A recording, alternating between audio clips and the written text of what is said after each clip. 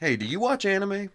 We watch anime, I No, think. no, that wasn't my... Do you watch anime? I only in the context of do I watch anime. Because So I wouldn't really say I that watch anime. you And I've do seen you watching anime recently.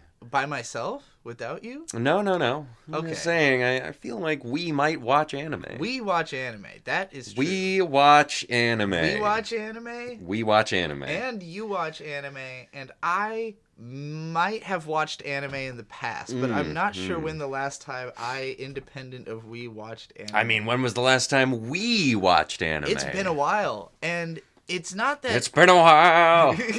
it's not that it's been forever since we last watched anything new together. You've been watching a lot more new stuff as it comes out than I've been. But I have been mostly... Yeah, I've seen most of Fire Force, and I don't think you have. No, I saw like the first 4 episodes, and that was before we even got together. That show's been Right, on the because air you had for the a manga. while. And, Yeah. yeah. Even the anime, I think, started in 2020, the year we got together, but before we got together. So I had already dropped Fire Force. I started watching. It was on Netflix. That's why I started watching Fire Force, and I was trying to get through everything I would watch in like a week, I'm sure. Like, yeah. Well, and I don't know if I've ever explained how I tend to watch things, and that is I pay for one streaming service at a time. Yep. I watch everything on that streaming service, and then I stop paying for that streaming service and cycle to something else because that's the only way that makes sense. Yeah. It's the only cost-effective way to actually pay to watch every single show that is good that comes out. And it's really funny because I'm getting to the end. I have Disney Plus, Hulu, and HBO Max right now, that's like $24 a month or something. It's something all in one pack. All in one, yeah. There's like a deal going on, but my boss keeps asking me to watch Pluribus because I've told him I will, and I will watch Pluribus, which is on Apple TV. Okay. But also, I know this fucking as a pirate, like when I hear anyone talk about like all these services, I'm like, thank God for torrents. Thank fucking God for 1, 2, 3 movies. Thank God for that's still a thing. AZ cartoon and is Putlocker still a thing? And they all reappear in different forms all the time. So like typically, you know, there's the one true holdout that's been around since I was a very young child. Watch cartoon online. My go-to these days is article with a name that's something like best 1, 2, 3 movies alternatives in 2026, and then it'll be like 30 websites, and I just keep going through all of those until one of them. This is how I got to Hellboy 2 the other night. Shit ass quality that I found it in. Yeah. The worst imaginable quality, and the only reason I kept it is because there is a kind of poeticism in watching that specific movie. That old movie in an old looking format. And it's about ugliness. It's a movie about celebrating ugliness and like the beauty in ugliness. So there's something there. It shouldn't have been your first exposure to the movie. No, it was great. I had a good time. Well, it was fun. That's cool. We still have to watch like half of it. Like 50 more minutes. This isn't anime though. Hellboy's anime. Hellboy's close. And it informed a lot. Hellboy is way more influential on anime than it's ever gotten credit for, and I think I'm the only one who will ever notice. This is why I have to start shouting about it. Is he not the first Devilman? No, he's way newer than Devilman, actually. Well. So he could be influenced by Devilman as well. And I'm not saying... I'm sure Mike Mignola had read some fucking Japanese comics by the time he made Hellboy. But what Mike Mignola did with color work, like his specific brand of noir with like heavy primary colors, everyone started ripping off in the 90s. Like in both Japan and... Anytime you see something that looks like Hellboy colors or Hellboy designs, like, that's why it looks that way. And, like, some of my favorite anime directors, like Akiyuki Shinbo, have really shown a lot of his influence, but he's not that famous of a director, and not that many people who are fans of him are also Hellboy fans. Was Guillermo del Toro involved in that? He directed the movies, right? Yes, he directed those 2 Hellboy movies. They really flopped not making that a series. It was so good. I don't think Hellboy ever should have been movies, because everything in it to me screams like. Well, this was before TV shows, really. Yes, and I know they that need to make they should make a Hellboy show, and fucking Ron Perlman will do it. Ron Perlman has come and said, like, I'll still be Hellboy. Yeah, why I'm not? 70-something years old. I don't care. Well, and the point of Hellboy is that he is like a teenager by his own standards. Yeah. So like in the movie, he's supposed to be like, he acts like a 20-year-old, but he is literally in the body of like a 70-year-old man. Which you know? is, I think, a lot more obvious in the second one than the first one. Yeah. Because the second one is very focused on him being attention-seeking. Yeah, yeah. Wanting to be part of the world until he realizes that was dumb. Now I have this stupid ghost in a mech suit following me around. Also, that guy, sure he makes sense in the comics, but fuck does he not make sense as a character in Hellboy 2. Are you talking about Kraus? Yeah, yeah. He's an ecto being. Well, so I looked up what he was. Yeah. He was a spirit medium who transformed into a ghost who is now housed in that suit. Yeah. Which, cool. Sounds cool. But it again loops back to, like, this should have been a periodical show. I recently watched most of Criminal Minds again. Yeah. Oh, my God. Well, so, okay, that's... The show you're talking about that needs to exist is BPRD. It's not Hellboy. Yes. Because in the Hellboy... But that's what I mean also. Yeah. Like the movie, in the two movies, he is working for BPRD until I think he leaves at the end of Hellboy 2. Okay. Which is also, he leaves at the end of the second volume of the comic. Well, then they should just spin that off. Circumstances. Yeah. Yeah. Yeah, BPRD becomes its own comic, and it is a procedural, and it's really fucking Not good. periodical, like, you're right. Procedural is the word I was looking for. Well, both kind of. But, periodical means it comes out every 9 months or whatever. Periodical was wrong. Yeah. Procedural is the one I was looking for. But, yeah, like, everything that Hellboy 2 was, like, very fast-paced, and maybe I'm wrong, because it's been a while since I've seen the first movie, but the whole, like, explaining the tooth fairies thing, that was cool, and I liked that, and I wanted more of it. Yeah. Like, I want more lore. More lore, we're fighting these guys because they are these people. You love BPRD, the comics, if you ever read them. I gotta read Frieren first. I gotta read... BPRD is better than Frieren. It is a better comic than Frieren is. And I say that because, like... Them's fighting words. So, okay, should we start talking about... Should we get right into anime? Probably get right into anime. We've been talking about Hellboy for a bit. And I'm glad we did, though, because you brought up... So, the way you watch stuff is very different from a lot of people. And maybe... I think it's a very modern way of watching stuff that probably more people your age do this than people my age. I don't think that's true, actually. There's 8 years between us. I very much think... most people will just pay for every streaming service. No, I don't mean that part. Oh. I mean the part where you look up shit about what you're watching. I still don't think that's a thing that happens. A lot of people do. Because everyone I say that to at work, any age, is like, why would you do that? Why would you do that to yourself? I think there's probably more people in our audience who might do what you do than is commonplace in maybe. in the world. They all hated that I did that last time we did this show. I'm very curious if people have updated. Well, because... And I'm known for the fact that I started watching stuff sped up. Like, if I can't handle the pacing... I'll speed it up a little bit, and I will just enjoy it more. Like, people act like, oh, you're getting an inferior experience. Season, I'm literally not, Fire Force this season, if it's not a battle episode, it needs to be sped up. So, yeah, episode 3 of Fire Force, we clicked it to 1.5, and I literally understood what was happening more. The pacing felt better, and it's just, the show is not well paced. And I understand completely why it's like that, and I think compensating with the 1.5 speed makes it better. Does it make it a good show? No. I think it fine. Makes it watchable. I think it's like a 6, 7 out of 10. What I mean by that is, like, I can't fully pay attention to it at normal speed. I can at 1.5. Yeah. It doesn't mean that I like it or dislike it more. It makes it from unwatchable to watchable. Who's your favorite character in Fire Force? I couldn't name any of them. Don't describe them, and I'll tell you who. Fucking none of them has left any impression on me. I guess the main guy. Shinra. Yeah, he's, well, from what I had read of the manga, like, it hadn't really gotten that deep into any characters besides him yet, and it was mostly establishing all the lore of the setting and how the different departments Which is a lot of what this new season is, again. Yeah. I guess we're going to start with Fire Force, because we're already talking about it. Out of the 6 anime we're watching this season, and I want to explain before we even fully jump in why this is happening, because We Watch Anime was a podcast that the two of us were doing in 2023. Sounds right. And we did it for like half a year, I think. I think it started in 22 because we started at your uncle's house.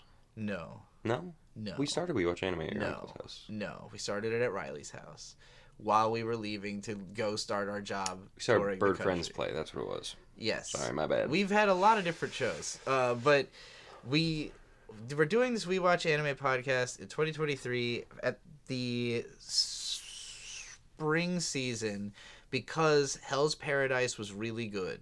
And Dead Mount Death Play was really bad at the start. And then it got good. Kind of. For sometimes. Then it had so shitty where we episodes left off Dead Mount Death Play, I was enjoying it. Dead Mount Death Play was a lot more fun than we were expecting. And we basically started this podcast to shit on Dead Mount Death Play and praise Hell's Paradise, and also I think it was mostly shitting on Dead Mount Death Play. That's why we started it. Jujutsu Kaisen, which we started watching basically for the podcast because... So the first season we covered like 7 or 8 shows. And then the second season we were only covering like 2 or 3 shows that were actually airing, but we were watching a bunch of old anime at the same time. And we were embarking into a third season. Is that an Arc Raiders reference? Where there was nothing on TV that we were watching that was interesting, so we were just going to talk about the old shows that we were still keeping up with. And at this point, the podcast wasn't that successful, and we were doing a very intense job where we were traveling constantly, we were working all day. And we still had to carve out the time to watch the shows, which wasn't as hard, but then film them as well. Recording all the bits, and it was a long podcast every time. And we were doing it every single week because we were trying to have a Patreon, and this was like the only thing I was doing online at the time. This was the online job. This is what I had repurposed the Patreon towards and everything, you know? So, like... The We Watch Anime podcast was like a side job we were basically doing that didn't make enough money to keep making sense long term. But now we're watching anime for fun, and we might as well talk about it because we're talking about it to ourselves anyway. And on top of that, so this is a limited series. This is not the return of the We Watch Anime podcast. This is... Or is it? Give us money, give us money, give us money. Well, you know, give us money for everything that we do. But, like, this is just like a 3 or 4 episode return limited series for one specific reason, which is that everything airing this season is a sequel to something we already talked about. Did we talk about Trigun Stampede? We must have. We, at the very least, brought it up, because I think it aired before we started the We Watch Anime podcast. I think that was the season right beforehand, where you were watching, like, Jojo Part 6 and Trigun Stampede. Sorry, was mid. I don't know. I can't put my finger on exactly why it was mid. I loved the manga for JoJo's Part 6. Maybe Netflix. I'm going to blame Netflix. Yeah. Which makes me really scared about Steel Ball Run. Which I have always said is my favorite part of JoJo's. It's the best. If they do D4C and Funny Valentine wrong, I might never pay for Netflix again. And we had talked about the first volume of that even on our old We Read Manga bonus episode, which we only ever got the chance to do one of because reading manga on top of our day job was just too fucking much. We were really trying to push this to be something that would, like, make enough money that we didn't have to do the day job as much. It was... Didn't happen. We were making a lot of money during the day job, so it was not reasonable. And then you got a different day job. I went back to making, like, videos full time, and it just didn't make sense to do a podcast about anime for no reason. But this season, what is airing right now? Frieren. Not only Frieren, which we had only talked about the first 4 episodes on the old podcast. Oh, I've since... I think I used to have the opinion that Frieren was kind of boring and I didn't like it. I have since watched all of Season 1 and thoroughly enjoyed it. So, I've read the entire manga up to...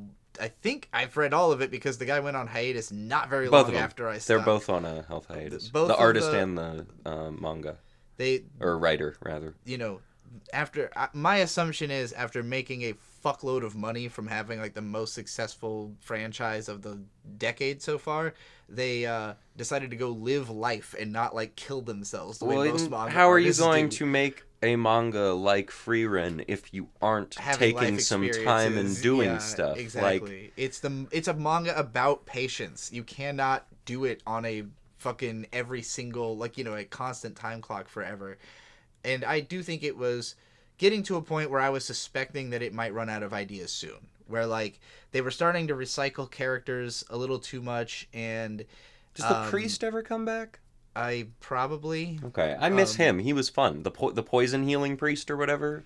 Most of the characters who are in the, like, the tournament kind of thing from the end of season 1 come back. He was not. Capacity. He was just like their temporary party member, but he had to go off and do something else. I don't remember if he comes back for long or just like for one more appearance kind of thing. Well, he has to because they have to have a priest, right? That was always my understanding. Like, he's going to come back because they need a priest and they're going to hold it open because they want that priest. Yeah, I mean, the thing is that it's supposed to be such a huge story that, like, we're not that far into it. Even in the manga, we're, like, 160 chapters is not that far into the story. Yeah, Frieren's been alive for 1,100 years or something, like... And on top of that, the anime is not very far into the manga, And the way it is made, it won't be for a while. It is a very slow show. Fire Force is fitting 8 chapters of manga into 1 episode. Which is preposterous. But it was done really well. Well, we're going to talk about it. So, I'm just trying to list all the anime we're covering real quick. Trigun Stargaze, Frieren Season 2, Jujutsu Kaisen Season 3, Hell's Paradise Season 2, the new part of Fire Force, which we hadn't talked about before. Season 3, Core 2. And then Fate Strange Fake, which, aside from the fact that I have had a sordid reputation with Fate for my whole career... Who doesn't have a sordid reputation with Fate? I've had the worst people I know tell me that Fate has always been a good show. And it's like, it's cool that you're wrong. It's got some cool fights, and I'll give you that. I'm a history nerd. It's fun to see, like, reimaginations of these historical characters. I have almost never been able to follow the plot of a Fate show. No. That's not what they're for. They're to watch cool people get in fights. Typically Gilgamesh. Yeah. Because he's that guy. In every single Fate show that he's present in, you do not pay attention to anyone except for Gilgamesh. Yes. Which is fine, and I'm here for it. This podcast is the Fate Strange Fake of podcasts. If you can keep up with the plot of it. The person who wrote Fate Strange Fake, the original... Narita, right? Ryogo Narita, the original novel author, is the same guy who wrote fucking Dead Mount Death Play. And Bakano and Durarara, right? Yes, which were both very influential on me growing up. So all 6 of these shows are relevant to us and this show in some way. I thought, what better way to ring in the fact that we're talking, that we're watching all these shows that we talked about than to talk about them again. Starting with the one we didn't talk about before because we already started talking about it, Fire Force. We are both Soul Eater fans. I recently read all of Soul Eater's manga, and the best thing that could come out of them doing Fire Force is them redoing Soul Eater. It would be nice. It would be the only thing that makes sense, and if they don't, I am mad. I am upset. I know that the Soul Eater manga is probably... Like, you know what? I want them to Trigun Stargaze it. Just do it different. Just do it different Do from it the like manga they've and always the done Trigun. Yeah. The Trigun manga is different from the Trigun show, which is different from Trigun Stampede and Stargaze. They're all different stories. You will get a different experience through all of them, which I think is cool as long as you are following the same soul of the show. Yes. Which I think Soul Eater, themes have to be the same. even though I hate how it ends, does do. Yeah. I've always hated the ending of Soul Eater. It has never made sense to me. Oh, it was the friends we made along the way. But the ending of actual Soul Eater is kind of, it was the friends we made along the way. Just with a lot more logic. With a lot more logic and soul resonance and actual planning and what makes sense instead of like, hey, this guy that we've thought is the worst threat ever for most of the show, we just killed him. I mean, it very much reads like they asked the manga author, hey, what is the theme? And he said, it's the friends. And then they just write, okay, that's the ending then, I guess, It's friends and boobs. That's Soul Eater. He didn't show his work. He didn't give them the equation that he used to get that result. So. Well, it's like very similar to Game of Thrones, to me at least, which is like Weiss and Benioff supposedly guessed the ending. Though some people are also mad about all the Starbucks cups and that kind of shit. That was hilarious. That was so fun. And also, so that was funny, and also I didn't notice it at all. Yeah. For people that have that level of attention to detail and care, Good for you. If you have that level of attention to detail and you care, don't watch Fire Force. Yeah, that's... This is not an anime for... And I'm not somebody who is on that level of, like, gonna notice a fucking Starbucks cup in the background, like, unless I'm, like, really not paying attention and I'm scoping the background or something, but, like, doubt, that I would be looking for that. But with Fire Force, like, the aesthetics are, like, when they lock in, you're like, okay, that's cool. Like, in episode 2, there's a part where the whole That's the fight one, right? Yeah, the fighting episode. Benimaru versus his old captain. The entire scene turns into, like, the old Waves painting. The that was Hokusai so painting. cool. And so, like, during that sequence, the aesthetic is well thought out because it's trying to create a very specific idea, like an aesthetic idea, and it feels like, okay, that works.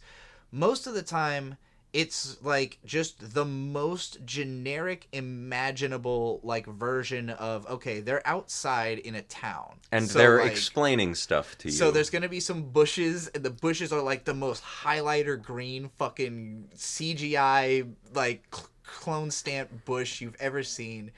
And then, like, just, bloom lighting and just everything feels just very flat, So if there's not something exciting happening, the show is... It's the least exciting show there fucking is. Fucking hideous. And yeah, it's paced super slow. Like I said, we kicked it up to 1.5 speed, and at that speed... That was only for episode 3, also, I think is worth noting.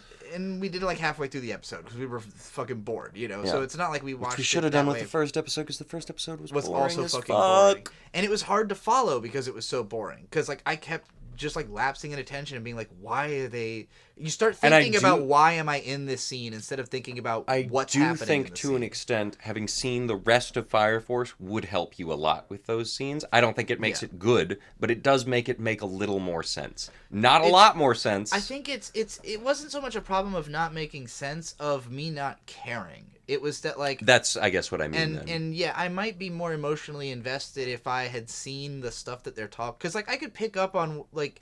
So, for instance, he had hit the nun. Like, the main character...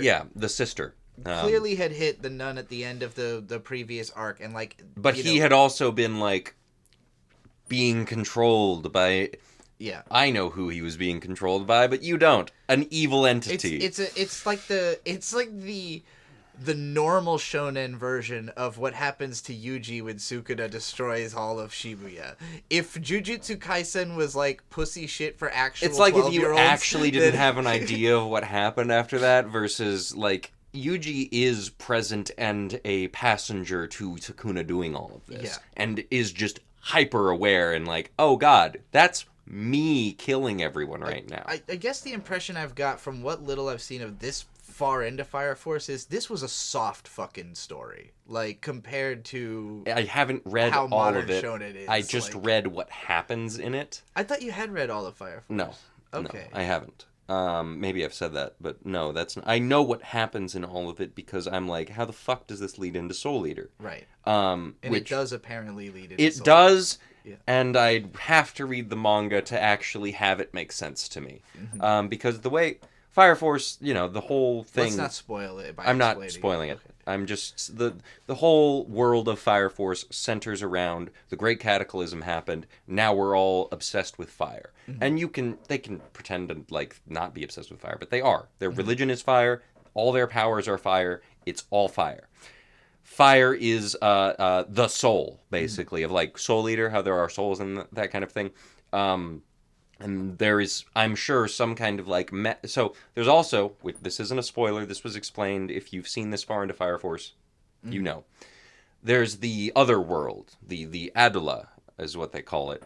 Which is the reason for all the fire. And it is that spiritual world getting closer to our real physical world that is causing all the fire shit to be happening. Okay. Starting with the Great Cataclysm, with a character that has been shown called the Evangelist. The Evangelist is the big bad. That's the bad guy. It's also their mom. Okay. But anyway. So that's why we learned his mom's backstory in the newest episode. Yes. Okay. It's not, like, exactly their mom. And they also explain doppelgangers and that kind of thing. And that is who it's implied that Shinra is being controlled by. Essentially, the main character is the Jesus Christ of this world. And that was very heavily explained as well in this most recent episode, is that, before the Great Cataclysm, there was this story of a woman who had a virgin birth, and then that kid saved the world or something. So Fire Force is an anime. I believe the first season's 24 episodes. Sounds right. Second season probably also 24 episodes. Third season is 24 split in half. So there was I think we're on core 2. We're on core 2 of season 3.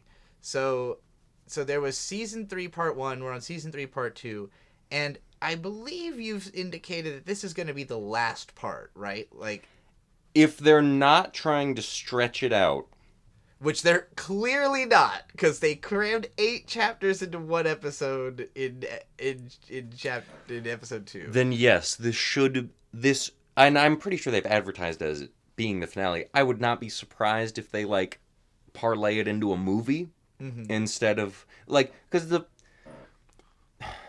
if my understanding of how this show ends is correct, which it could not be, they're gonna have to explain a fucking lot. Yeah. Well, that's the thing. So which has been, for what it's worth, most of the show so far. These 3 episodes that we've got so far. 1 and 3 are just explanations, and 2 is the coolest fight you've ever seen. But also, not even, because we watched the Maki episode. They're all, obviously, it's not even remotely the coolest fight of the season. It was cool, and we stand Benimaru for sure, but Benimaru is the guy with the weird eyes, and he flies. The guy who did the strongest pyromancer that exists. Yeah. Who was made that way by the abuse of his former captain, who he was fighting. Not abuse, but hard acidness, which could be classified as abuse now. Qualifier. Like a whiplash situation. Yeah, that's a. So there's got to be more Whiplash core movies, So the first episode of this season is just dealing with the aftermath of what had happened at the end of the previous episode, and it's fucking boring. The second episode is a huge fight that includes all this emotional backstory, they literally level up several times within the same minute. And there's Who do you mean? How do you mean? So during this fight, there's a part where one of them uses a technique. Yes. And then they kind of unlock the next level of that technique a minute later. Not what's happening. Okay. You're talking about the EI chops, I believe. What I'm talking about is there's parts where when I think about Dragon Ball Z pacing, right? Or something, Shonen Jump it's 20 pages a chapter, and I know this isn't a Shonen Jump manga, but it might as fucking well be. When you've got 20 pages, you typically only make one thing happen, right? It's 20 pages to explain why this person is about to do this one thing. 5 pages of setup, 5 pages of doing the thing, 5 pages of the result of the thing, 5 pages of setting up the next thing. Right? Or there's the Reze Arc. Yeah, so one chapter, one thing happens. In this episode, there's parts where a thing happens, and then another thing happens so immediately that it basically negates the coolness of the last thing, because it's well, that was cool, but wait till you see 1 second later, the next level of it, The fight looks really cool. I think they wasted a lot by... Well, no, I don't even think this is true. I was going to say they wasted a lot by compressing it. Mm-hmm. But I don't think they did, just because... I don't think they lost the hype factor. I think they lost some emotional depth. Yes, that's... which they're not good at communicating in this show. No, so it didn't feel like a big loss. I think that's the big glaring it felt thing like the to right me way to do it. about this show is characters you're supposed to care about are briefly explained, and then you see other characters be sad about them dying. Yeah. And I don't know. I feel like episode 2 could have been prefaced with more of a flashback episode. Yeah. To explain well, and there's a flashback scene. There are flashback scenes. Just that they're hyper compressed, and if you compare it, if you compare it to the Maki episode of Jujutsu Kaisen that came a week later, they're very similar things. They're both taking we're gonna do the whole a new story person killing their old people. Yeah, and we're gonna tell their entire thing in one go, and it's just a perfect bottle episode. But the Maki episode is what's perfect. different. Here's what's different.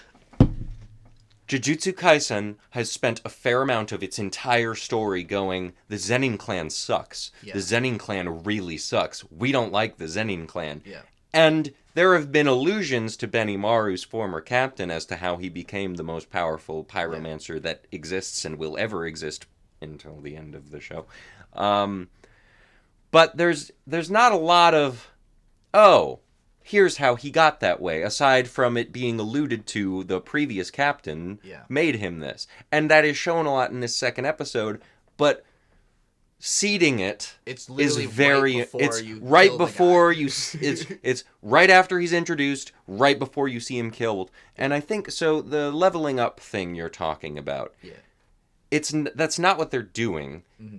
The old captain is testing Benimaru to see like, hey, are you actually, like, the guy I trained? Yeah. Are you the dude that I made the best ever? And Benimaru is coming at it from a perspective of, well, you're just a hellish copy of my old captain. Why would I use full force? Okay. Until the captain uses full force or, like, shits on him enough. So it's more like they're shit testing each other and they keep pulling out bigger dick. That is how Benimaru more or less has been explained as a character. There is very little time that he has to use his full power because a lot of the time using his full power could destroy the world. Yeah. So this guy was basically like, no, just like your real master, I am going to push you to use your first full ability. It was functionally, it's doppelganger, but it was more or less his old master. Right. Like, and his old master just wanted to see, you got soft? Did you get soft? Do you get soft hands after being captain for a while? Mm-hmm. The answer was no. No, the answer is no, because Benimaru ain't like that. Hard ass. Benimaru's one of the best characters in the show, and carries most of it.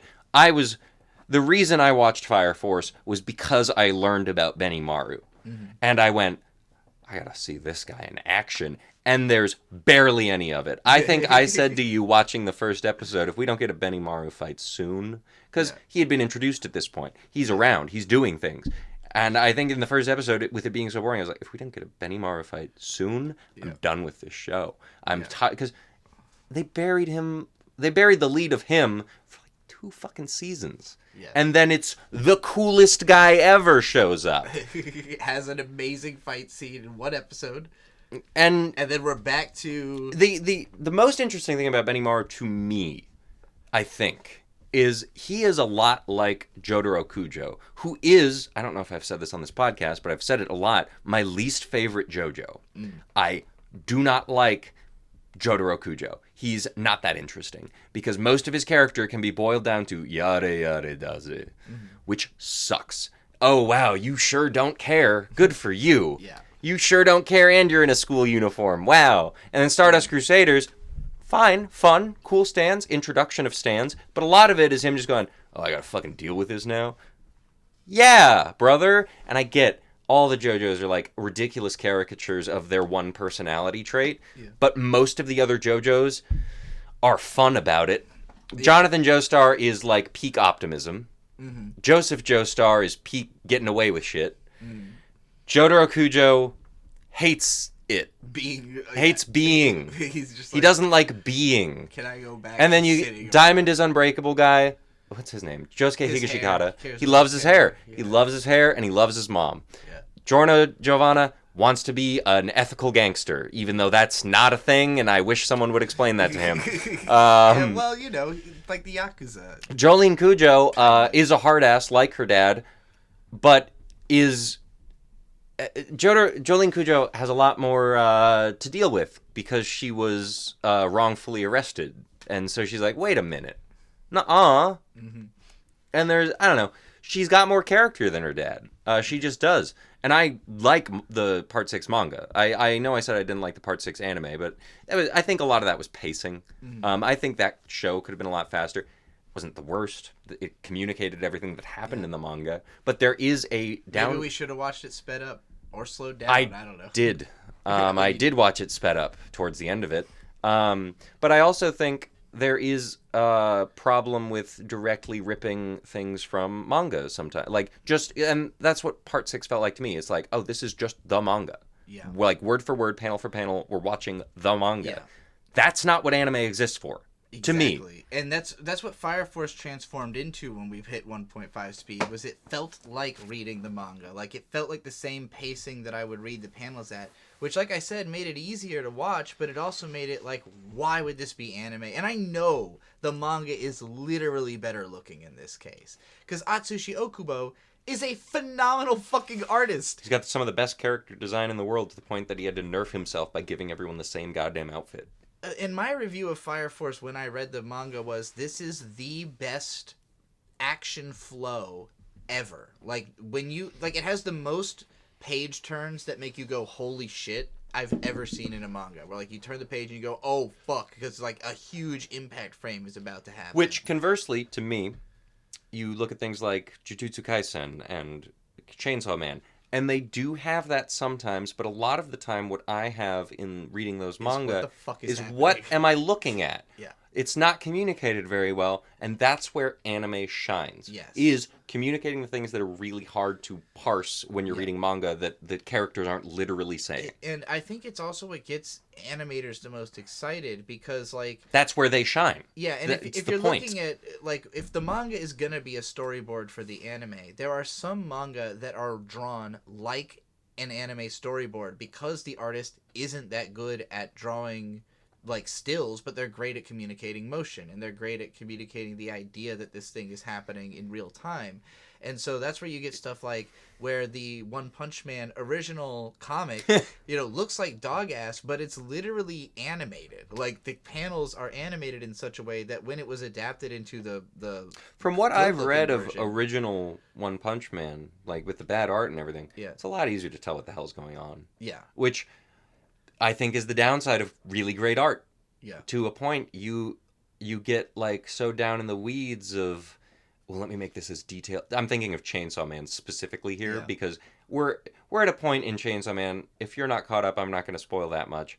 But it's just like he's fighting the War Devil, and they're both just doing outlandish shit, and you're just watching city blocks be destroyed, or devils be destroyed, and it's like, and you just, I found myself going through like, okay, that will look great when it's animated. Yeah.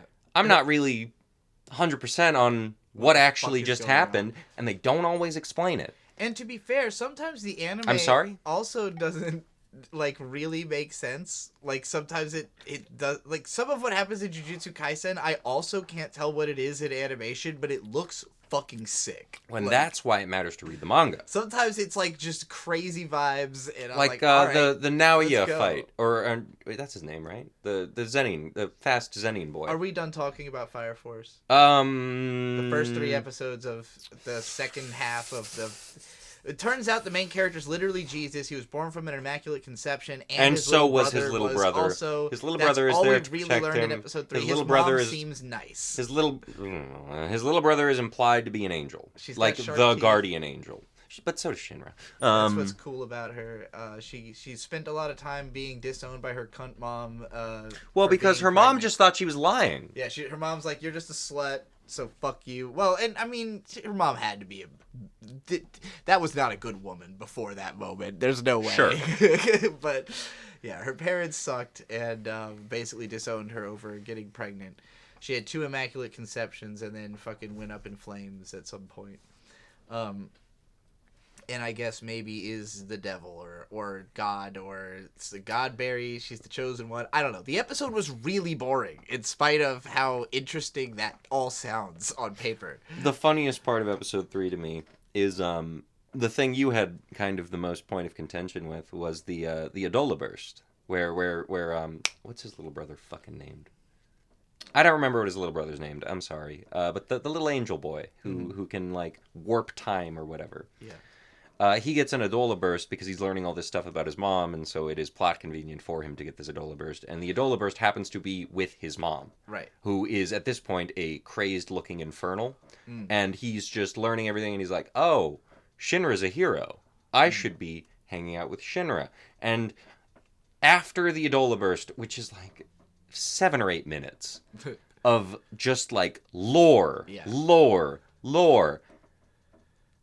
The little brother says something like, "Well, not much happened," and you went, what do you mean? And I had to go, well, the Adola bursts aren't like as long as we're perceiving them as the Watcher. They're like, new type flash. It's a new type flash. It's happening like in a millisecond. And that's why Arrow, the woman that's following the boy around.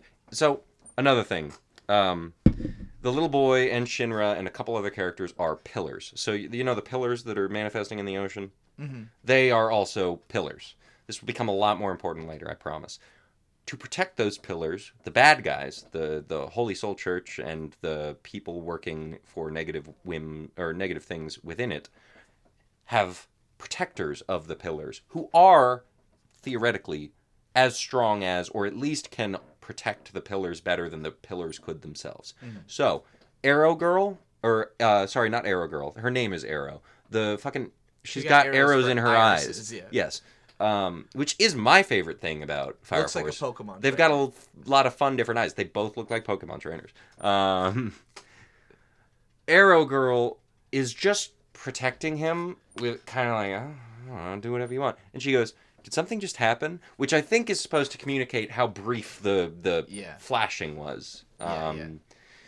But, I don't know. It's a weird system they've set up, and I don't think it's bad necessarily, but the way they've been doing it so far is bad. Yeah. I like... Because it's like, you'll go from nothing happening to learning a bunch of shit, and then back to nothing happening. And it's like, could there not have been like a more... It feels like the story wasn't planned well. You know, it feels like... He just needs a reason to give you information, and so sets up a circumstance where that could be dumped on you, but it's not like anything relevant to the plot is happening at the same time. My other big criticism so far is my favorite character, the salaryman, Kurono, who happens to torture things that he thinks are weaker than him, which can manifest itself in fun ways against big bads. So he's like, I don't want to fight him. And then his boss goes, you gotta. And he goes, okay. We didn't really get much of that guy so far. And he's fun. Like, on the same level of Benimaru, those two guys are just incredibly powerful and not really doing all that much. Yeah. Because Benimaru doesn't think he has to, or doesn't think he should. Okay, let's transition into Jujutsu Kaisen, because isn't that guy also named Benimaru? Which guy? The first episode guy who's fighting... The guy with the thing on his face. What is that guy's name? The guy with the thing on his face. The guy who thinks he's brothers with Yuji. Chozo. Why do I think his name is Benimaru? I don't know. God damn it! I really thought that. Yeah. No, his name is Chozo. Chozo? Chozo. Like the guys who raised Choso. Samus in fucking. I don't get that pull, but yeah, probably. They're called Chozo. Jujutsu Kaisen. I wonder if that's a reference. Is the best anime airing right now? I think. Probably. It's I'm pretty tied with Trigun now that it's taken off as well. Okay, yeah, I can see that. Trigun has a better ongoing narrative. Like, it's easier to tell what the point is with Trigun, whereas with Jujutsu Kaisen, it's like every the point is to have a bad thing. time. Yeah. So I can peek. That's a good way to put it. So, Jujutsu Kaisen is a anime that we've had like quite a ride with, because I hated it at first. I actually hated it. Both were totally just disinterested in it. We thought it was like just the most generic. This is just Chainsaw Man. That's what it was. We had just watched Chainsaw Man. I was like, this is just Chainsaw Man. I mean, that was a part of it, but also like that was it when we watched it, because I had seen Jujutsu Kaisen as part of the Content show. And I think that was before we even got together. That's why I watched it and didn't give it a chance anymore. No, yeah. We watched some of it together, for sure. I think we caught up to the first 15 episodes. And that's where I fell off at first.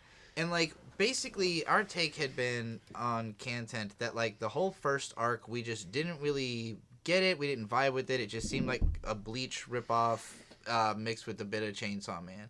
And then it got into, like, the Chunin exam arc, where it was like, okay, now it just is Naruto. Like, it just flat out is Naruto. But it was a lot better at that point, mostly because the fight scene started being really cool. And it wasn't contained to a dojo. There were fun characters. It was the whole first arc was about the main character's friendship with this kid who ends up just like dying anyways, you know. Yeah, which that still comes up a couple times. In retrospect, like I just wasn't emotionally engaged enough with that arc to understand what it was supposed to be, because Jujutsu Kaisen is horror. It is a horror series. It's scarier than Chainsawman, which is weird to say, but yeah. Chainsaw Man has a lot more like goofy, fun moments. Chainsaw Man is sad. That's the difference. Chainsaw Man is sad. Chainsaw Man is pitiable. Yeah. Jujutsu Kaisen is depressing. It's dark and fucked. It's like it's about bad things happening to good people, and it doesn't stop. Yeah. It never stops. It never will stop. I recently started reading JJK Modulo, which is the sequel manga. It doesn't stop. It has a very bleak outlook on reality. Just as a little insight into what I'm talking about, JJK Modulo is 19 chapters in, and most of what's been established that I can say, without spoiling a whole bunch, is one of the main characters has a brain tumor and 6 months to live. And that's where they start. I honestly think Jujutsu Kaisen, what is happening in the story and what it suggests about humankind is almost exactly the same as Fate, but darker. Because Fate, there's a level on which normal life continues and all of this stuff is just happening in the shadows, and it's only as bad as it really is. Which to some extent... And in Jujutsu Kaisen, Shibuya just gets destroyed. And I was going to say, to some extent that's not untrue in Jujutsu Kaisen, because most of what happens in Jujutsu Kaisen is purely tied to Japan. The rest of the world is not being hurt by curses, for the most part. It's alluded to that there is cursed energy and maybe cursed spirits in Africa. But part of the Culling Games, which this is a spoiler, I'm sorry. Part of the reason for the Culling Games is so that Kenjaku can have the United States military come in and take sorcerers. Oh. Because he's trying to make the sorcery thing worldwide. Okay, I see.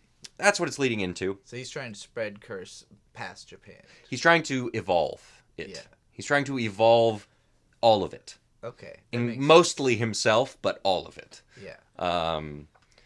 It's an interesting motivator, and I loved the manga. Yes. And this was another thing. Going into this season, I heard that people didn't like the ending of Jujutsu Kaisen, which is crazy to me. You loved the ending. It was a great ending. Well, and you love the continuation because it's still great. Going. It's still going. It's got a sequel. It skips 70 years into the future, but it's still good. It's still interesting.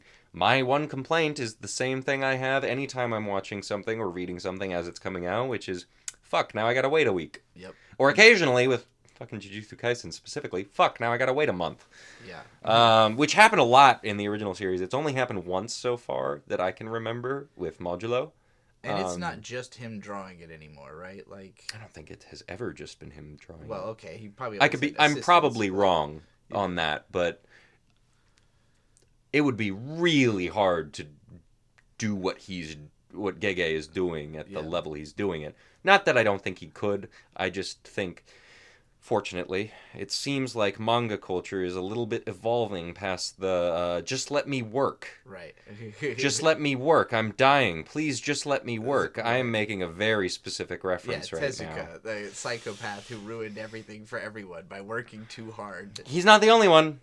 It's fun to be doing things most of the time, but if you're doing it to an extent where you're killing yourself and then trying to get your son to kill himself, you've gone too far. Yeah. Go to jail. Do not pass go. Do not collect $200.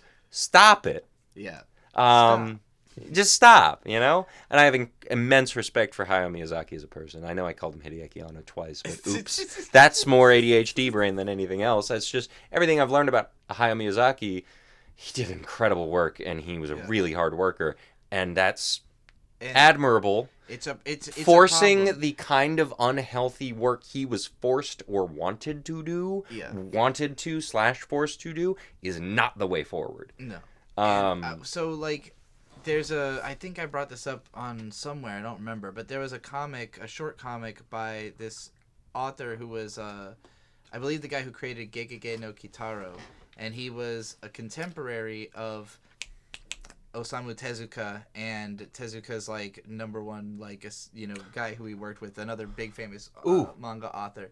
Hold on. Yes. They were all the same age, and the two of them were they were basically sympathy bragging about how little sleep they get. They were like, "Oh, I only get like 2 or 3 hours of sleep at night. Oh, well, I can't even afford 2 or 3 hours." Oh, well, I'm dying of stomach cancer, and my last words were, "Let me work." Exactly. So that was this conversation's the biggest one-up you can get in front of Kitaro guy, who like is one of the most successful manga authors of all time himself, and he's like, "Yeah, I get 8 hours of sleep. What the fuck are you guys talking about?" They're like, "Oh, but how can you possibly?" And he's just like, "All right, dude." And the comic ends with him just going, "And they both died at 60, and I'm still here." And it's 20 years later. It's a thing I've been railing against lately because of my working conditions, and less my working conditions and the way people think they need to act under the working conditions. My working conditions are great. They're wonderful. But people act like people act like they are seriously. Having the whip cracked on them. Yeah. Like, oh my god, I need to do everything. And it's just specifically what I am talking about and what I've chosen to narrow it down to is doing too much. Yeah. You're doing too much for what you're being paid for. Yeah. Stop it. Exactly. Unless you're trying to like advance as quickly as you possibly can, which is this saying it out loud is a really funny sentiment to come from me. You're doing too much. Just relax for a second. If your boss is punishing you for doing more than you're capable of doing, take it up with HR or get a new job. You know, like you cannot continue to allow that to happen, you know, to you. Or, more commonly, you cannot allow yourself to keep doing that to you. Yeah. That's more what I see is people with unrealistic standards of a workplace and a workforce. And it's my dad was in restaurant management for a long time. That's what I am in currently. And he hated it because more or less the same reasons I hate it. No one's ever going to work to the standard you are because you worked to the standard to get to the point you are. And people are going to scoff at you for telling them to do their jobs. And no matter how good you get, you'll never be Gojo anyways. That's not true. I am good. You know what I'm him. I'm literally him. I'm wearing I'm wearing the outfit right now. Black t-shirt, white sweatpants. Are you kidding? Oh my God. White baggy Don't sweatpants. Get cut in half. So, shit, I'm not supposed to say that because we're talking to the anime onlys right now. Look, we've well established. If you ever listen to We Watch Anime before this, you know what happens to Gojo. Yeah, I would get on tirades when people told me to stop spoiling things. If you didn't know, I had a video called "Anime Onlys Are Literally Bad People." They are. This is the last warning you get. They are, but they aren't because there are. I think. I'm never going to read Skip and Loafer. Okay, but Skip and Loafer is... Hello. You don't care about continuing that story because you are already content with just, like, the idea of it. Like, I don't think that you necessarily love the beat-for-beat plotline of that show so much as that you really vibed with the characters and their dynamic and, like, it didn't need to be any more than that. It's just like, oh, here's a little universe that exists in my head of these guys, and like you're having a good time. I can imagine for my own what happens with them. Kind of like why I never felt the need to like finish the My Little Pony show. Like I heard what happens at the end, and I went, yeah, that makes sense. Like I don't need to know all the steps that were taken to get there. It's why I've never watched all of Game of Thrones. Yeah, I get it. Yeah, the stuff I don't get, I've seen the mountain fights. Yeah.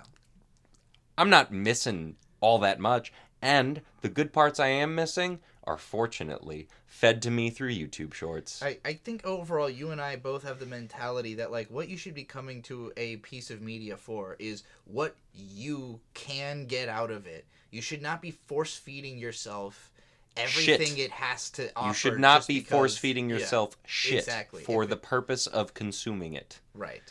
You should take the as much nutrients as you can out of it and as little extra bullshit that you're just going to have to literally Which is why I spoil things for myself. Yeah. I like to know where I'm going. Mm-hmm. And the same reason I use a fucking Google Maps. Yep. I like knowing where I'm going to end up. Chainsaw I was real iffy about for a long time. Reading it. Yeah. And then I learned enough about it, and I was like, oh, this seems like it's going in a cool place. Well, you enjoyed the Reze movie. The Reze movie was really great. That was what got me to read past. Yeah. Because I read up. That Reze movie was what got me to read all of it. Yeah, you're right. Yeah. Reze movie was great. Just same with Jujutsu Kaisen 0 is what got you to read Jujutsu Kaisen. It was a really cool fucking movie. And like that was so when you watched Zero, and then that caused you to watch the first season, and then of the explain show. to you why actually we were wrong about Yes, Jujutsu Kaisen. and then we watched season 2, and you were like excited about it at that point, but you still hadn't read the manga yet. No, it was the end of that. After after all of that had come out, I was like, "There's no way I'm waiting. I'm waiting to find out what happens." And it was still being written at the time. You caught up. I caught up, and then it had to have been fucking 14 weeks. I was just on the edge of my seat with the Gojo and Sukuna fight, which was why I was so gung-ho about spoiling it. Yeah. Like, it's happening now. You should be reading it while it's happening. And while it's exciting. And it's why we don't have a manga culture, is because we have all these fucking anime onlys who are like, but you're gonna spoil it for me. I don't care about you. Read the manga. Your feelings are not precious to me. Read the fucking manga. Do something for me. Read the fucking manga. Not even for you, for yourself. For the culture. Do something for yourself and know a story before you start defending it for no reason. The anime fills in the gaps. It's usually a worse version of the story that looks cooler. That's usually what you get from anime. Which, I think I've said this at least once, that's when I decide to read a manga. If I want to know more about the story of what's going on, I will read the manga. Yeah. And then I get to the point that I don't know what the fuck is happening, and I will watch the anime, which we're not at with Chainsawman, because I don't even know when that show's starting again. Yeah, and it's gonna be a billion years. And it hasn't even... Fucking Makima's not even dead yet. Yeah, no. Well, you have like 2 or 3 more major arcs of anime of the original story, and then you get They ended with Katana Man, and now we're at Bomb Girl. God damn it. Yeah, you're like early into the manga. That's why, again, like... And, okay, so the cost of having anime be good is that it now lasts a billion years. Like, this was not a thing when anime... Like, the reason that the ending of Soul Eater sucks is because Soul Eater aired for 1 year. That's it. It aired for 50 episodes, one after another, no breaks. And then it was over. Like how One Piece has recently ended its first season. Oh my god. Are you aware of that as a thing? I heard of something about, One Piece had been continuously airing for like 1,200 episodes or something. Yeah, 20 and it's years. finally becoming a seasonal anime. That's fucking beautiful. It's so good. It is going to do a lot for One Piece because it's going to make a lot of people read the manga. One Piece, which is what the goal has always been. I can't even say I'm going to read One Piece. I've been tempted recently. I'll read it when it's over. I'm going to read it when it's over. If I don't survive until it's over, it wasn't worth having read and not known the ending. I'm going to read it when it's over. That's how I feel about Berserk. Not kidding. Well... Not kidding. Yeah, it will. I do think they're writing it again, so, you know, it will end. Well, and that's... I think... Super Eye Patch Wolf has insisted that it is just different enough that he can't... That in his mind, Berserk did end, and this is Berserk 2 written by a different team. Which, to some extent, will always be the case. Yeah. But I don't think that's a bad thing. Especially for legacy properties like One Piece or Berserk. Things that have been going since... the fucking 90s? Late 80s? Since I was a kid. Well, Berserk's older than me, yeah. 88, I think. Yeah, so there's a thing that I think a lot of mangaka don't really account for that... What's the Berserk guy named? Kentaro Miura. He did. I'm not going to finish this. Yeah, he knew he was going to die before it was over. So he trained people to do it. For long-running anime, you have to do the Bible. Yeah. You have to... have something that people can pick up after you're gone, or your story's just done and it doesn't have an ending. Yeah. And that's where we used to be. Or it had an ending and the ending sucked. Because the same thing happened with Full Metal Alchemist. Original FMA, but also like Claymore. Which I also do not think is bad. Original FMA is good. It is good in its own way, but it's bad as an adaptation of Full Metal Alchemist. Which it had to be.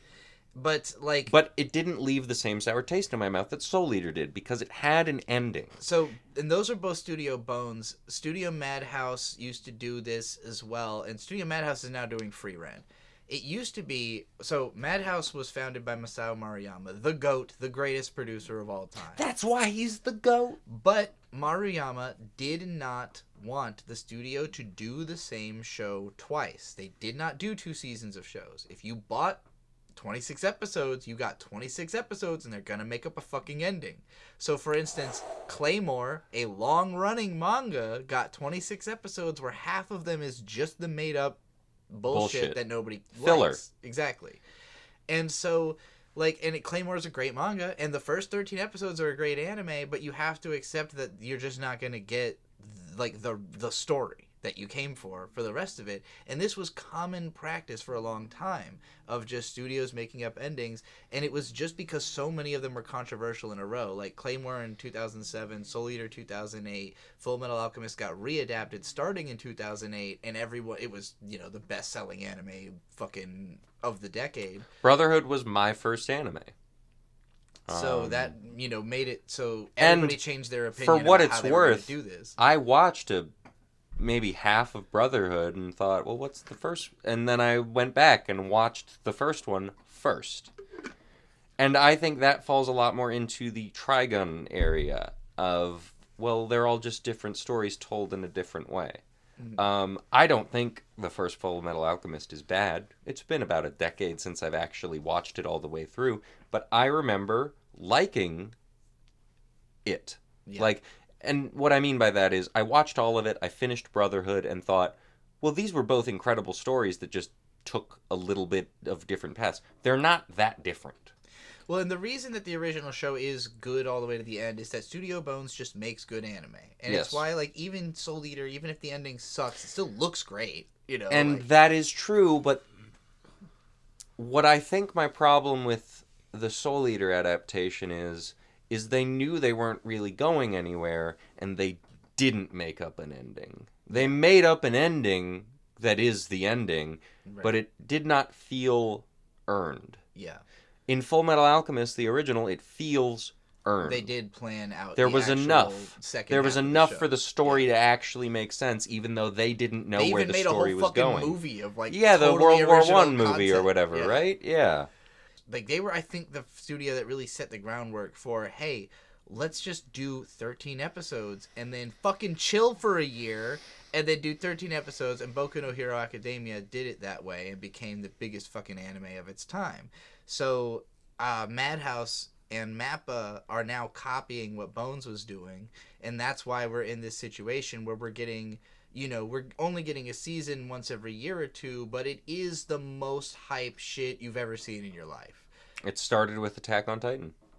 That too, yeah. That would have For been Mappa specifically. Wit Studio. Well, Mappa picked it up after Wit dropped it after 3 seasons. that's what I mean. Yeah. That was... But that's just because Wit couldn't handle it. And so that's the other thing. Like, Wit, I don't think they were prepared to, when they made the first season, make a second season. I don't think they had any idea. No, they picked up a show that they didn't... Or a manga that they didn't think was going to do that much, and then it became, like, the biggest show manga ever. of all time, yeah. So, like... They had to make a second season because it made logical sense, but then actually living up to that is like, it was a brand new fucking studio. They didn't have the infrastructure to do what something like, and you know, granted, Mappa is not like an old studio, but it is just Madhouse. It's just where Masao Maruyama took after he had to leave Madhouse because he made too many base decisions and spent all their money. He made too much. Madhouse should have made more money. He made too much good anime, and Madhouse could not recoup the budget on making too much good anime. So he had to go and he left. Madhouse started making The Irregular at Magic High School to fucking pay Oh the yeah, that bills. show that I've never watched but is recommended to me constantly. It's not good. You would hate it. I'm sure I would. That was also one of the shows that Netflix kept pushing to me once I had fed through most of their catalog, and I was like, this does not look interesting. No. So, Jujutsu I'll just Kaisen, watch Harry Potter. That's The Irregular at Magic High School, you know? Jujutsu Kaisen probably kills everybody who works on it. You know, it's the working conditions from season 2 were infamously bad. It's gotta be. We've got to be leading into the real bad posts about it. Yeah. So we had, 3 episodes, the third episode being the Maki one, right? 4. Okay, we've had 4 episodes. 2 was basically a Wikipedia article, yeah? So 1 and 2 was a 2-parter. Right. 3 was the Wikipedia article. 3 was a Wikipedia that article. I got really mad at. 4 was the greatest thing I've ever seen in my life. 1 and 2 were cool. 3 was like, yeah, I get having to explain this, but it'd have to be the whole episode. It saved money for episode 4. I know what was happening. Having seen episode 4 now and knowing what we're leading into with the rest of the Culling games does make sense. So with the way this show is formatted, I literally don't care if there are 3 more episodes that are fucking slideshows. I very much do. As long as the rest of it is like episode 4, I will be okay. Like, if there are 4 episodes as good as episode 4 and the rest is dog shit, I'm fine with that. Because I don't think it's possible for it all to be good and to not have someone die on production. Like, someone will die making this show this good. If they haven't already died. It's impossibly animated. And, like, I know this is... It's hard for me to convey this to someone if you haven't watched as much anime. Because anime... 99% of the time looks like ass. Like abject ass. And then 1% of the time it looks kind of cool. This is the 0.001% of the time where you look at it and you go, that is the coolest shit I've ever seen. Which was true of season 2 as well. Yes. When Gojo fucking walked that season cursed 2 was spirit into ridiculous. a wall. There was a lot more than that, but the Tsukuna cutting those girls up into cubes. That was horrifying. And incredibly well animated. But the whole fight with the Maharaga or whatever the fuck it's called. Yeah, that was crazy. It is the proper most term. insane thing I've ever seen. Divergent Sila General 8 Hands Mahoraga or something like that. Or 8 Hands Divergent Siren. I've been making the argument that ever since One Punch Man, there has been this sort of heritage of one-upmanship in action animation. Because when One Punch Man came out, it was on a different level from anything else. It was because the director that show was made by Madhouse. And that's not even why I hate that show. Well, let's not get into that. All I want to talk about is the animation. No, it looks great. It's incredible. Madhouse was not known for... Madhouse is known for their consistency. They're not known for their hype. Bones is known for their hype. But the guy who directed One Punch Man got all these Bones animators to come animate on One Punch Man. And when you combine Madhouse and Bones, you have all of the best animators in the industry who can do all the craziest fights. And so this idea that there would be one show that has every great fight animator on it, that to me was like birthed there. Because then we got Mob Psycho continued the legacy because it was from the same original creator. So by the time you get to season 2 of Mob Psycho... was made by One Punch Man? Yeah, the same manga, same original manga. That makes so much sense. Yes, his name is One. So One Punch No, it Man, isn't. O-N-E. I'm sure that's what he goes by. Yes, that but ain't his it's not his name. name. Jujukubuku. Yeah, so there's this legacy from like One Punch Man through Mob Psycho through stuff like Jujutsu Kaisen and Chainsawman of like, let's bring in every fucking fight animator who's ever done anything good and make the most mind-blowing thing you've ever seen a few times a season.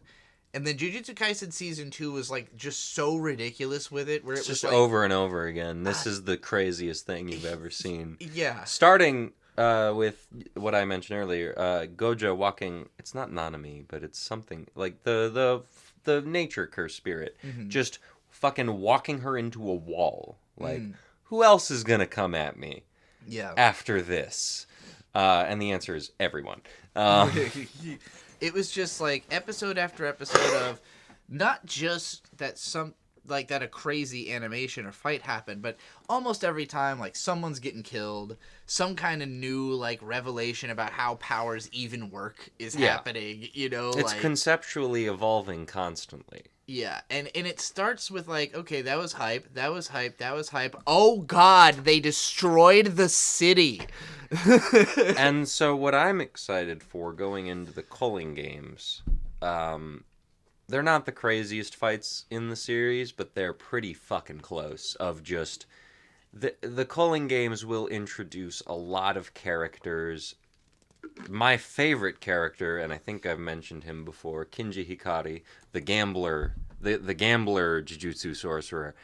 He's just the best. I think Yuta says it Yuta or one of the other year threes says like, well, conceptually, Hikari's stronger than me, the guy with the most cursed energy. He could even be on par with Gojo, and we get to see that this season. So you're talking about shit you're hype about that's going to happen. Yeah, but sorry. we have to address the episodes that have happened. That have happened, right? So the first two are the ones where I need the most help because I could not. It's hard to parse. Possibly describe what happened in this episode other than the animation was insane. Well, I mean, first of all, like the first episode starts with a lot of just vibe shit. It's like Yuji falling through the sky and like weird trippy imagery and just kind of hating his life, hating where he's at. Just like he reminding just killed us most the of tone Shibuya. Of what's going on, And then Naoya, the who I believe is introduced to us as the new head of the Zenin clan, save for Gojo being incapacitated, making Megumi the actual head of the Zenin clan. Naoya shows up to kill Yuji functionally. Like, that's what he's there for. So he shows up to kill Yuji. Naoya... The shithead from the Zenin. The fast guy. Yes. And then he's also... It just so happens that Yuta is also there to kill Yuji at the same time, yes. Right? Yuta just shows up in the middle of Naoya beating the fuck out of Chozo. If I remember right, like after the trippy sequence, it basically ends with like Yuji on the ground with a sword next to his head, Yuta over him, and it's like this is basically where we start. It's like the two main characters have finally met. Yes. And if you haven't seen the actual Jujutsu main Kaisen character. Zero or read Jujutsu Kaisen Zero, you have Yuta's no idea really who this confusing. man is. He's alluded to and I think shown on screen once outside of Jujutsu Kaisen Zero. So you have a concept of him. The closest thing we have to the demeanor of Krona from Soul Eater in another story. Yuta? Yes, just a very depressed, sad, like... That's an interesting way to view it. I think... a downer. I think in Zero you're right. Yeah. I think past Zero, Yuta is in a different headspace. Well, that's because I haven't gotten to meet him really. I haven't read the manga like you Jujutsu Kaisen Zero is... Despite all of literally me shitting on people who haven't read the manga, I have not read the whole manga. Yuta Okotsu is someone who is closely, or not closely, but distantly related to Gojo. Mm-hmm. Through their far-reaching ancestor. I don't remember his name. It's long in Japanese. But the guy who started the Gojo clan. And so as a result, Yuta has a lot of cursed energy. And accidentally, Yuta had a childhood crush. They were more or less in love or whatever, as in love as you can be as a childhood crush. And the childhood crush got hit by a bus, manifested into a cursed spirit, and then followed Yuta around forever, killing anyone that threatened him. And it's heavily implied that his childhood crush herself was a murderer, like possibly a serial killer or something. No, that is her as a cursed spirit. Okay, so only after she died, but she manifested. So she died loving Yuta. Yeah. And so she became a Shikigami. Yeah.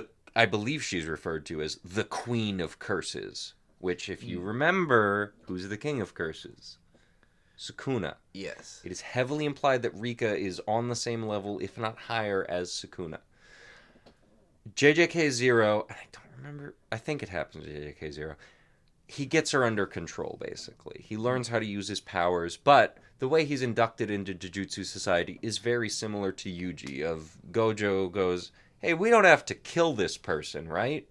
And everyone's like, we should kill this person. They're dangerous. Because Yuta himself is not dangerous, but the Shikigami, Rika, is. Yeah. And so that's how he started. He is actually the person who kills... Real quick, did you read the manga version of Zero or just watch the movie? Yes. I think I read it. Because I do believe that there is... So, at the end of I think the very first chapter, there's like a after credits page where it like has just a rundown of facts about Rika, and I'm pretty sure it's implied that before she died, she was secretly a murderer. They were like 8 to 12, so that would be insane. But it's like because both of her parents had died under suspicious circumstances, and she lived with her grandmother who was terrified of her, and the whole page is just a bunch of weird facts about her that imply that she just wasn't who he thought she was. She was actually a terrible person from the beginning, basically, and that's why she is such a max level cursed spirit. I don't think so. I think what you're talking about is how... Okay, no. Yeah, you're not wrong. She was very traumatized and... Yeah, I talked about this in the in my... Because So, I did a big ol' analysis of just the Zero part of the manga. I'd have to reread it to know for sure, but most of the Rika, like, she didn't ever really kill anyone. She definitely debilitated a lot of Yuta. Yes, Yuta's because he wouldn't let her kill... he basically threatened, I would break up with you if you killed anybody, but she, brings people very...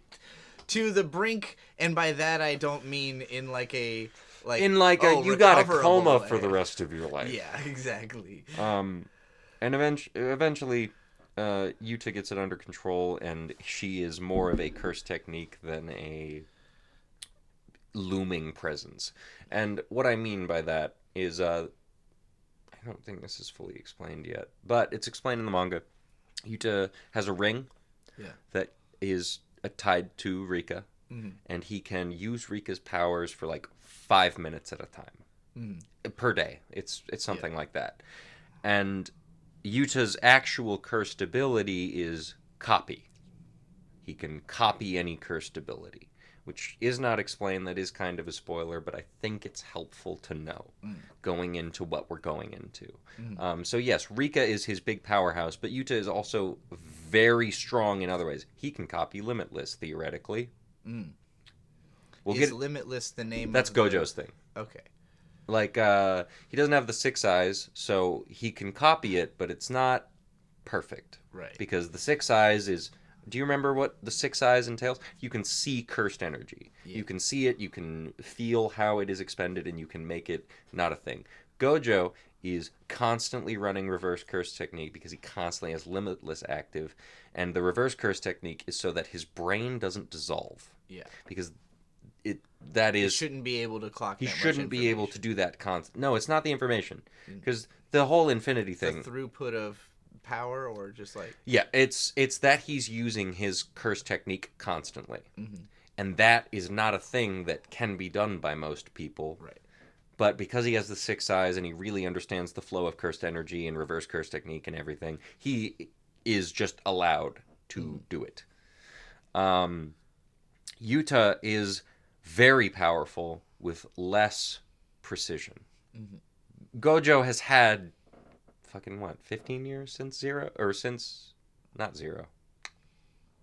Half of second season. Yeah. Since his... He's had a lot of time since backstory with Geto. Yeah. He's had a lot of time to really refine it down and make it so he can just do it constantly. Yuta is still kind of figuring that out as we go through it, but he's a lot more advanced than most of the other sorcerers we see. Save for Hikari, who... This is a little bit of speculation. My gauge on Hikari is he realized he knew more than most people with his curse technique and how it worked. And what can you do for me, Jujutsu High? I'm stronger than all of you. And I won't say any more than that because I've already spoiled what Hikari does. So, okay, the first 2 episodes of this, Yuji is being targeted...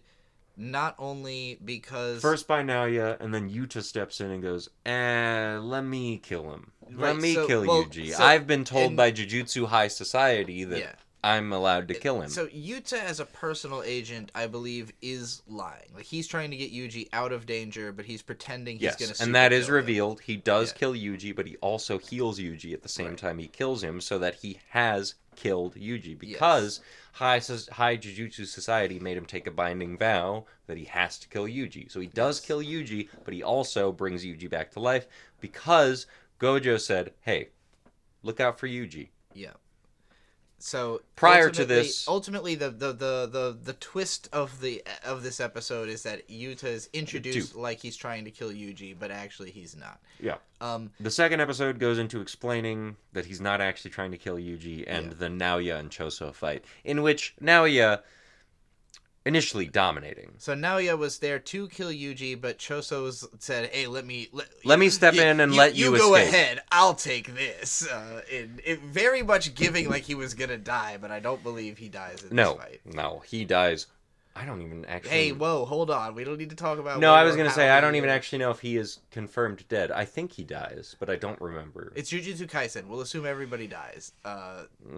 Just assume everybody dies, all right? It doesn't have to be true. Kugisaki's alive in Modulo. Okay, well, can we... What happened in episode 1 and 2 here? Well, so we pretty much wrapped episode 1 talking about it, because... what you described, Naoya shows up. He's trying to kill Yuji and Chozo because Chozo's protecting Yuji. The guy, he's got the frame skipping technique. Yes, which the same as Naobito Zenin, which we've seen and it has been explained. But basically, what it is the technique he has is heavily reliant upon animation. Yes. Naobito Zenin had a great love for animation and turned that into a curse technique, which is basically he presets 24 set movements, and if he touches someone in those 24 set movements, they have to do the movement or they are frozen for a second.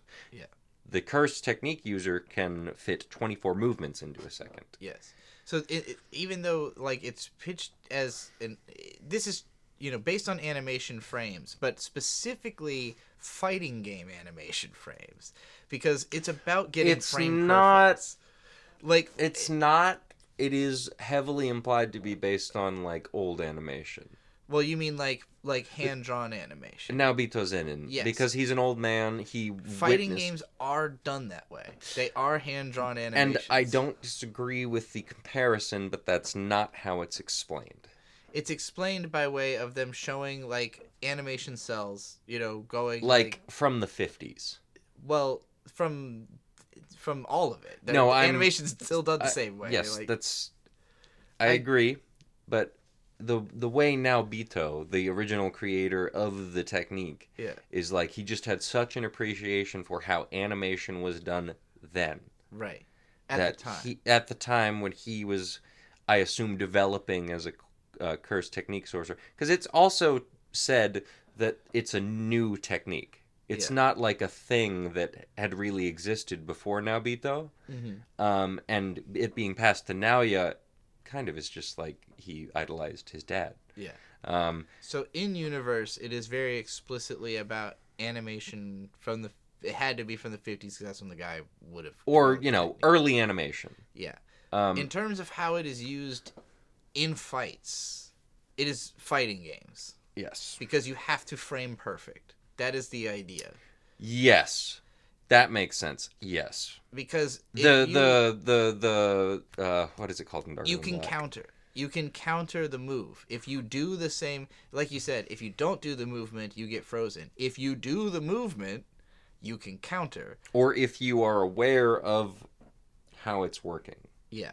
And you have to be capable to also make the movement in that exact frame. You have to be able to frame count, which is the reason that somebody can be a professional fighting game player is their ability to count frames like that. And the most famous... Which I've met some fighting games people.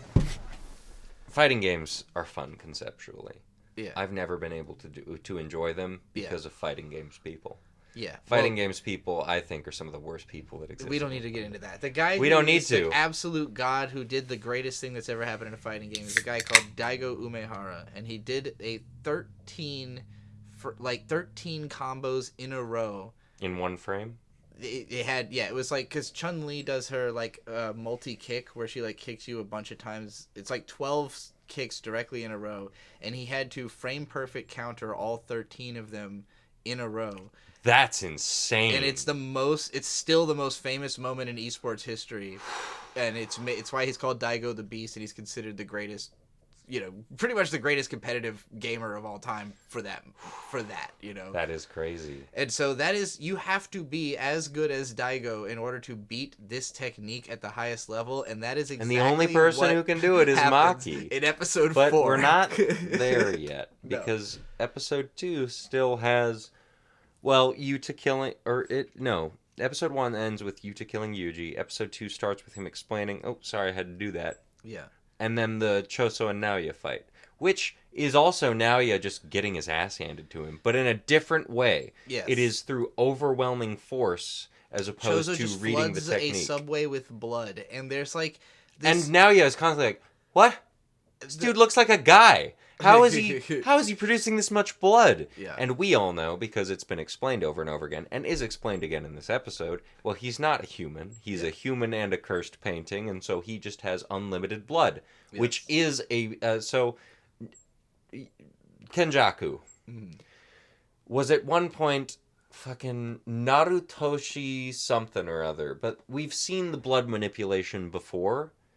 Kenjaku was a long time ago. Kamo. Your chair is starting to make that noise from the first episode of the season. Do you remember? Yes, I do. There was this obnoxious squeaking noise that they played for like 6 straight minutes, and I was like, this is legitimately bold. Like, I was annoyed, but in a way where I paid more attention to a boring scene than I would have, so... But, anyway... Kenjaku at some point was a guy named Noritoshi Kamo. Kamo is the family that has the blood manipulation, and it's implied that that is why both Yuji and Chozo, or rather, not even Yuji yet, but Chozo and the cursed paintings, the cursed womb paintings, have blood manipulation, is because they are a son-ish thing of Noritoshi Kamo, who is widely regarded as one of the worst people ever. We have seen blood manipulation done by, like, the archer guy. I don't know if you remember that from the first couple seasons. There's a guy who mostly keeps his eyes closed and wields a bow. And when he doesn't... Shade knows what I'm talking about. Shade shout out. But he'll, like, open his eyes and start, like, really manipulating his blood. But the limitation on that is he's human. He doesn't have the ability that Chozo does to just make more blood out of cursed energy. Because he just doesn't know how, I think, is more what it is than anything else. But Chozo just does and has unlimited blood. And so Naoya, whatever, however the fuck you pronounce it, is just beating the shit out of Chozo over and over again. Eventually he does this big scene where it's like, I don't like knives, but I'm about to use one on you. And then he uses a knife on Chozo. And Chozo floods the fucking subway tunnel with blood. And it's the animation in that scene is some of the most unique stuff, like, imaginable. Like, it's not just that the show looks consistently badass, but it's doing, like, weird, trippy stuff and, like, artsy stuff. And, like, what literally is happening is a guy, like, teleporting repeatedly down a hallway while blood chases him. But the way it looks is like this trippy, like, blue flickering, like, frame of a person as all this, blood is charging down the hallway and the camera's doing all this crazy stuff. And it doesn't look like anything else. There is no other piece of animation that quite resembles what you see in this scene. So... yeah. And it's fun as an analog to, like, in terms... The way Naoya is animated specifically is a really fun way to go, this is how it was used to be done. Watch us do it now. Yeah. And then we get into episode 3, which is, Episode 3 is Megami going, hey, man, I don't want to be head of the Zenin clan. And everyone around him going, you have to be. That's what was going on in that episode? That's how it starts. Here's what I remember. So, 8 people stand in a white void while a... oh, I'm sorry. Yes, there's 4 episodes. I'm on the 3. Yes. So the 3rd episode sucked. I didn't like it. It wasn't fun. Episode 3 is that 8 characters stand in a white void. Tengen's void. And an NPC... Tengen. He's not an NPC. A weird-looking monster guy. So... Pause. Tengen has been alluded to a lot. Tengen is basically the being that is holding up the barrier between Jujutsu Kaisen and the rest, or rather, Jujutsu sorcery and the rest of the world. I know you haven't read Percy Jackson, and I know you haven't read Harry Potter, but both of them deal with both of them deal with similar things. Muggles can't see magic. Yeah. They just don't. There's some force there. In Percy Jackson, it's a force specifically named the Mist. The Mist, instead of hiding what mortals are seeing, adapts it to something that makes sense to them. Because they don't have a concept of they're living with demigods, and there's Cyclops, and there's all this kind of stuff. I've been watching the Percy Jackson show, and that's why it's so fresh in my mind. Percy Jackson show is really good. Please check it out if you read the books. But it's these concepts that exist, and Tengen is the thing that facilitates that. Okay. And that, so that's why the first half of season 2 was so important, because the Star Plasma Vessel, the girl that Toji just shoots in the fucking head, she was supposed to merge with Tengen, creating him into more of a human than he was. Now, since that didn't happen, he is more of a cursed spirit than a human, which falls in line to Kenjaku's plan. Kenjaku's plan, because he is in Suguro Geto's body, is to absorb Tengen. Okay. Which is explained. It's not a spoiler.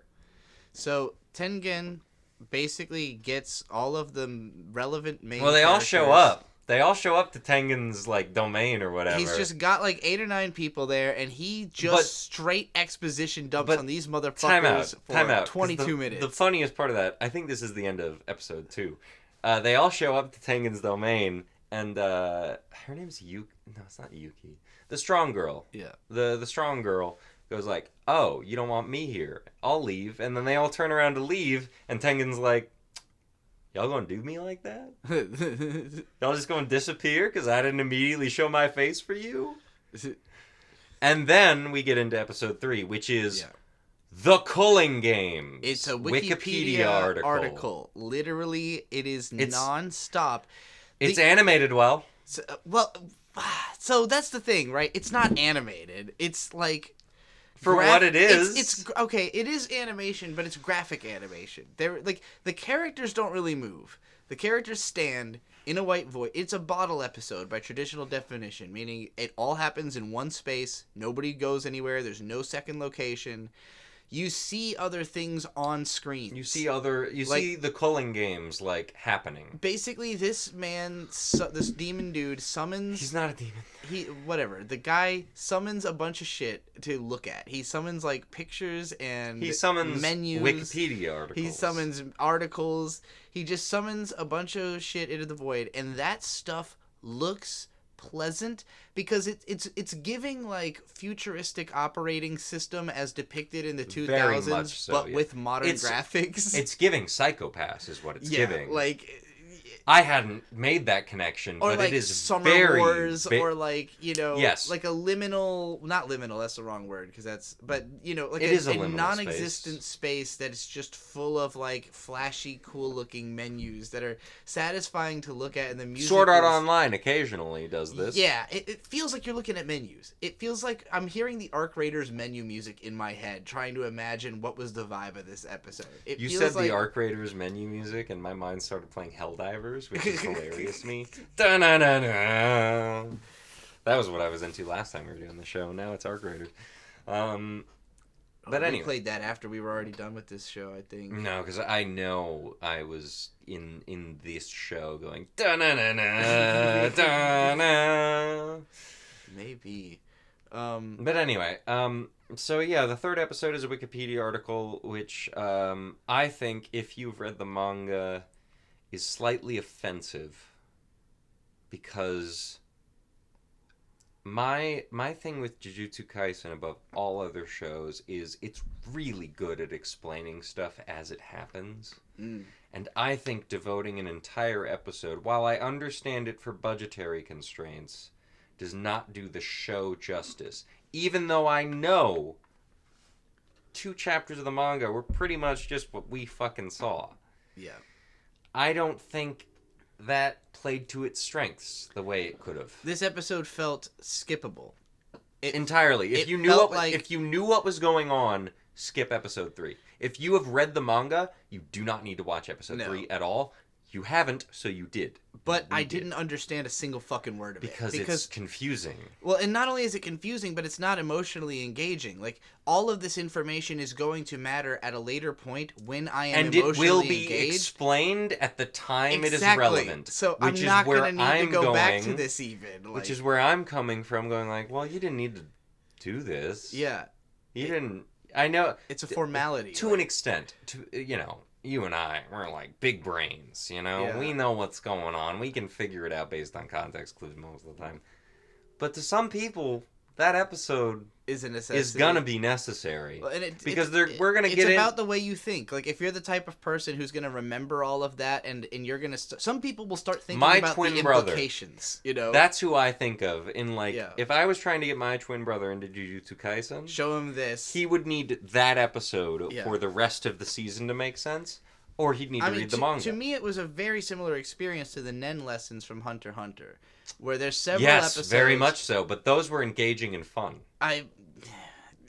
For some people, I'm some people. If we're talking about when they first introduced Nen, and it's just the teacher on a whiteboard, but then they keep doing it. Yes. Over and over and over again, because it's a continuing show, and they need to keep explaining things, and that will happen with Jujutsu Kaisen. The problem I have with this specific episode is that the rules of the culling games are going to be like the crux of the rest of the season and probably the next season. Yeah. I don't know if they're serious about fitting all of the culling games into one season. Although I will say, Jujutsu Kaisen typically does 24-episode seasons. Right. So, they could fit all of the culling games into this. Yeah. They're going to need to condense a lot of stuff, and I'm not excited for that. Right.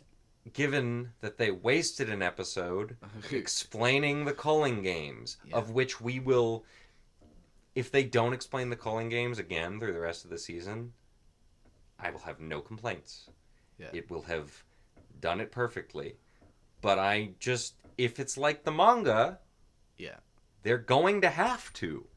Well, and another annoying thing, they did that not at the moment when it's most relevant, because the next episode completely has nothing the fuck to do with it at all. Kind of, sort of does. I mean, it's like setting up. I guess it's another part of setup. But so this comes back to... Was there any reason episode 4 had to be after episode 3?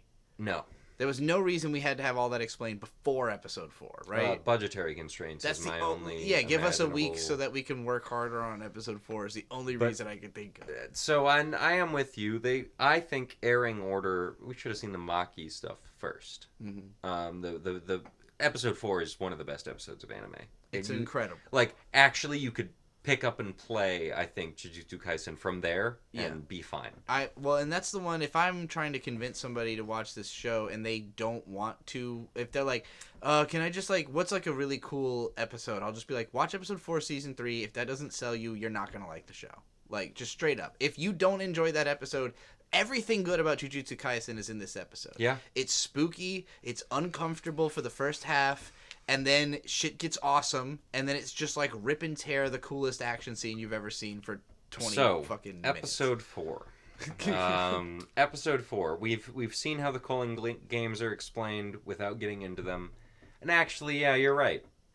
Episode 4 should have been episode 3, and episode 3 should have been episode 4. It's just in terms of making sense. If the goal was to enlighten people about the culling games, loading in the coolest action sequence ever does not make any sense because it has nothing to do with the culling games. Yeah. It's cool, and it is a big part of the story, and it's one of the best parts of the story. Yeah. But the way it was executed, I think, failed. But that didn't make it bad. No. I mean, the episode's perfect. The episode's perfect. But thinking about it, as if I had never read Jujutsu Kaisen or anything into it, we have episode 3 just explaining a bunch of shit that does not matter in that one. that we then feed into an episode that is feeding off of the previous 2 seasons. Yeah. That does make a lot of sense if you've seen the previous 2 seasons. If you are I can't imagine you're doing this, but if you're doing this, you need to stop. If you're starting this show with this season, it will not make any sense. Yeah. It just won't conceptually.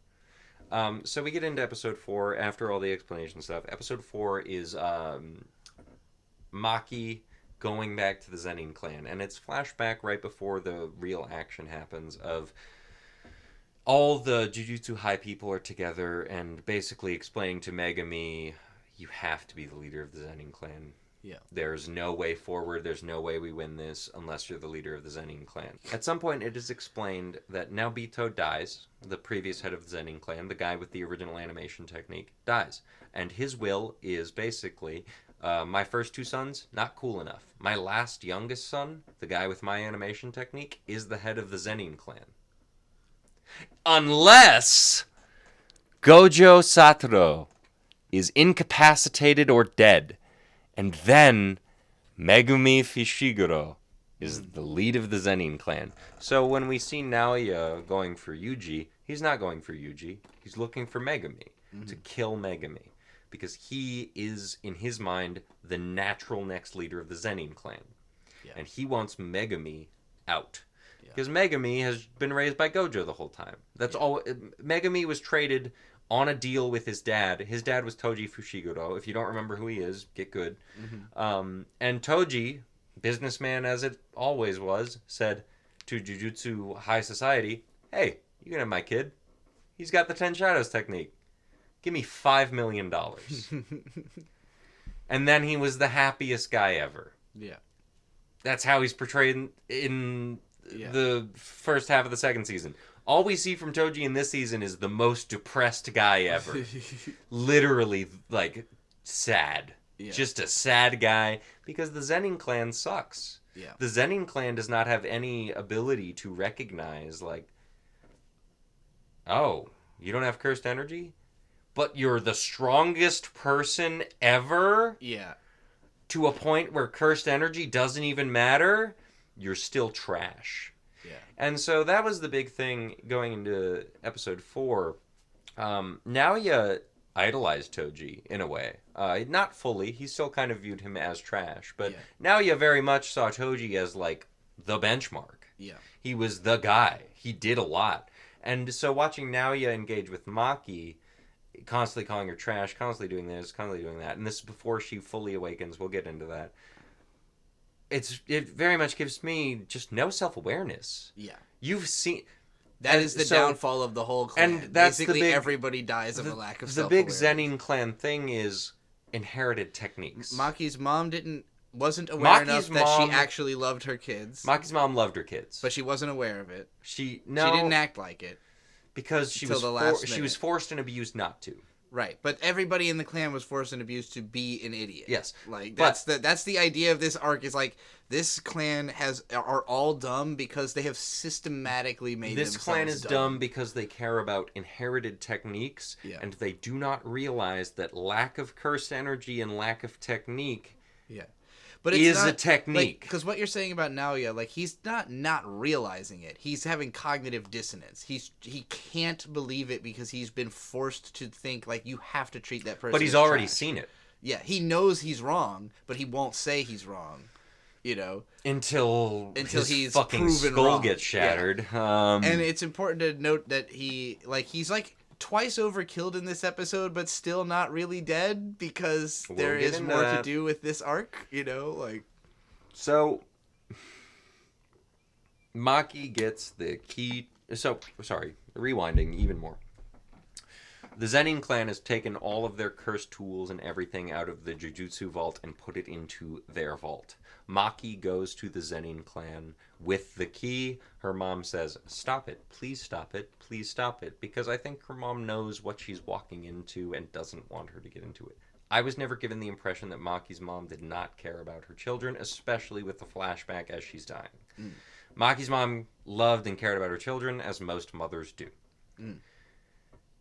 Maki then goes into the vault, and guess who's there? It's her dad and her twin sister. Who does not love or care about his children whatsoever. In fact, he actively despises them. Maki's dad despises his children because he views them as the reason he was not named the next head of the Zenin clan. Yeah. Because Maki's dad's curse technique, not really explained, but it seems to be something to do with sword.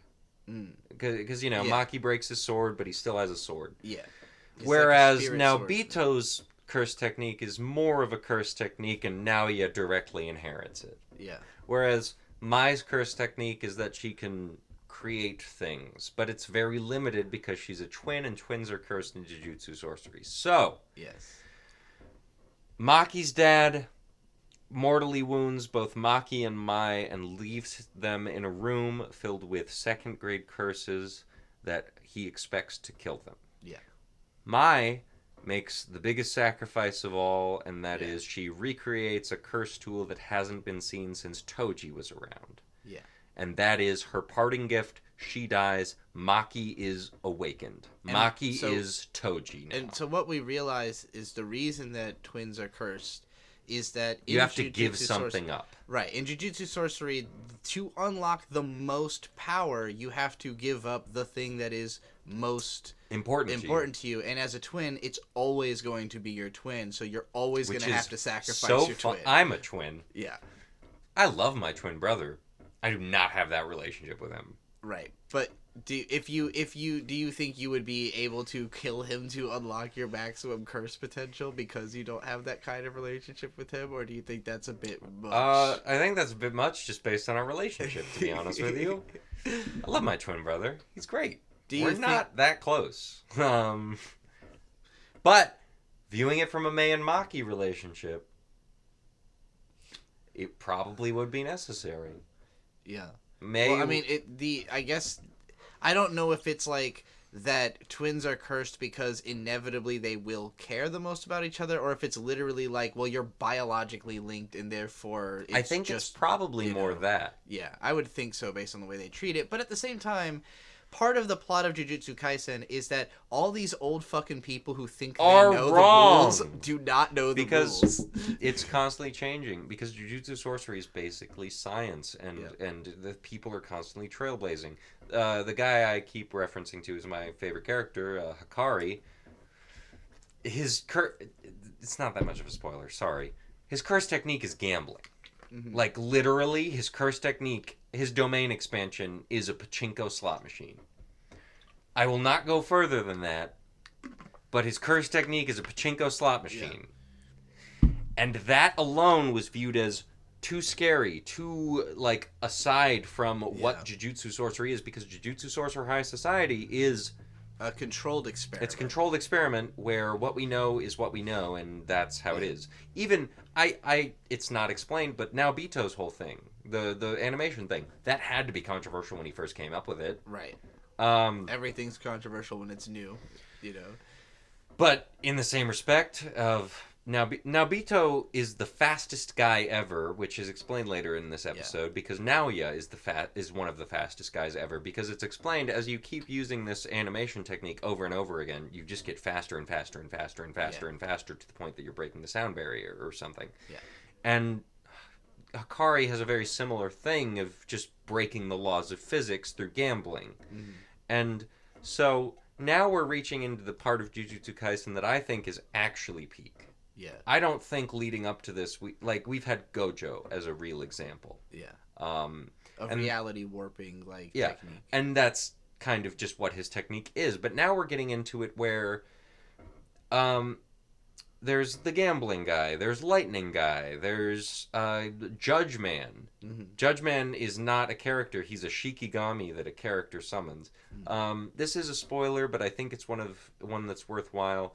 As we go into the calling games, there's a lot of people that are awakened as sorcerers. Mm. One of the guys who is awakened as a sorcerer is a prosecutor. Mm. This prosecutor's domain expansion, which he learns unnaturally fast, it's implied, because he just gets it, is trial. Mm. He domain expansions a trial, and Judge Man is his Shikigami. And you just have to defend yourself well enough against Judge Man, or Judge Man kills you. Oh. He just kills you. Well, and Judge Man technically doesn't do the killing. But the guy who is using Judge Man gets a sword that will just kill you. If it touches you, you're dead. Yeah. Because you have been deemed guilty by Judge Man. And it's one of the strongest ones ever. And what I mean to say by explaining all of this is we are now getting into the fun part of Jujutsu Kaisen where it kind of operates like Nen. Yeah. It has always kind of operated like Nen, but we're about to get into where it really operates like Nen. Yeah. Binding Vows, what's the blonde? Kurapika. Yeah. His Nen thing is the same thing as It's the same thing as a Binding Vow. Yeah. It functions the same. It's exactly the same. If Gege hasn't said it already, it's obviously based off Hunter x Hunter, I think but he it's said made to his- be in a more consumable, depressing way. His big influences are like Hunter x Hunter, Bleach, and Evangelion for like the tone of Jujutsu Kaisen, which makes perfect sense. It is literally, if you took those three things and put them in a blender, you pretty much get Jujutsu Kaisen. The face you're making is hilarious. You look like that one Muppet that's like, woo! Beaker. You're talking about Beaker Probably, right now. the one with the- yeah, The Swedish, or yeah, not the Swedish, the scientist's assistant. I have to pee too. So, Maki murders her father. It's awesome. You're getting a little ahead of yourself based on where we left off. Maki and Mai are trapped in the room with the second grade cursed spirits. Yeah. They go into a weird dream sequence where Mai basically goes, I've always known this is how it has to be. I am basically dead. This sword I am giving to you is all I can give to you for the rest of my life. Destroy them all. Yeah. Zenbu Kwashite. And she says this as a small child in this dream universe. Yeah. Destroy them all. And Maki takes that literally. Oh, yeah. Starting with her dad, basically it cuts back to her dad after he's left them in the thing and goes, huh?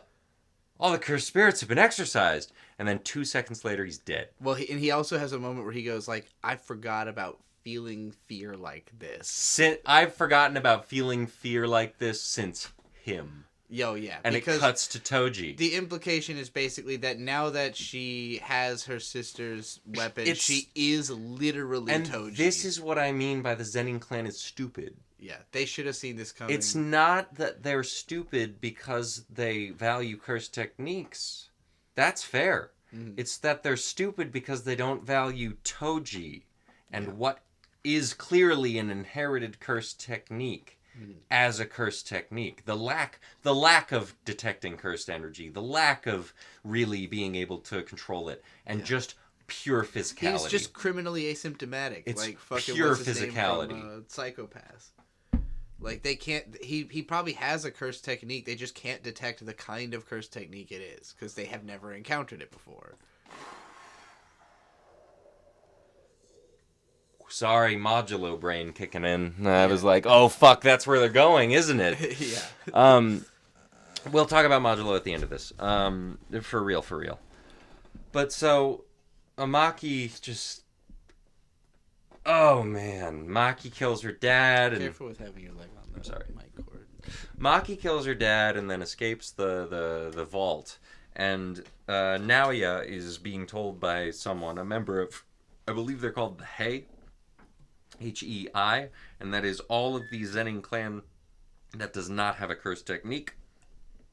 They have been trained in their use of martial arts and cursed technique. Or rather, not cursed technique, but cursed energy, manipulation. Control, to be really good at protecting the people who actually have cursed techniques. Which I could be wrong, and the Hei might... No. Whoever they are, Maki wipes the floor with them. them. So whoever they are, the Hei or whatever they're called, Maki kills like 80 dudes in a scene which is heavily influenced by Kill Bill. The way it's animated. The Crazy 88 scene is...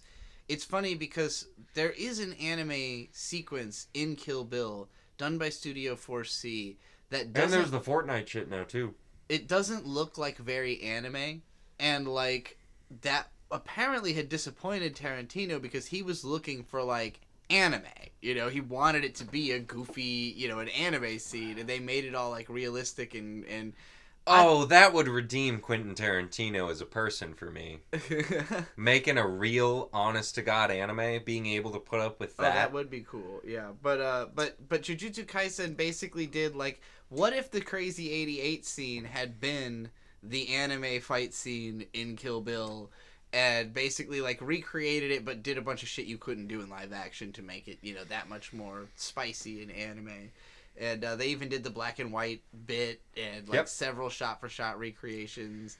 And, Maki in the beginning is just kind of not really thinking about it, killing these dudes. But then they get into it's not the hay, it's above the hay. And if what I'm calling is the hay is what I'm talking about now, there's the Zenin clan that doesn't have techniques and the Zenin clan that does have techniques. Yeah. And the ones that do have techniques are technically in charge of the hay, the main one being Naoya, who we'll get into. But there are 3 others who have curse techniques that we see being used at the time. One of them is like big stone hands. And I think he dies first. So big stone hands guy gets Maki in the big stone hands, crushes her, and she fucking kills him pretty much immediately.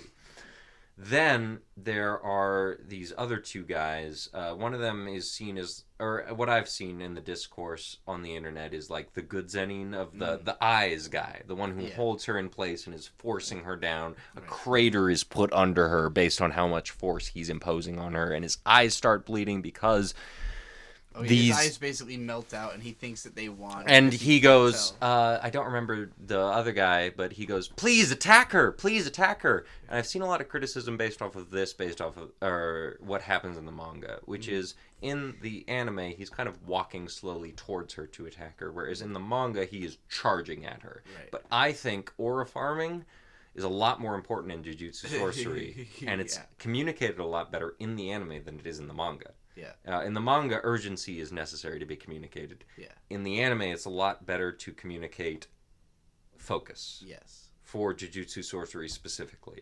Yeah. And so we see this guy do the focus. I don't even remember what his technique is, because he's just dead in the next frame. And we see the guy, with the eyes just go, "Oh, you won." And then you see Maki walking by with the head of the guy he's talking about, and he dies. So then Naoya comes in. Yeah. Naoya thinks Maki is trash. Has been talking shit about her the entire episode and hasn't really stepped in until now. It is somewhat implied that Naoya might have orally raped Maki as a child. Do you remember the scene I'm talking about? There's like, do I need to bully you like I did when we were kids? And then it cuts to a weird scene of Naoya like standing over her and she's on her knees. I guess I didn't clock what was happening there. I don't think that's what's happening, but the way they animated it really makes it feel like that's what's happening. Okay, fascinating, yeah.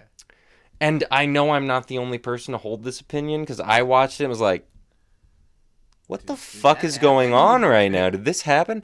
And I've seen other people say this, like, what is happening? And I don't remember what's exactly happening, but basically Naoya bullied Maki for all of her childhood. And so now Naoya, who is always referred to Maki as trash, is trash speaking. Why is trash talking back to me right now? Mm-hmm. Maki takes a lot of hits from Naoya over and over again.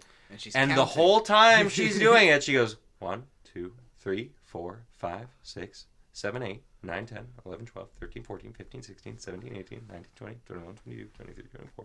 She doesn't go through all that, but she is actively counting every time he's doing something. And then Naoya thinks he's getting his big moment. He thinks he's getting his, oh, you thought I was going to do this? Turns out I was doing this. And Maki goes, I figured it out. You're going every 24 frames per second, aren't you? And she fucking punches his skull into the ground. Mortal Kombat fatality shows his skull being obliterated. And somehow this guy lives. Because so after she just obliterates him into the ground, she goes back and sees her mom and goes, Mom, why did you tell me to come back? And it is implied in that scene that Maki kills her mom. That is not what happens, because it is. Maybe she's fatally wounded, but Naoya is going back into the Zenin clan's house and trying to like call for help, and just going like, fucking bitch, stupid trash, blah, blah, blah, blah, blah. And then Maki's mom just stabs him in the heart. Yep. And he's dead, and he goes, huh? Yep. And then that's pretty much where we end, right? Yeah. Well, and then she like gives her dead sister to the other sorcerer on her way out of the village, and it's like, take care of her. I'm fucking burn the body. Yeah. This is something that will be important that I will not explain again, but it's implied a lot throughout the original series. if a you don't Jujutsu burn that sorcerer body, dies, fuck it up. you burn the body. The one example I can say is Kenjaku. Being in Suguru get those bodies. If we didn't see Naoya get burned in this episode. So I wonder what happens to Naoya. He's not going to become a cursed spirit, way more powerful than he was previously, is he? Anyway, what do we got next? Well, I guess we should talk about Frieren next, because we mentioned it already. 2-3 episodes into that one? We're 2 episodes into Frieren. So, yeah, Frieren, I think, as its pacing implies, is the most stunted in terms of what's happening. Yeah. What happened in the first episode? Well, so in the first episode was the magic crystals. The magic canceling magic crystals. canceling crystal cave. So they're just kind of bopping around. They realize they're out of money. They come across a magic canceling crystal, and it's explained, and they fuck off further. And as they're fucking off further, they accidentally fall into a cave full of those magic canceling crystals, in which Frieren goes, "Oh, yeah, that's why they're all here." Good thing I trust Stark with my life is basically the theme of the episode. Which wrong? He does not kill that monster. So they're in a cave. Frieren falls asleep. They wake up to a poison fucking dragon trying to kill them, and Fern and Frieren cannot do anything. Yeah. And basically what they go is, Stark, carry us, run, please. Please carry us and run. Stark, please carry us and run. We're going to die if you don't carry us and run right now. And then he carries them and run, and they escape. I don't even remember. Maybe they killed the dragon. The main theme, the point of it was, we trust Stark even in a situation where we would be totally useless. Which has always been implied. So it didn't feel like anything really new. It was very... You know what would have been a really good character to exist for that? What? The poison nullifying priest. Yeah, true.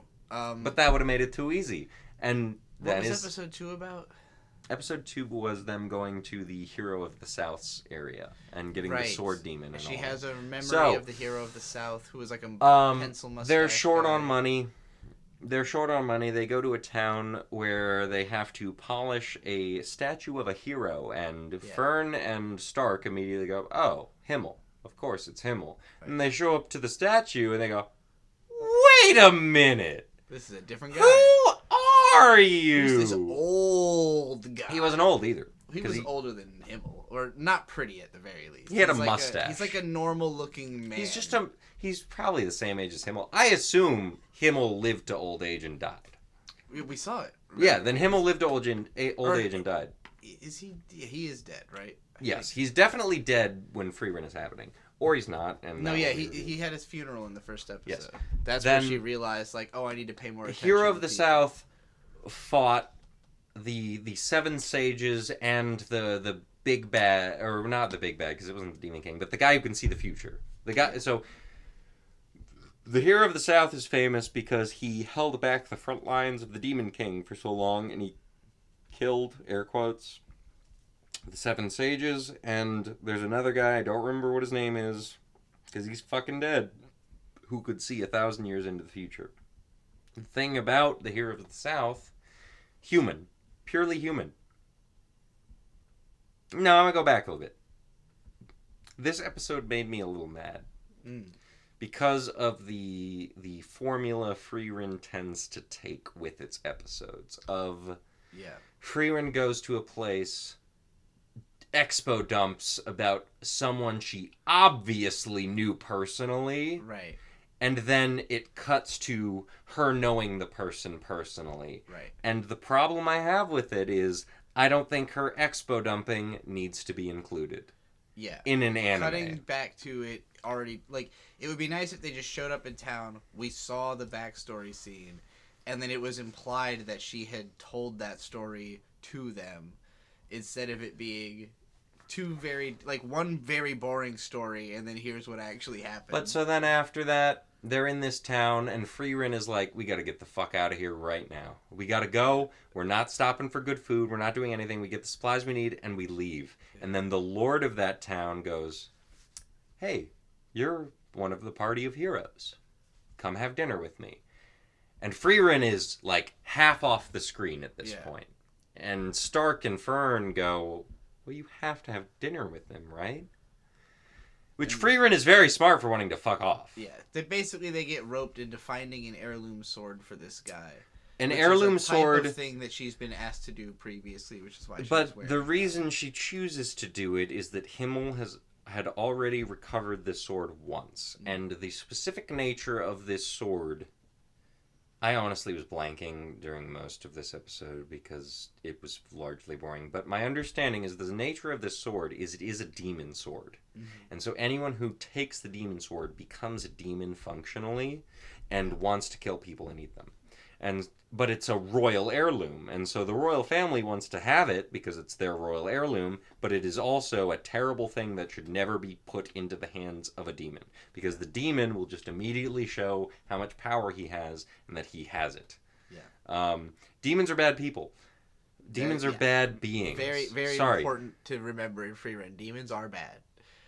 Kill demons immediately is Frieren. And this is not an allegory for anything in real life. If you are watching Frieren and thinking it's an allegory for real life, you're wrong and you're stupid, and I don't want you listening to this. Yeah, there's a certain person we're talking about specifically. I can't think of a certain person I'm talking about, but I can think of a lot of people who have severely misconstrued what Frieren is about. Yeah. God, it's about coexisting peacefully. Yeah. These two episodes, I came to this from, like, when this show started, we watched the first 4 episodes, and I remember thinking that they were, like, conceptually super interesting. I was like, this is where anime needs to go in terms of, like, if we're gonna keep doing this whole, like, generic fantasy isekai thing, we have to really live in it. You know, like, we can't make it just, like, another power fantasy, escapist, whatever. Like, give me the real shit. It is, but it's, like, it's not, like, Frieren is a really good exercise. It's not, like, a horny 35-year-old who... It's not Mushoku Tensei. You're right. Yes. It's not Mushoku Tensei. It's everything I want. Like, when people tell... To me, it saved us from Mushoku Tensei. I think Frieren saved us from the suffering of having to watch Mushoku Tensei and care about Mushoku Tensei culturally. I know it still has fans, but it's the gooners and the weirdos. The people who just wanted people a who great like Frieren for anime, the wrong reasons watched Mushoku Tensei first. Yes. And the people who hate or Mushoku Tensei, everything that was wrong with that show, Frieren doesn't have those problems. And everything that was good about that show, Frieren does have that. It's got the violence, it's got the Here's lore, how I feel about great Mushoku animation. Tensei specifically. It occupies a very similar space as Fate does, which is every now and then there's a really fucking cool fight that is worth watching. Mushoku Tensei has some cool fights. Yes. And this season, it has a lot of cool fights that I've seen and I will not watch the show for because I know the show is just a fucking 35-year-old being a pedophile. Right, exactly. I'm not that interested in that aspect of it. Like, it's just not that fun. No. It's gross and weird. It's gross and weird. Yeah. That's not the point of isekais. Fucking Rimuru is the best isekai that I've ever seen. And that or the vending machine. The vending machine seems really fun. I haven't seen any of that. I haven't either, but I've seen clips. There's a couple guys I work with who have seen vending machine, and they've sold me on vending machine. Fascinating. Just because it's a fucking vending machine. Yeah. There's not the sexual aspect of it, to my understanding. If there's a sexual aspect to vending machine, what the fuck is wrong with you? Well, you know, which is kind of how I feel about Mushoku Tensei. Right. Mushoku Tensei is not a show you watch and go, I feel really good about myself and I want to be exactly like this guy. Rudius is his name. Yeah. If you watch Mushoku Tensei and feel good about yourself and identify with the character, there is something deeply wrong with you. Yeah. Whereas Frieren, I watch and I identify with the character, and I feel... Ooh, which thinking about it kind of makes Mushoku Tensei not the worst show, because if you look at it from that perspective of this is the worst guy ever, who's... It would be one thing if the show did a good job of conveying his healing journey, but it's just about but him it's being not about a more successful pedophile. Like, it's bad. Mushoku Tensei is a bad show for bad people. Frieren is a great show for great people, except that it's not a great show because it's fucking boring. And so some people really take the Goblin Slayer message from it instead of go traveling with your friends. Message, it's fun. Yeah. But like so the point of Frieren is not to kill I don't care about the people who don't like Frieren anymore. I want to talk about my opinion of Frieren. Frieren as an anime is fine and fucking fun. Boring. It's boring. But it's fine and fun. It's not that fun. It's like fine and boring. It captures the part of Sword Art Online that is good. Yes, it does. It's so the thing about Frieren is that it's a cozy anime. The anime is boring. I watched 4 episodes of it back when it was airing. I didn't keep up with it. I read the entire manga. I love the manga. The manga is consistently fun and exciting, and you read it really fucking fast. What could the anime do? It can't. Because it's not it doesn't translate well. The way that I feel about manga and anime is that all of the best anime are not based on manga. All of my very favorite anime are Darker anime Than Black originals. Based on a manga? No. Darker Than Black is an anime original. Shit. The guy who directed it had the idea, So like, and Darker Than Black is a great example of an anime original where it's built around 2-episode arcs. Every single arc is 2 episodes. It's a procedural. It's made to be anime. It tells a complete story, and then it's over, and it leaves no questions unanswered. Ooh, I have a really They did make another season, but a lot of people don't say. Like it.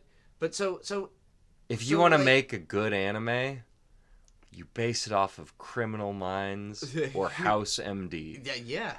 Or fucking. There's an anime. I don't remember what it is. That CSI. No, it's a literal anime that. From what I don't remember what it's called, but I remember seeing the discourse going, this is just House. Yeah. And going, that sounds perfect, but I'm not going to watch it because I've seen House. Is House. Blackjack is very House. With like anime shit, like spirit Is Blackjack addicted to opioids? Well, I don't think so, but he should be, considering his whole fucking body is a Frankenstein creation of various parts. All right. But, okay, So Frieren as a manga, each chapter takes like 5 minutes to read. And so the thing about Frieren is that... fair for most manga. Soul Eater took me... I read all of Soul Eater in like each 6 episode hours? of the anime covers 2 chapters, which generally means that it's 11 minutes a chapter. So you're adding 6 minutes of nothing. BS. Not even BS. Literally nothing, because it's the same things happening. Like they didn't add in extra, they just made it take long. Like the characters will take 5 steps and then talk, and the music plays, and the characters are just there's so many shots of characters just walking, just literally crossing the screen and not saying anything, and then it looks nice and the music is delightful. It's a good vibe.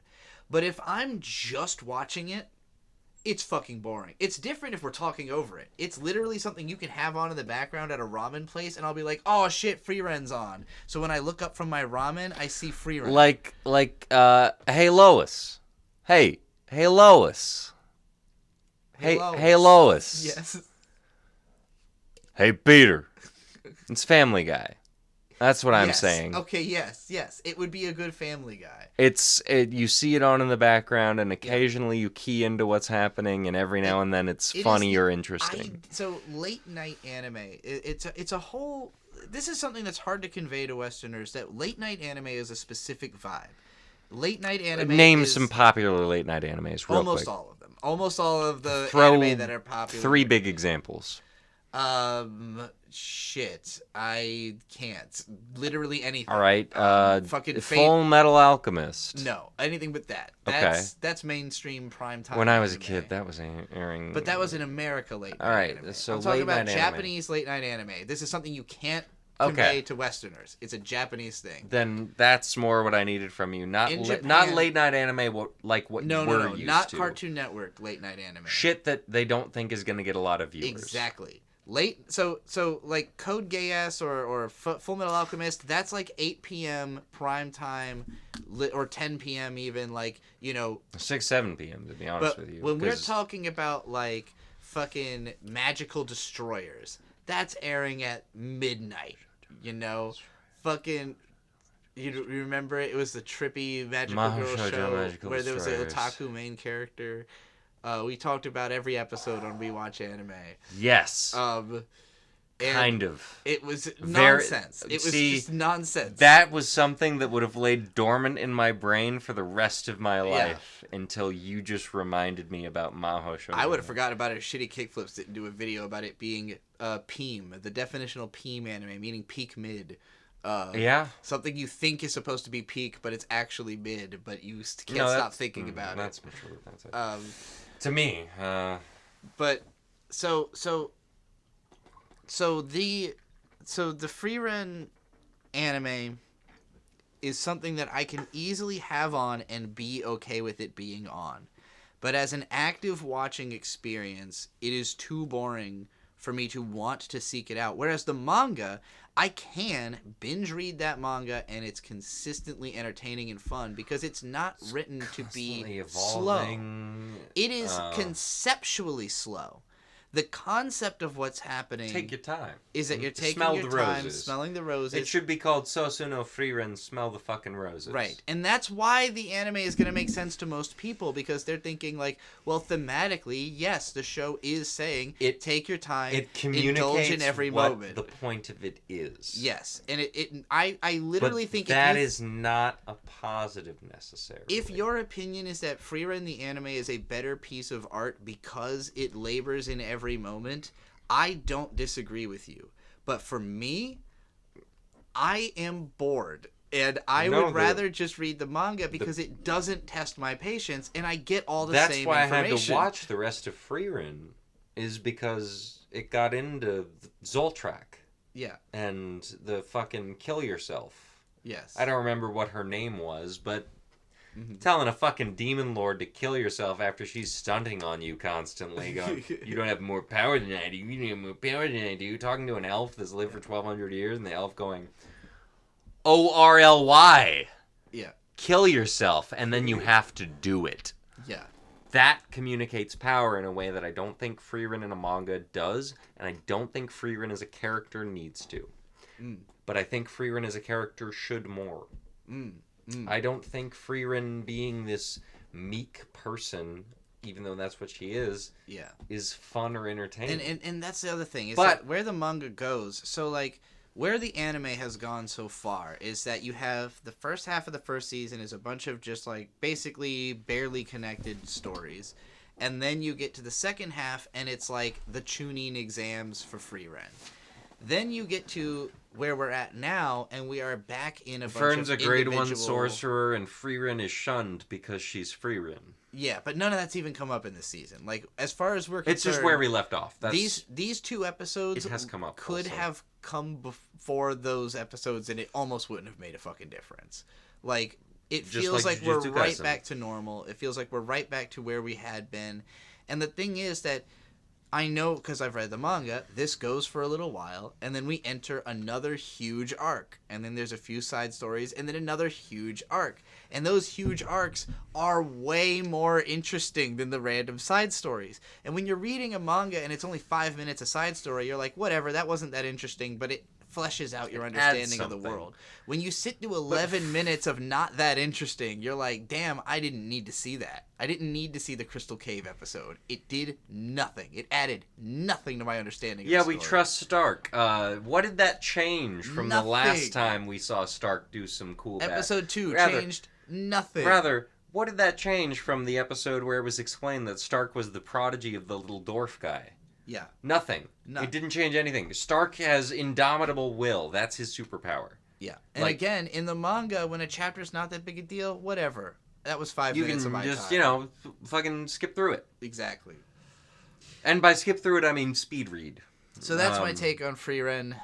Currently, I'm willing to be impressed with the anime. I want to keep watching it, but so far, I think if you are waiting on this anime because you're under the impression it's better than the manga... You are wrong, and you should be stoned for it.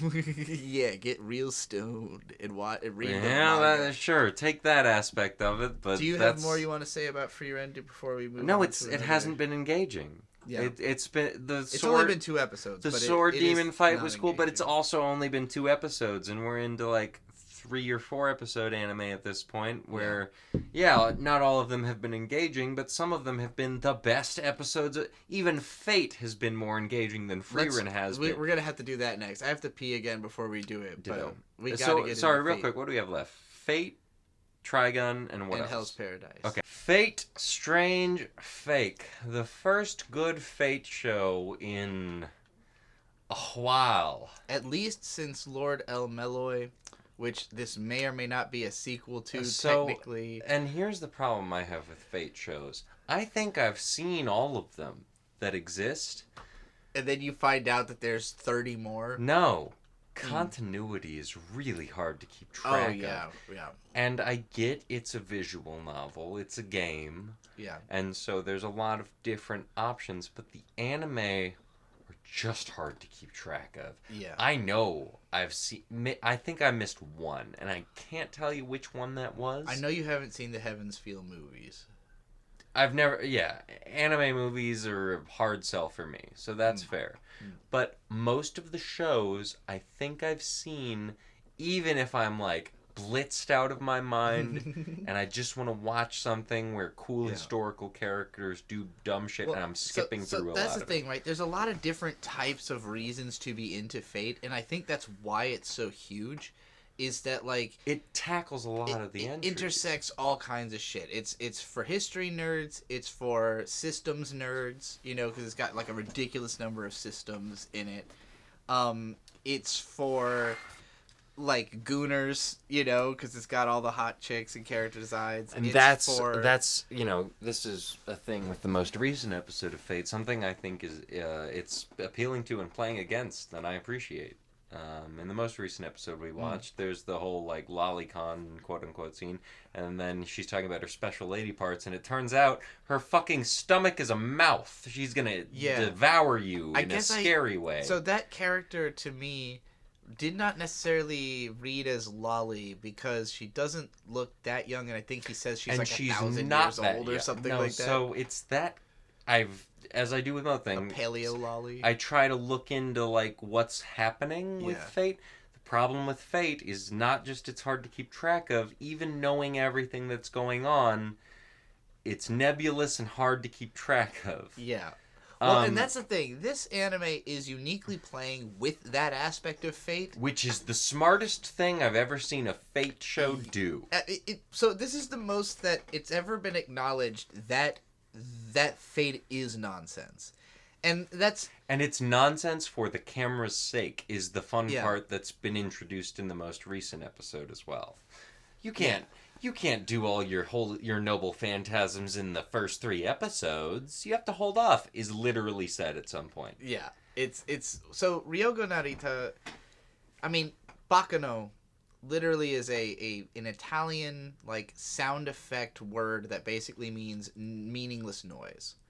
Durarara is a sound effect in Japanese of the sound of a motorcycle revving. It does not mean anything. Dead Mount Death Play. What does that mean? It means it's the worst title I've ever heard in my life, but I can't stop saying it at the same time. Dead Mount Death Play, sure. Why not? Dead mount, like a dead horse? Like your mount is dead? What are we talking about? Stop dead beating that dead horse. Dead Mount Death Play was a different brand of nonsense because it's a reverse isekai.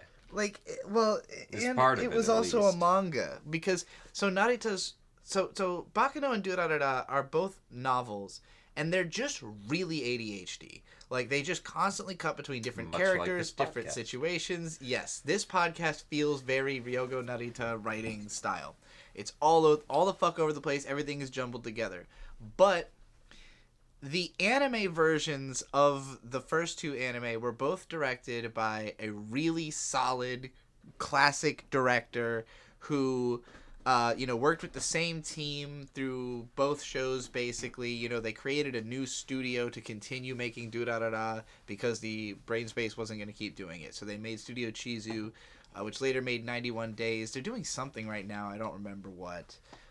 But they basically existed to facilitate. They might be doing this actually. I don't remember, but it would make sense because it's on the same level of Durarara in terms of being like really gorgeous when it needs to be, and then wildly inconsistent at all other times. Like, I think it looks better than Fire Force does, though. Yes, it looks a lot better than Fire Force. It is well, and it looks more like.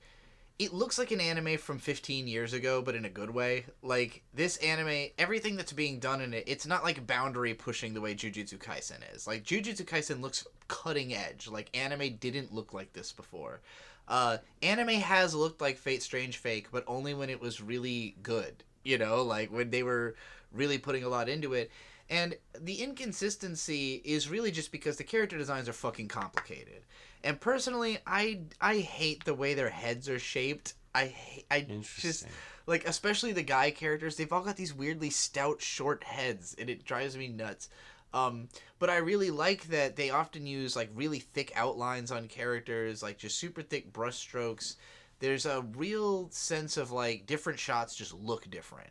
And different characters look different, And so the whole show has, like, this melting pot feel that sometimes I'm like, that shot's kind of ugly. But it's not ugly like Fire Force, where it's, like, lazy and fucking generic. It's ugly like you tried to do something really ambitious. You tried your best. And it's just too fucking much, But then when the action happens, it looks phenomenal. Like, every action scene has been fucking drop-dead gorgeous, super memorable, crazy shit is happening all the time. Because Ryoga Narita, his biggest influence on me as a writer from way back in my teens was that I had taken from him that how you create a character is just take a few ideas you think are cool and combine them.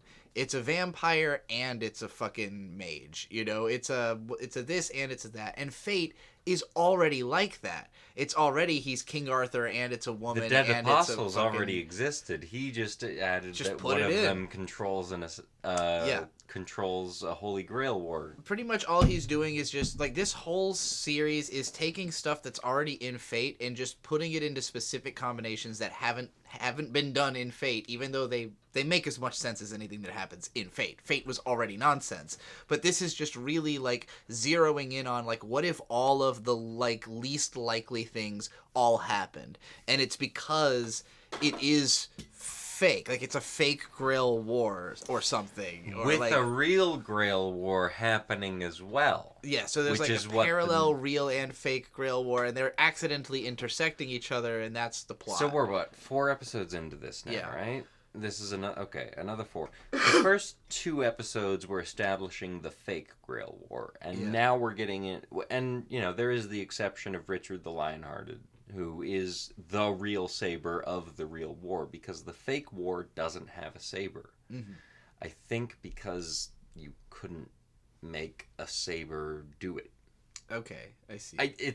That's not. So the other ones are real summons. They're just fighting in a fake Grail war. Yes. Snowfield, the American town. It is an American town. I don't know why I air quoted it.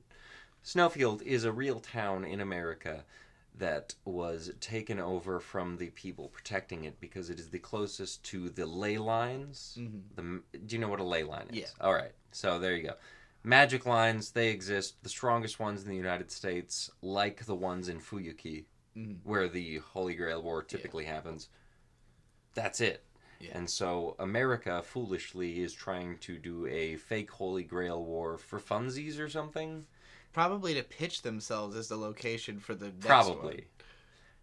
But also, like as a result of this, because they're doing the test run... Is there enough mana here to make a Holy Grail War happen? Apparently there's enough for 2. Yeah. And so then you get into the real Holy Grail War. And I have looked all of this up a lot of times. In terms of who is real and who is fake, I cannot It's not going to be possible to tell. Because the story is going to make it as impossible to tell as possible. And the interesting part, the thing they're playing with is, does it matter? Yeah. Can the fake Holy Grail people win the real Holy Grail? This is the most light novel anime that has ever existed. Because that's, like, but fundamentally... This is the most light novel it's ever been executed. It is... So, like... And that's the difference between light novels and visual novels, I'll say this, right? Like, visual novels are, like...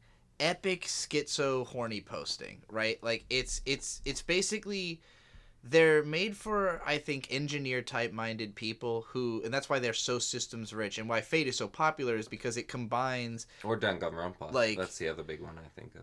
yes, and well, that's more. So that's like a visual novel, but not with branching paths, right? Or does it? I believe Do your it decisions does. make differences? I guess I don't know Yes. enough about Danganronpa, but like in Fate, you know, you've got like several major like story arcs that are different interpretations of the same thing, even in the original game. You know, there was the Fate storyline, the Unlimited Blade Works storyline, the Heaven's Feel storyline. That And is all from one game? that's all in the original Fate Stay Night. And you have to play the game literally 3 times to experience all 3 storylines. Fallout New And Vegas they have type branching shit. paths in and of themselves, because there's lots of ways you can die in those games, and just you have to go back to a save point. So yeah, it is a ridiculously long epic thing in and of itself. And the anime adaptations, there's multiple there's multiple adaptations of the first arc, multiple adaptations of the second arc. There's one adaptation of the third arc, the movies I was referencing earlier. Yes. And then there's adaptations of sequels and spin-offs and prequels. And so like Fate Zero was a prequel written by Urobuchi Gen as a light novel series that then got adapted to anime. And then the Lord El Meloy series is a series of light novels written by, I don't remember who, but it's another light novel guy, which was adapted to anime. And it's because El Meloy was established in Zero, he is now like an adult in that story, but it's not just pulling from Fate Zero in its mythology. It's pulling from all the fates that exist in its mythology. So it's constant lore. When all the constant games, lore. all And the this games show is also the same. have tons of different characters that have never been added into any show, so you don't have a concept. Like, it's a trading card game. Yeah, well, now it's like, at this point, Fate is this unbelievably infinite fucking gacha game. Yeah. And so, even outside of that, there were always a lot of characters that just existed as potential. Yeah. When I first watched Fate, it's a fun power system. It's interesting. There's typically 7 of one class, or 7 of the classes versus 7 of the classes, being Saber, Archer, Lancer, Rider, Assassin, Caster. Oh my god, I just realized what it really is like a way nerdier version of X 1999, which is a Clamp manga from the 90s where the 7 dragons of heaven and the 7 dragons of earth are fighting for the fate of the world. And in that, like, they're all basically just psychics who have slightly different weapons, because Clamp were not shonen battle manga writers, and they kind of just abandoned this story and never finished it.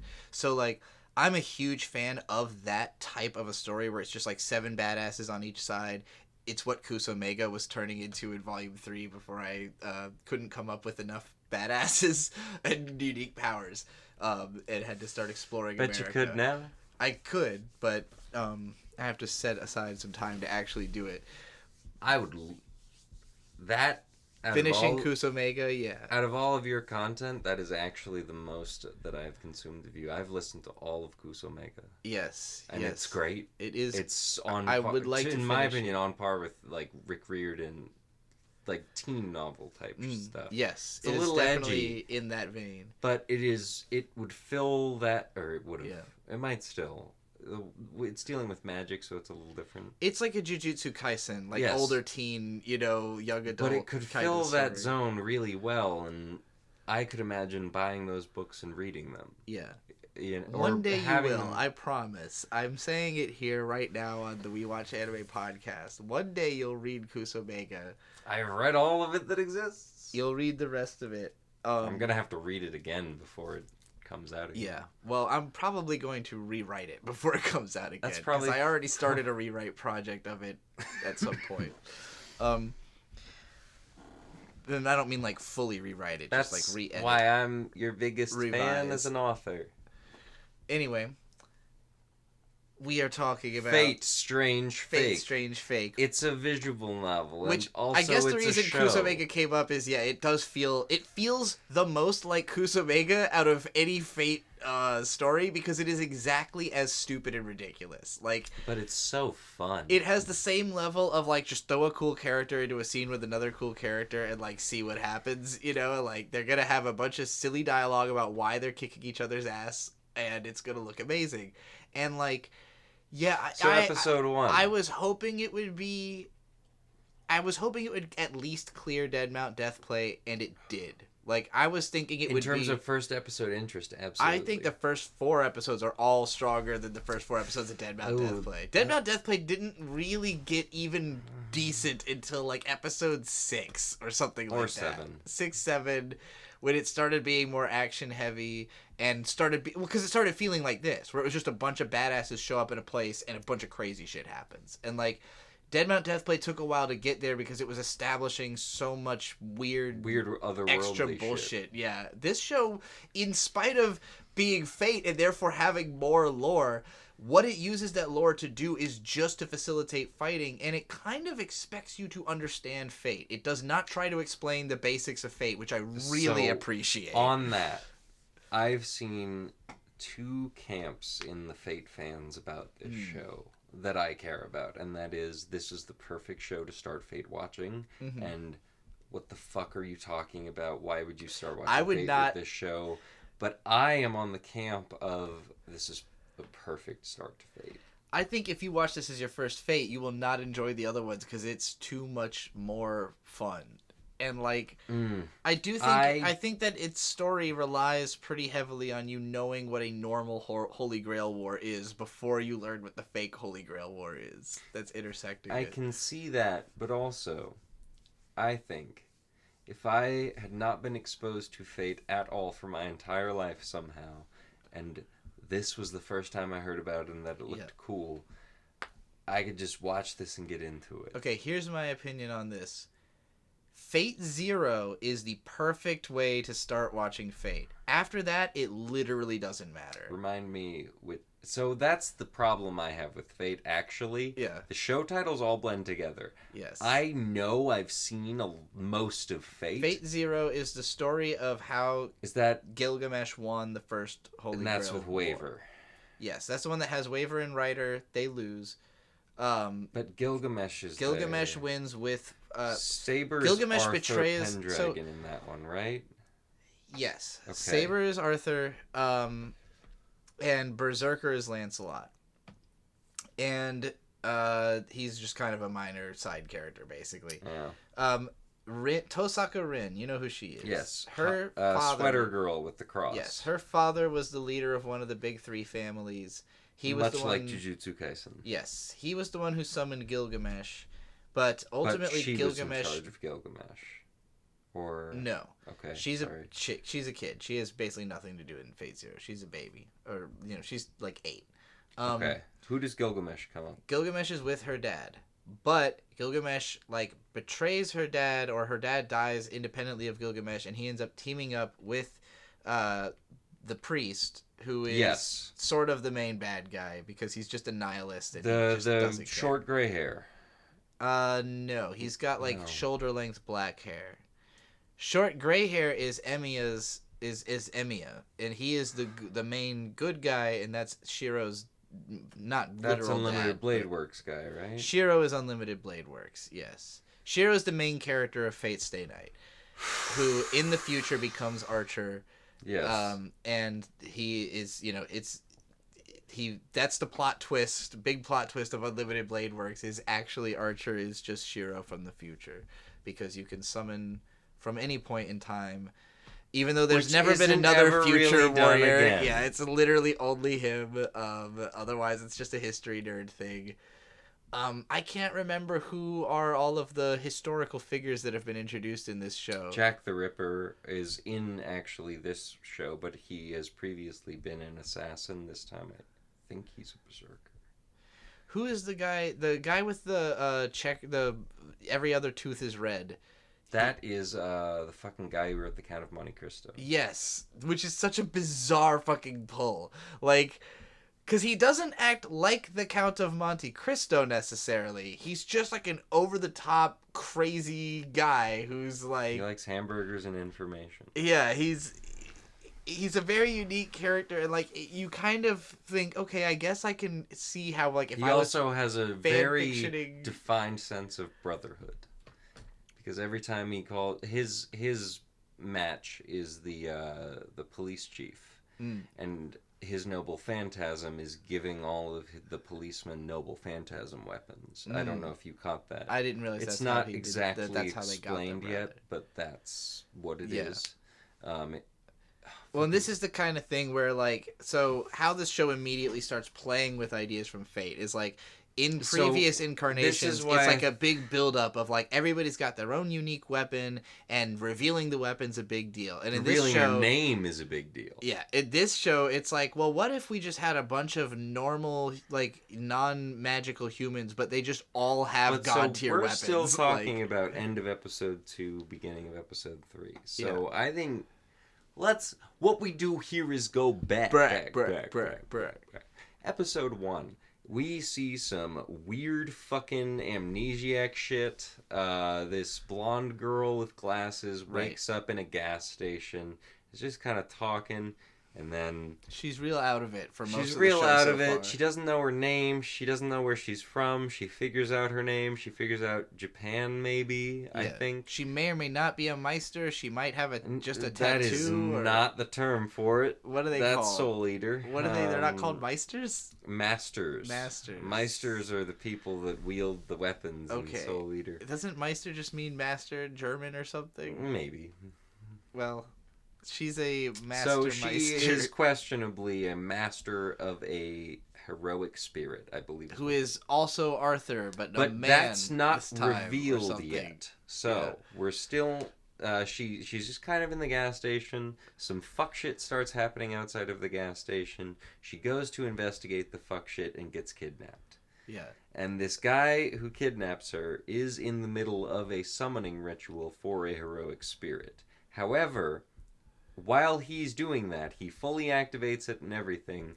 An assassin heroic spirit comes and kills the guy who summoned the heroic spirit. Right. So, our main character gets the heroic spirit, who is not revealed yet.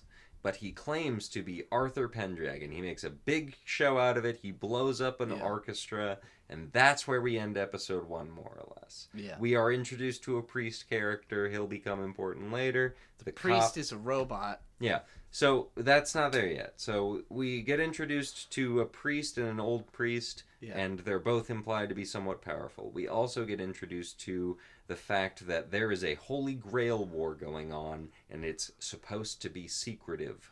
Yeah. And not secretive to other people. Yeah. So... Episode 2 kicks in.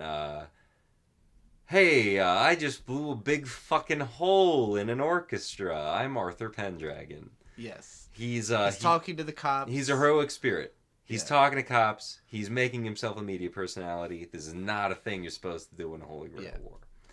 The blonde girl is like, I'm just a Japanese tourist. I don't know what's going on. And... the chief of police goes, well, you're a heroic spirit. And, they're arrested. They're put in jail. Arthur Pendragon, air quotes, just goes, I'm just going to hang out until, like, midnight-ish. Yeah, and then I'm going to And then I'm going to leave. Like, he demonstrates to them how he's going to do it. He's like, look, I'm going to use this disappearing technique, and I'm going to leave. I'm just telling you this so you know I'm not trying to be, like, a criminal. And so I'm just not going to be You guys just need to come up with a reason. Yeah. I'm not going to destroy anything. Just come with a reason of how I escaped. And there you go. Outside of that, And meanwhile, like, exteriorly, the meta, like, game runner people are like, yeah, we're going to wipe all their memories the second he's gone. Like... So there's that, and then there's also, we're introduced to Tina Chelk, who is the master of Gilgamesh. Gilgamesh is gambling. He's just fucking gambling. He's in a red suit. The fucking surrealness of watching this, like, bizarre, seemingly uncanon, like, other story, and then, like, oh, but Gilgamesh and Waver are just here. And, like, they're really I don't in think the story. El Malloy has been introduced quite yet. Well, Waver's the long-haired guy on the couch who they keep talking to about, like, from the first episode, he's just there. Like, they keep telling him what's going on, and, like, he hasn't really gotten involved. But he's not revealed until, like, episode 2 or 3 beginning. I just remember that I kept seeing Waver and going, no fucking way, Waver's here. And he's, like, even older than he was in the El Meloy show, so that sets this like further a into the 45-year-old, timeline. 50-year-old. So it's like, okay, well, now this is canon, and it has a specific point in the story. So, whatever nonsense is happening here, this is all the same timeline, guys. Ryogo Narita has left an indelible mark on what you can consider canon from Fate. So, episode 2. They're still in prison. Richard the Lionheart is having a good time. The blonde girl, not enjoying it. No. We cut to police headquarters. She's not enjoying anything, though. Well, yeah, but she's enjoying this even less. Yeah. We cut to police headquarters. They're being attacked. By who? We'll find out. Oh. I'm probably recapping this extremely poorly. I'm just basing it off of so much shit happens that like you're So following the that main plot thread, but there's like 4 others that were also happening at the same time, randomly intermingled in there. There's this guy, he's a student of Waver. He's just kind of fucking around in Snowville or Snowtown, whatever it's called, and he is also a heroic spirit user. But we'll get to that later because it's just kind of implied. They don't know whose spirit he has, and we don't at this point either. Some scary guy is standing off in the mountains with a very large bow and arrow. Cute. And what else have we seen at this point? The police precinct gets attacked. And it's scary. There's a scary lady with an arm shooting out a dress that takes people's hearts. What the fuck? It's the same lady that took the heart of the guy who was summoning... Yeah, it's the assassin. This is a really cool assassin, and I won't explain it, but she's special in ways that the other assassins haven't been. You know how typically assassin manifests with just the black mask? Yeah.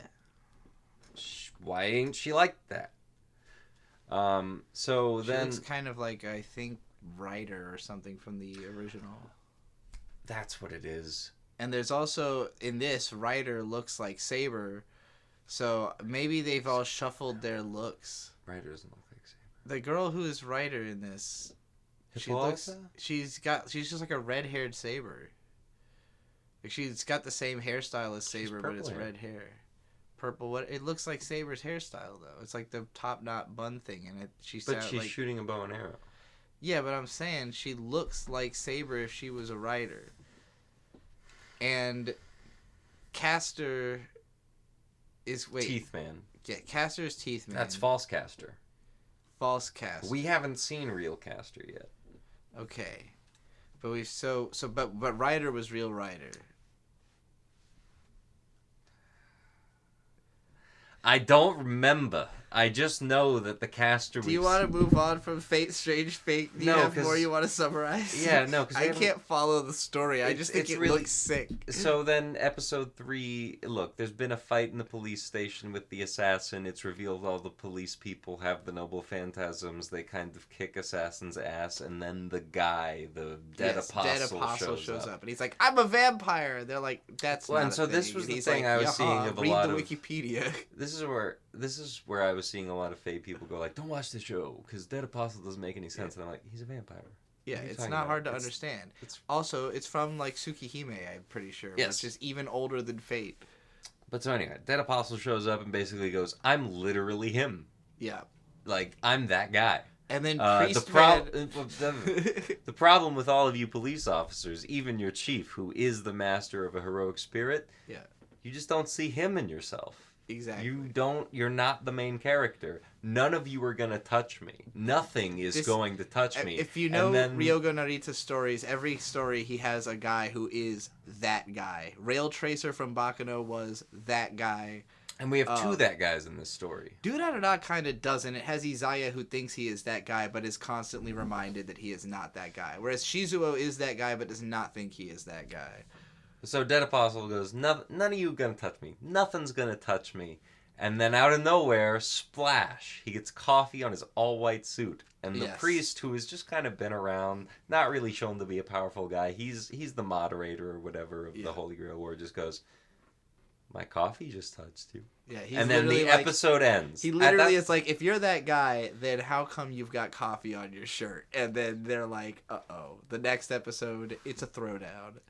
I think throws a second drink on him just to double down and and so make sure that's the point actually comes the end of across. episode 2, beginning of episode 3. Yeah. And so then we get into the super fucking... This is an incredibly animated fight of the priest versus the dead apostle. And there's a little bit of stuff going around outside of that, but mostly this is that fight. Yeah. And so... Fucking... This is where it officially crossed into sick territory. Yeah. From like, oh, this is pretty neat to like, this is sick. So, dead apostle and priest, they fight each other full force. It is revealed that the priest is 70% consecrated weapons. Yes. This is like a Hellsing fight, actually. Yes. And this is where it won me over. Oh, Hellsing, do more with it, please. Yeah, Hellsing needs Who to made come Hellsing? back. Is he dead, please? He's alive. I want more. Yeah, we need a new Hellsing. Anyway, I'm gonna rewatch Hellsing soon. Yeah. They fucking... It's an insane fight. They're first in the police precinct. They eventually blow each other out of that precinct, and then they're just fucking around everywhere. I don't remember a whole lot of them blasting around destroying skyscrapers, but right around when the fight is about to end, the dead apostle is like, I'm running away, and the priest goes, nuh-uh, and he throws swords at him, and somehow they get stopped, and then the dead apostle goes, ha ha ha, and then the priest's arm turns into a fucking mortar. Yes. And just blows the shit out of, like, Astro destroys Boy. him. Then the priest thinks he's dead. He goes into a building. He interviews a person that is obviously the person he thought he killed as a little boy for some reason.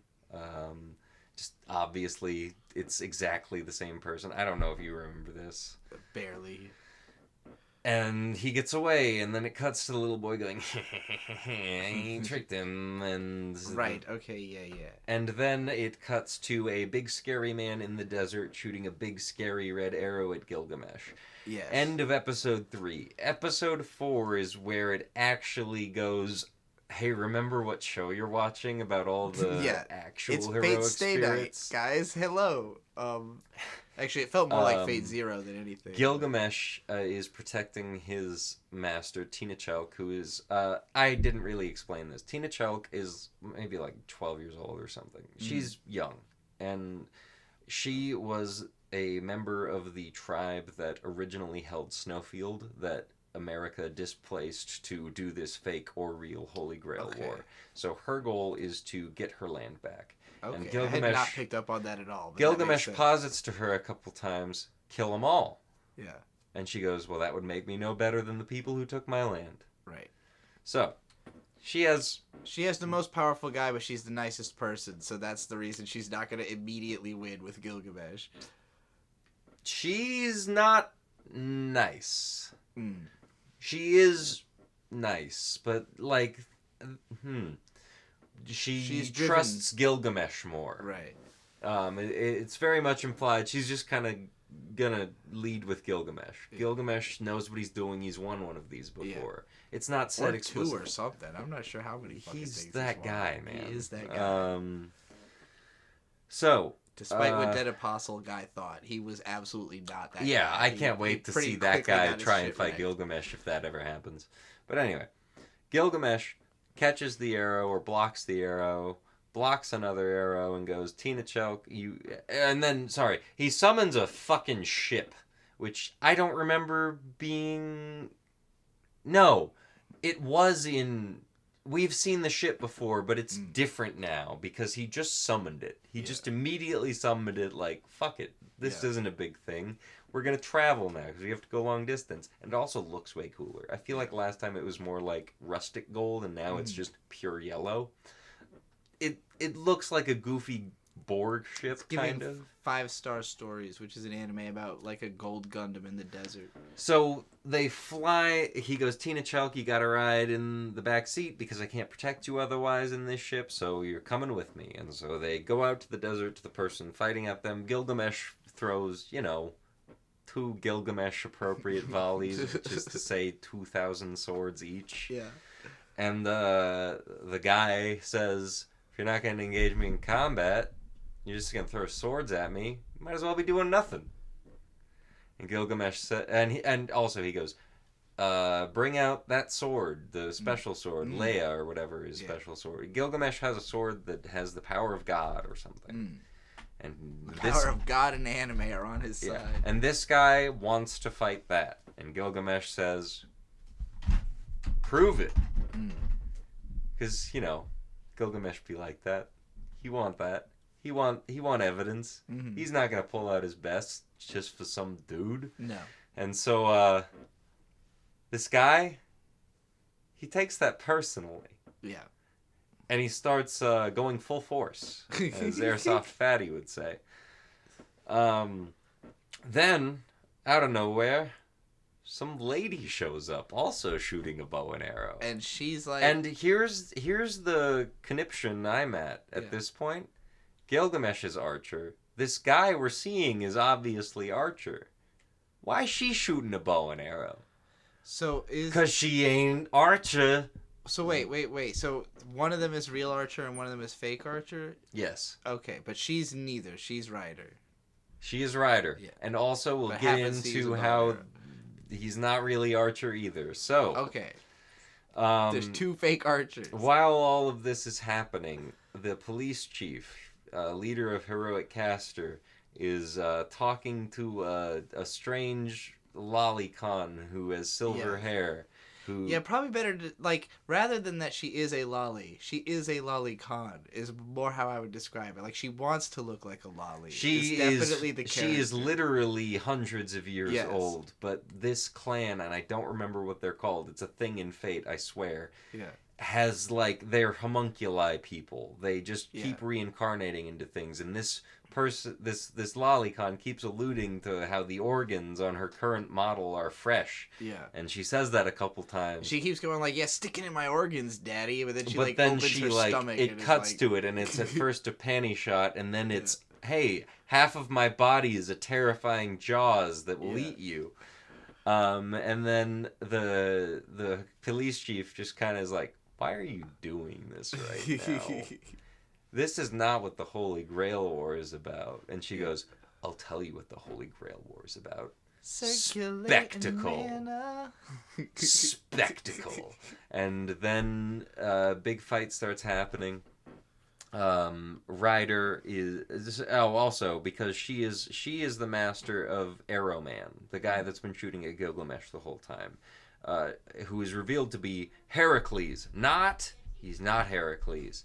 He's a guy who has hatred for the gods. He is evil Hercules because the gods failed him. He is Alcides, his human name, because he is a human man fighting against the power of the gods because he is that human. I did not realize that's what was going on. He is that human that he will kill the gods because he did enough to become a god as a human, and he hates them. He is not an archer. He is an avenger. Oh. Is that a type, or is that That is a type. Made it up? Okay. That is not something I made up. No, I mean, did he make that up? It was made up with his conception. Okay, yes. So this wasn't a type of a hero that existed before. They twisted him. Okay. Or he was twisted. Yeah. He is there to kill the gods and anyone who dares use their power against him. Amazing. Which is why he wants to fight Gilgamesh with the So he's like if a berserker didn't lose their mind, basically. They would be gained ultimate purpose. Yeah. Sounds kind of sick. He's a new type of a dude. It looks cool. Everything we've seen him do is pretty fucking sweet.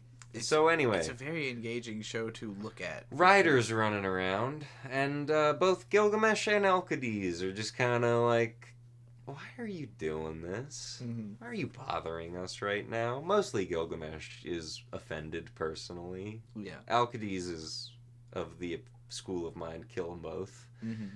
Gilgamesh is, I want to kill him. Let me kill him. I'm the king. Come on. Yeah. But it turns out this rider is actually very closely tied to Alcides' mythology because Alcides killed her. It's Hippolyta, Wonder Woman's mom or something. Yes, the leader of the Amazons. The leader of the Amazons. And so she, they get into a big fight. Hippolyta is literally told she's outmatched by Gilgamesh, which is such a Chad move. And so Hippolyta starts to use something. We don't know what it is. We know Alcides wants to kill it because he says, "Are you about to wear it, really?" Which I assume has to do with the gods. She is a demigod as well. She is the daughter of Ares. I see. And Heracles is the son of Zeus or whatever. But anyway, she starts putting on her thing, and actually, no, I had said that Alcides was the homunculus's spirit, but that's not true because the homunculus's spirit is who is about to come in and cause chaos. They magically get transported to a world of snow. Right. 3 of them immediately just fuck off. Yeah. Because they are told They're by like, nope, I don't want to do with this. Well, they're kind of just told like, hey guys, you're not supposed to do all this early. Yeah. And then Gilgamesh's friend Enkidu manifests next to him and goes, come on, Gil, why are you doing this? And Gil immediately just fucking slashes him in half and goes, I will kill you for impersonating who you impersonated. Right. I have no quarry for you. You have ruined every possible chance you could. You've ruined my day. You've ruined my day. You've ruined my year. You've ruined my Holy Grail War. How dare you impersonate him? Fun fact.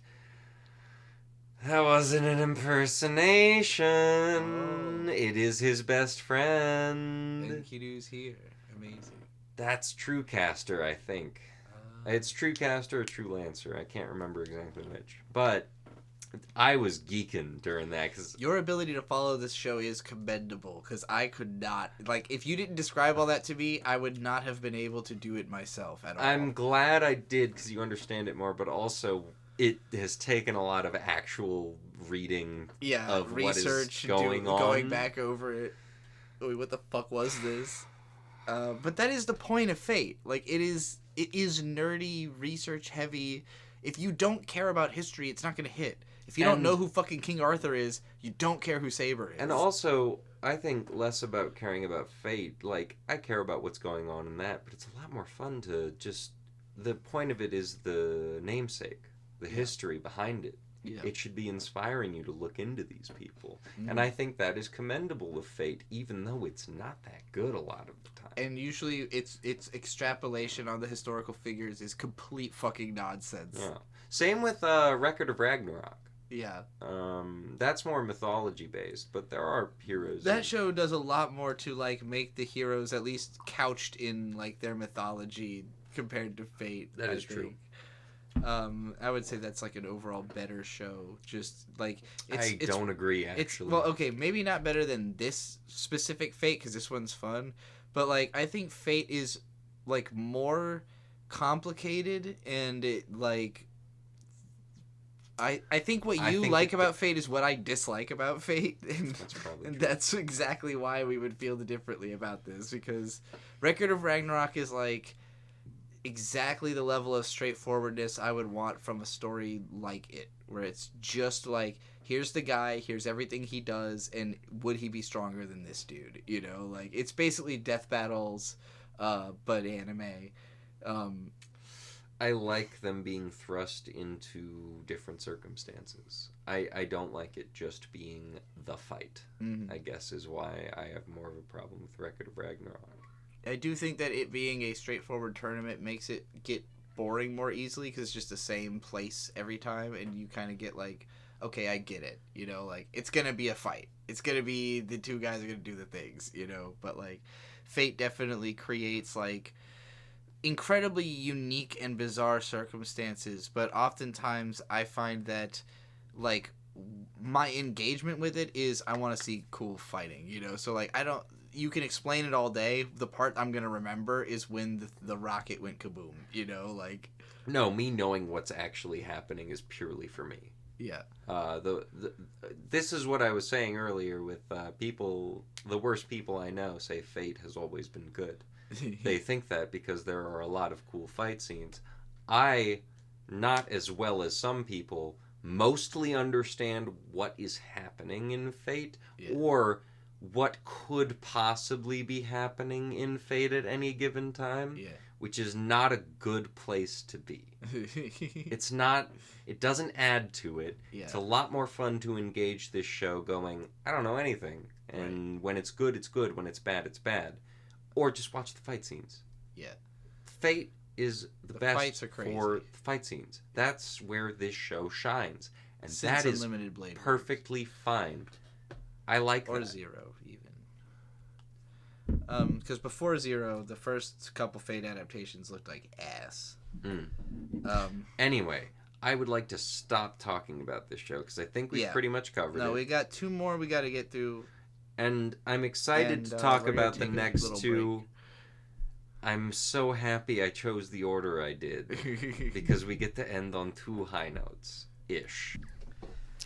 Hell's Paradise. Hell's Paradise. Jigokuraku is where it all began with this podcast. I was just re-summarizing to Bird how this show started in 2023, right before we started this big job. And it was really just, again, we watched Hell's Paradise and Dead Mount Deathplay. Thought one was awesome and the other sucked. And I still maintain that Hell's Paradise is awesome. And for pretty much the same reasons it has maintained from the first season. And, like, so there's been, 3-4 episodes we've watched so far? Something like that. 3 or 4 episodes. He's doing the 6-7 gesture because I said 3-4. So apparently any 2 numbers are now 6-7. That's the final stage of the 6-7. Yeah, I'm cooked, chat. Absolutely fried, deep fried, baked, and what's another way of cooking other than being fried or baked? Open flamed, charbroiled, basted, steamed. Slow cooked. Chopped. Okay, yeah, that's more like being ugly. You're not chopped. You look quite handsome and nice and dapper. Hell's Paradise. Hell's Paradise is a very beautiful anime. It's gorgeous to look at. It sure is. And the first season was basically like it starts off with like Immortal Ninja getting his ass kicked over and over again. And so you're like, okay, but he's so cool and good at coming back from it. You're like, this is really brutal and violent and edgy. But he loves his wife also. But it didn't feel like, oh, this is nothing I've ever seen before. And then episode 2 had like a death game set up, and it was fun and cool and violent and edgy. It didn't necessarily feel like nothing I've ever seen before. And then Benimaru immediately killed everyone also. It wasn't a challenge. And then episode 3 showed up, and it was like, all these crazy monsters are on this island, and guess what? And half of the characters die immediately, including what is supposed to be the most powerful executioner on the planet. So immediately you're like, oh, this actually is like nothing I've ever seen before, kind of. Like, what's with these plant people? It reaches a level of, like, complication in its plot twists. Is this Fishman really scary?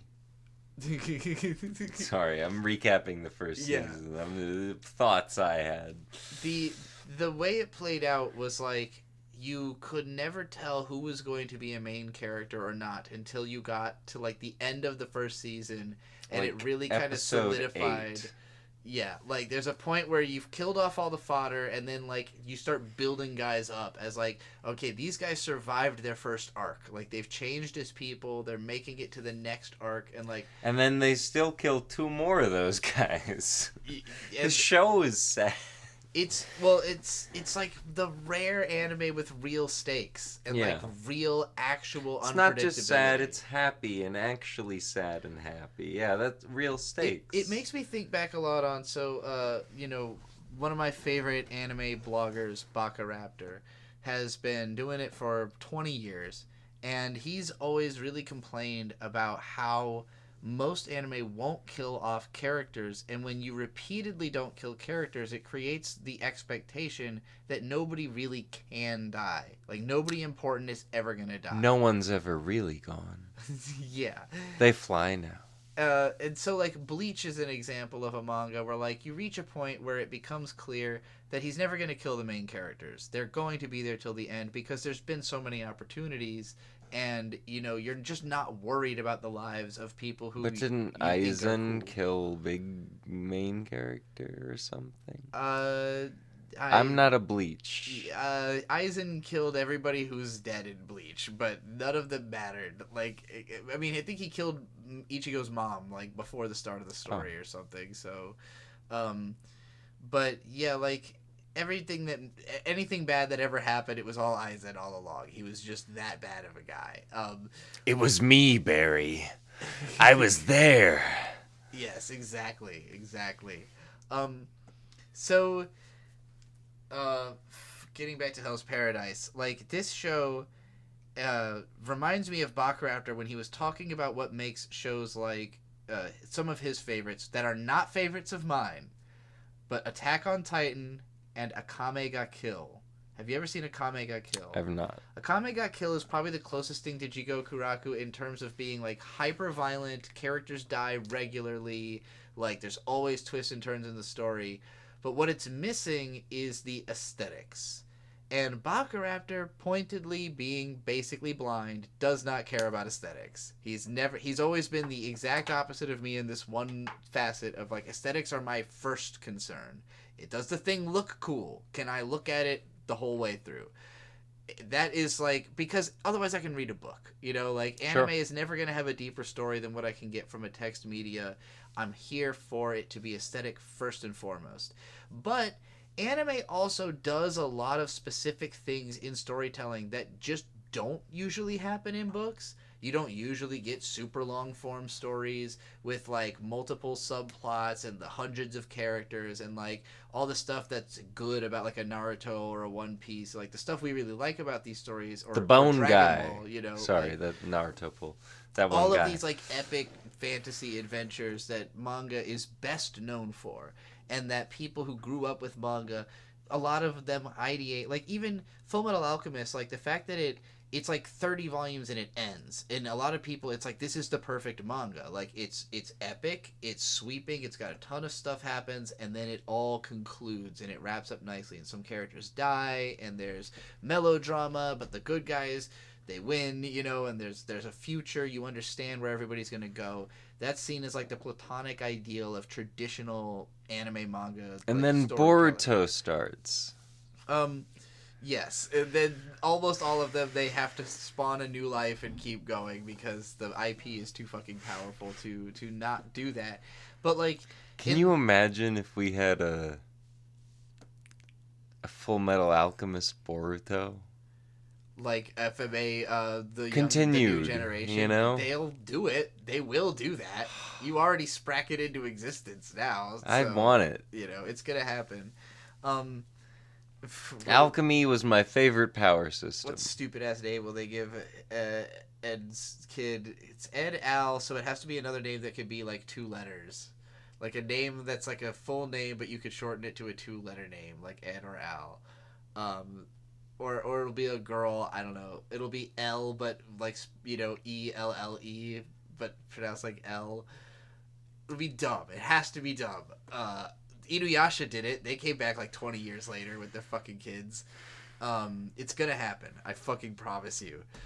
Sorry, I'm trying to think of. As soon as Hiromu Arakawa dies, and, you know, like, they'll do it.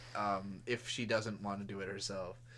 So anyway, Jigokuraku. Oh my god, I'm sorry. Now I'm picturing, like, Little Kid Kimberly and Little Kid Scar and, you know. I think Jigokuraku has a lot of the same qualities as those stories of, like, an epic shonen where there's, like, a ton of characters and a ton of shit happening, but it is hyper condensed to be as just clocked as like, it's over the top as fucking turbo mode. It's laying its cards on the table. Yes. Pretty much from the get-go. It's not trying to last forever. It is not about that. It keeps shuffling the deck. There's more cards you didn't know. Exactly. They just insert more when they have to. And, like, there's a level where that can be unsustainable if you don't recognize any of it. Like, one of the problems Bleach has, actually, is that when you get to the end of the Soul Society arc, without really ending that arc, a new arc begins that introduces, like, 30 new characters. And this is where Bleach just loses a lot of people, because if you don't connect with these new characters and you're still worried about the old ones who kind of slowly filter into this arc, it just feels One Piece like must chaos. do this as well, right? One Piece is more like it does a whole story and then they go to a new island and they'll introduce a bunch of new people gradually as they enter that story. But it's much better at pacing it so that you always understand with One Piece that you're going island to island. Some islands last like 100 fucking chapters, and so you're really on that island for like it feels like forever. But the right manga now is so long. we're on the island of the immortal elixir of life, and it's one island in this manga. They got one island. I mean, Japan is an archipelago, so there's a few islands technically, but there's one island that we're really talking about. It's got one unique thing about it, and it's gonna kill everybody. We're not that there it yet. can get its hands on. We're not quite there yet. It's killed a lot of people so far, and it's actually kind of interesting that no one really has seriously died in this second season yet, which is crazy. It has, yeah. Because it was happening constantly before, so we really have settled in of like, these are the main characters. These are like, the guys. These are our guys. They can live. Know, yeah. We've got... Or they can die now, but we had to let them live a little bit to get them here. Roll call. We've got Sexy Ninja. Yes. Kunoichi. She's been there since the beginning, one of the OG She can turn into water and things, and she's good at poison. She's really cool. We've got... Okay, so the best thing about Kunoichi, what she's... Because most of these characters don't have anything going on right now, they're just in the story. But what she has going on is that the girl who is here to watch over Gabimaru... The Asaemon. She's almost like a deuteragonist. She's like as important as Gabimaru. If you don't have both of them, the show doesn't function. But she is like either really gay or really bisexual, but she wants to fuck a ninja girl. And like basically, Ninja Girl is so pragmatic as that it is presented as she is like a just full sociopath, like psychopath. Like she's just gonna do whatever she wants. She's gonna lie. She's gonna cheat. She's gonna steal. She is like Faye Valentine. Even if she knows she's doing it, and like, or she knows she's being clocked. Yes, she's like she cannot help herself but to do the most mercenary thing possible. And Sagiri, who is almost like that, except that she is working for the law. If it wasn't for the fact that by birth she is capable of working for the law. Because it's you know like a clan. It's a jet. Well, and they're all there's a lot of real families. Edo Japan. Like they really work for the government. You know, like so you can't just. They're not just gonna let anybody join the government. Basically, you have to be of noble blood. So she knows there was no way that this thief girl ever had a chance of being who she is, and she sees her as being the most reasonable that you could be. Outside of her circumstances, like I did not clock any of this at all. She basically says to her, like, because there's a scene where I think you were actually in the bathroom or something, but like the ninja girl says something to the effect of like, she lays out a plan that's just like really hard ass, and Sagiri points out like that's a very self-serving plan, but that's what I love about you, and like grabs her by the hands, is like all in her face, you know, like so, yeah. So this show is. This show, what I love about it is that it's the most anime. Yeah. Whether or not it's the best anime, it is the most anime. It has gay relationships, lesbian relationships. It's got transgenderism. It's got incest. It's got characters who change like their body shape to like they'll look younger when they're lower powered and stuff. It's got characters losing their memory, losing their minds, multiple personalities, fucking every type of mind break, every time a physical torture break, every type of... You ever thought about turning into a tree before? It's got all the most hard motherfuckers. It's got ultimate swordsmen. It's got ultimate barbarians. It's got ultimate ninjas. It's got ultimate fucking samurai. For me, as like somebody who's interest in anime has always been like, whoa, look at all the cool ninjas and samurai fighting. This is the most. It is just... But more than anything, it's the background art is opulent. Beautiful. And it's my biggest complaint about modern anime is that the background art, Fire Force's backgrounds are fucking garbaggio. And like, the first few episodes of part 5 of Jojo, and that one actually improves a lot as it goes. Where like, a lot of it falls into the color work. Like if they're not really making the colors work, they're just doing like I think a lot of the time they're laying down each layer and not thinking about how those layers composite into each other. That's what it feels like with Fire Force. With Jigokuraku, there's almost like the details are incidental. There's way too much detail in the background. It's always like more than you can process. But what makes it look so cool is the colors. That like they do these weird processing effects and like everything kind of. They do the Chainsawman thing every now and then too. Do you Which know Chainsawman the thing? color inversion? Yes. They do all kinds of shit with the colors in this show, and like there's artsy scenes, there's cutaways, like when they're doing, like if they're explaining something, it's not just characters standing around explaining. There's a visualizer, there's something happening, you know, and like every character is a sexy badass. They're all fucking thirst traps every which way. You want manly burly men. You want girly burly men. Back to roll call. You want Back girly to roll manly call. men. Please, let me roll call. It's Yes. been sitting. Yes. All right. Kunoichi, Sagiri, Doctor Man, the guy who wants to dissect people. Yes. The spooky, big eye, blonde hair bob cut. Yes, that guy. He's Ooh, what's going on with him? just a spooky dude. Yeah. Bandit King and his brother, who Yes. are The most hype character. most easily. hype character and the least hype character. But in like, so Bandit King is like the guy. He's him. He's him. He is Next to Gabimaru. Gabimaru is like him not by choice. Gabimaru Yeah. is like I've This been trained guy to be him. wants This to guy be wants him. to be him, and it is getting very close to that level. And by the end of the most recent episode, he's literally Yeah, him. he's currently the most powerful guy who is heroically presented in the story. But he's also clearly gonna fucking die. Like, he's reaching the end of what his character has potential to do, and his younger brother has already cut his hair and it started his arc. So I think younger brother's probably gonna make it farther. That's just my prediction. I have not read the manga, by the way. We've got the dragon. The big scary sword guy with a hook hand. Yes. Who is offended every time anyone tries. Daddy Core. Blind guy. We've got blind guy. I don't like that guy. Gray as hair. much. I love him. He's fun. He's he's fine. He's cool. And he's blind guy. I don't remember him really doing. We also cool have blind shit. guy's apprentice. He killed one of the Tenzin. I just can't remember his fight. It was so cool. You know what?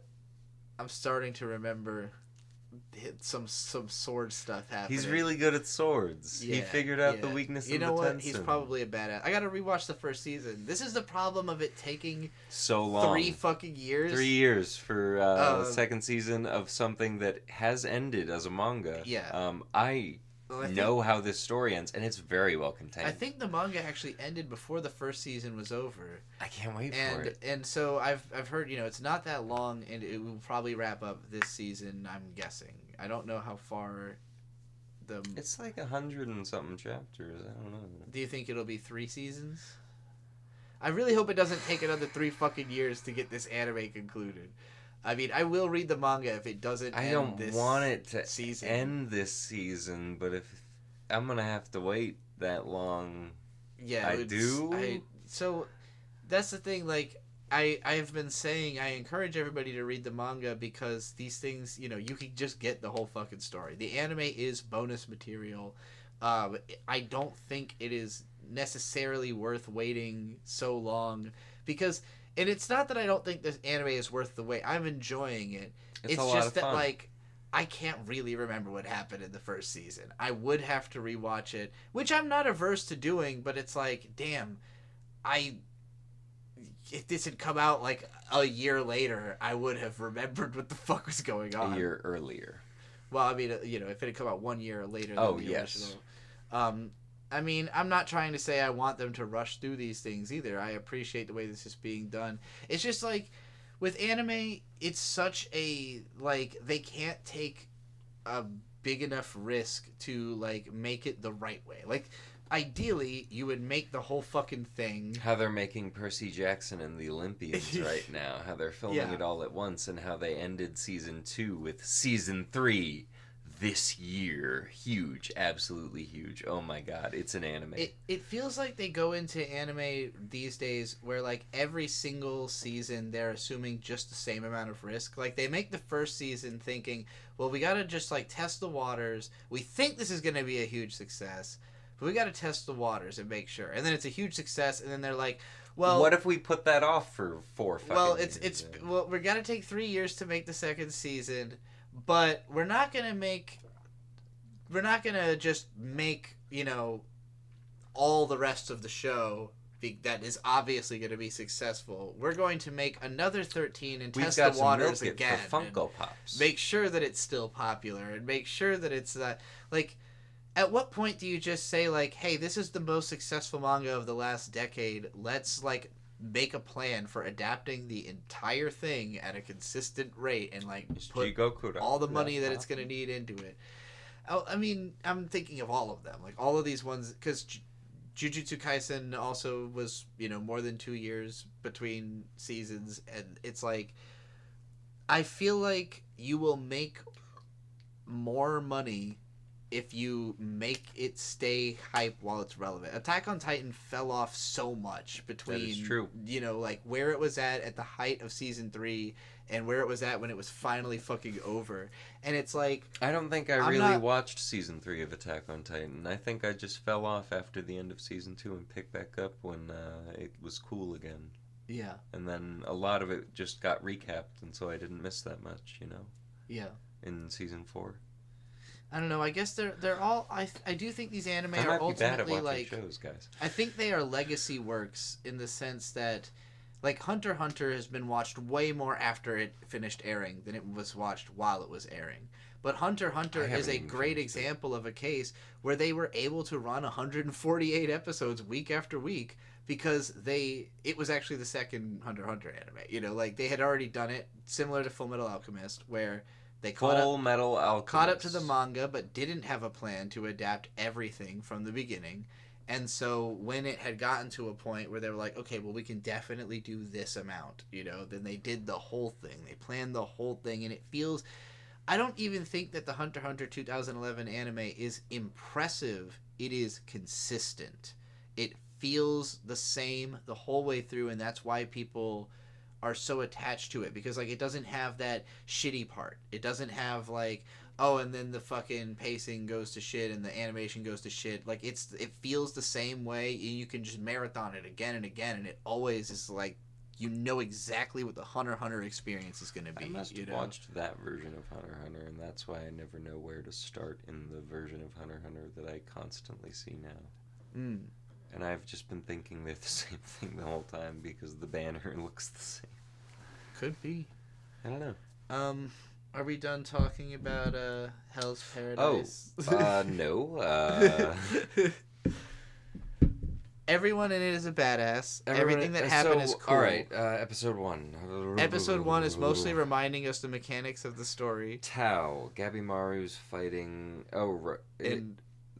I don't even remember. We're not going to do this episode shit again. Gabimaru fights... and his group meets the Bandit King and his brother, and Gabimaru uses too much Tao, and the Bandit King turns into a scary plant monster, and basically the Tenzin lady May that they've been traveling with says, "No, stop!" And then they stop. Plant Man is lost, and the brother of Plant Man, the Bandit King, just kind of is with Gabimaru now. Gabimaru has been suffering from some kind of memory loss. Now he isn't because his wife spoke to him in a spectral form or something. Basically, it was implied that Gabimaru would have wiped the floor with Bandit King because he is ridiculously good, except that his Tao was literally so kill himself. Yeah, that he was like barely alive. He doesn't have proper control over his Tao, and so the next thing that happens that's important is that he is learning how to control his Tao by having everyone 1v5 him. So to re-summarize what we just said a little bit differently. Yeah. For like 4 episodes in, and for the first 3 episodes, nothing that happened mattered at all, but it was cool. And Bird mostly was not checked in until the newest episode when Gabimaru told everybody to fight him so they could trade Tao, because it felt like the story was actually moving again. And it was like, oh, they're learning how to do something they didn't explain last season. And then... They kind of explained it last season. Like, the Bandit King is now fighting, like, the most strong of the fucking evil, the Tencent. And he one-shots it immediately. And he's like, this feels wrong. And then there's 15 clones of that guy surrounding him. And then one of them who goes, I'm really, really interested in you. Yes, he hornies up, turns into girl version, and is like, hey, guess what? You know how in Fate, when they fuck, they open mana channels? We're gonna perform Butchu Jutsu. The same thing happens in this anime. If you fuck, you can do some kind of mana transfer, and you'll be able to level up your mana skills, like, super fast. So, and he's like, should I do this? Am I gonna do this? Where I'm expecting this to go is he's gonna get turned into the ultimate weapon by them and have to be put down by his own brother. That's probably true. That's what makes the most dramatic sense where this is going.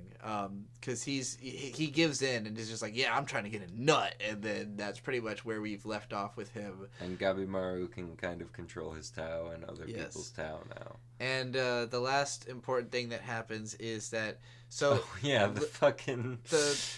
tree. Yeah, so pink-haired girl. She's a Tensen. So, I guess she is supposed to be a little girl, but when she's low on Tao, she looks like a full-grown woman for some reason. I'm still iffy on all of that, but lore dump real quick. So the purple-haired Tensen that is fucking Bandit King, and the pink-haired little girl / like adult girl or adult woman now because she used power or something. Were the first two. In the flashback, she's in her like teen form, and then her brother like fucks up her mana or whatever and makes her into a little girl form. So they were created by the guy who first came to the island to try to create the immortal elixir. Yes. And they were the first to like experiments on immortal beings, and the first people to feed off of Tao, which is life energy, which is everything. Or whatever. And the brother got like really into like the whole eating killing people. Humans and eating He really liked. And she was like, maybe we shouldn't. And he was like, fuck you. I'm gonna make sure you never say this again. And then he evolved past her in a way where he can regenerate, and she cannot unless she like absorbs a life force. So for some reason, when she used up her Tao helping Gabimaru, and this turned her into an adult form, but that was like suffering. Like she's worse off to be in her adult form because she's not really, I guess, sustaining it. Or she was turning into a tree. She's turning into a tree also, and then. There had been a village full of people who all turned into trees. The guy who was the last one, who before he turned into a tree, found her as a girl, and it gave him enough power, basically, to continue, like enough sense of purpose. You know, being a family. Totally turned into a tree. But he was doing it for bitter reasons or something. Well, not even that. He wasn't doing it for bitter reasons. It's that he knew that she didn't want to be there necessarily, but because she reminded him of his daughter, he was just taking care of her and acting like he had no idea how to get her off of the island, when he actually did know. But she's like, yeah, but I did enjoy growing up with you, and it would have been a terrible idea for you to send me off on my own, so obviously you did the right thing. And then she like absorbs his spirit and turns back into her little girl form, because I guess that's the correct form for her right now. It didn't really make sense to me why she turned back into a little girl when her original form is the teenage one, apparently. I was very confused about, like, what are the mechanics behind the shape-shifting? They're plants and people. Yeah. They're plants and people. That's what it is. He spliced plants with people. Things. So, yeah, like... For me, I enjoyed all of these episodes just because I like to look at this show. I like the ideas of this show, and it's like, no matter what, if I look at it, something cool is happening, which is more than I can say about Frieren, where I usually look and they are walking. Speaking of plants, more than I can say about Fire Force. It's plants and people. Oh yeah, all right. Well, we're on to the last show. Speaking of plants and people, people if you who are will. plants or plant people, or people who plant, people who enjoy planting. Meryl Streep is such a silly human being, isn't she? Yes, Trigun Stargaze. Why did she let herself get set up by Zazie the Beast like that? We've got so much to explain, because I don't know if we've really talked about Trigun at all. So you've never read the manga. I've never seen the original show except for maybe the first episode with you. but you have seen Trigun Stampede, which was one of my favorite animes. Yes, when we watched it, you were like, "This might be my new favorite anime," and then like a year later, you were like, "I don't remember anything that happened." Which is true. Neither does Vash at the start of Stargaze, so you're completely on the right page. I'd have to rewatch it, but I don't think I'd dislike it. I've watched a lot of clips from it recently after watching the couple episodes of Stargaze we have, and it's as fucking cool as I remember it being. My feelings on Stampede were like, this was pretty good. I'm curious where the next season goes, and because I like where the next season's going, I'm now more interested to rewatch the first one. Where like, I wasn't sure if I would rather rewatch that before just rewatching the original show, because it is in fact over. And I also have read the first 2 volumes of the original manga, which comprises Trigun. It's 2 long volumes, and then it becomes Trigun Maximum, which is much longer. So the Trigun thing has always been a thing. Yes, the Trigun and then Trigun Maximum, and Trigun Maximum I think would have already existed before the original Trigun anime, but it was very early in. Like the original anime started not that long after the manga and has its own ending that incorporates ideas that the manga was like, saving basically. So it is kind of like a Game of Thrones situation of like all of this kind of is going to happen in some way, but not the way it's happening here. And also the anime kills Wolfwood, which the manga did not even ever do.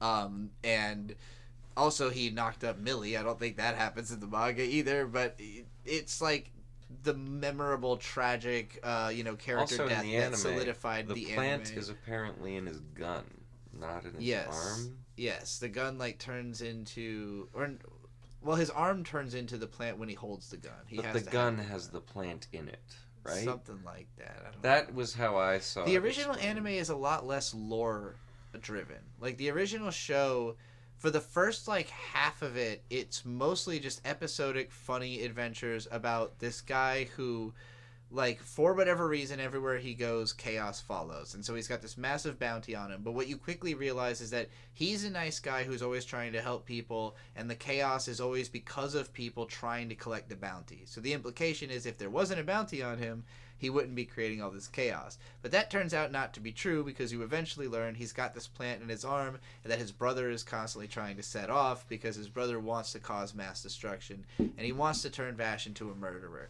And so he keeps sending these guys after Vash to try to psychologically manipulate him. They're not really trying to hurt him. They're trying to hurt people around him to make him worse and make him a depressed asshole. So which is where we kind of start with Stargaze. I wouldn't not say an he's asshole. an asshole. He's actually just despondent. It's some of the most. It's depressing. heartbreaking. It's not fun for a lot of it. It's not a state you want to see Vash the Stampeded at all. Even though it's powerful and I feel like I say don't want to. I mean it's a good kind of don't want to. Before I realized what it was leading into, which is to say before I watched the second episode, I was really not okay with the first episode ends in a fucked up place. I was just, this better not be fucking Evangelion. Well, so where they differ, the two anime, is the new Trigun series, which is in CGI, and if you don't like the aesthetic of the CGI, that's fine. If you didn't like the aesthetic of the original show, that's fine. The original show was barely animated.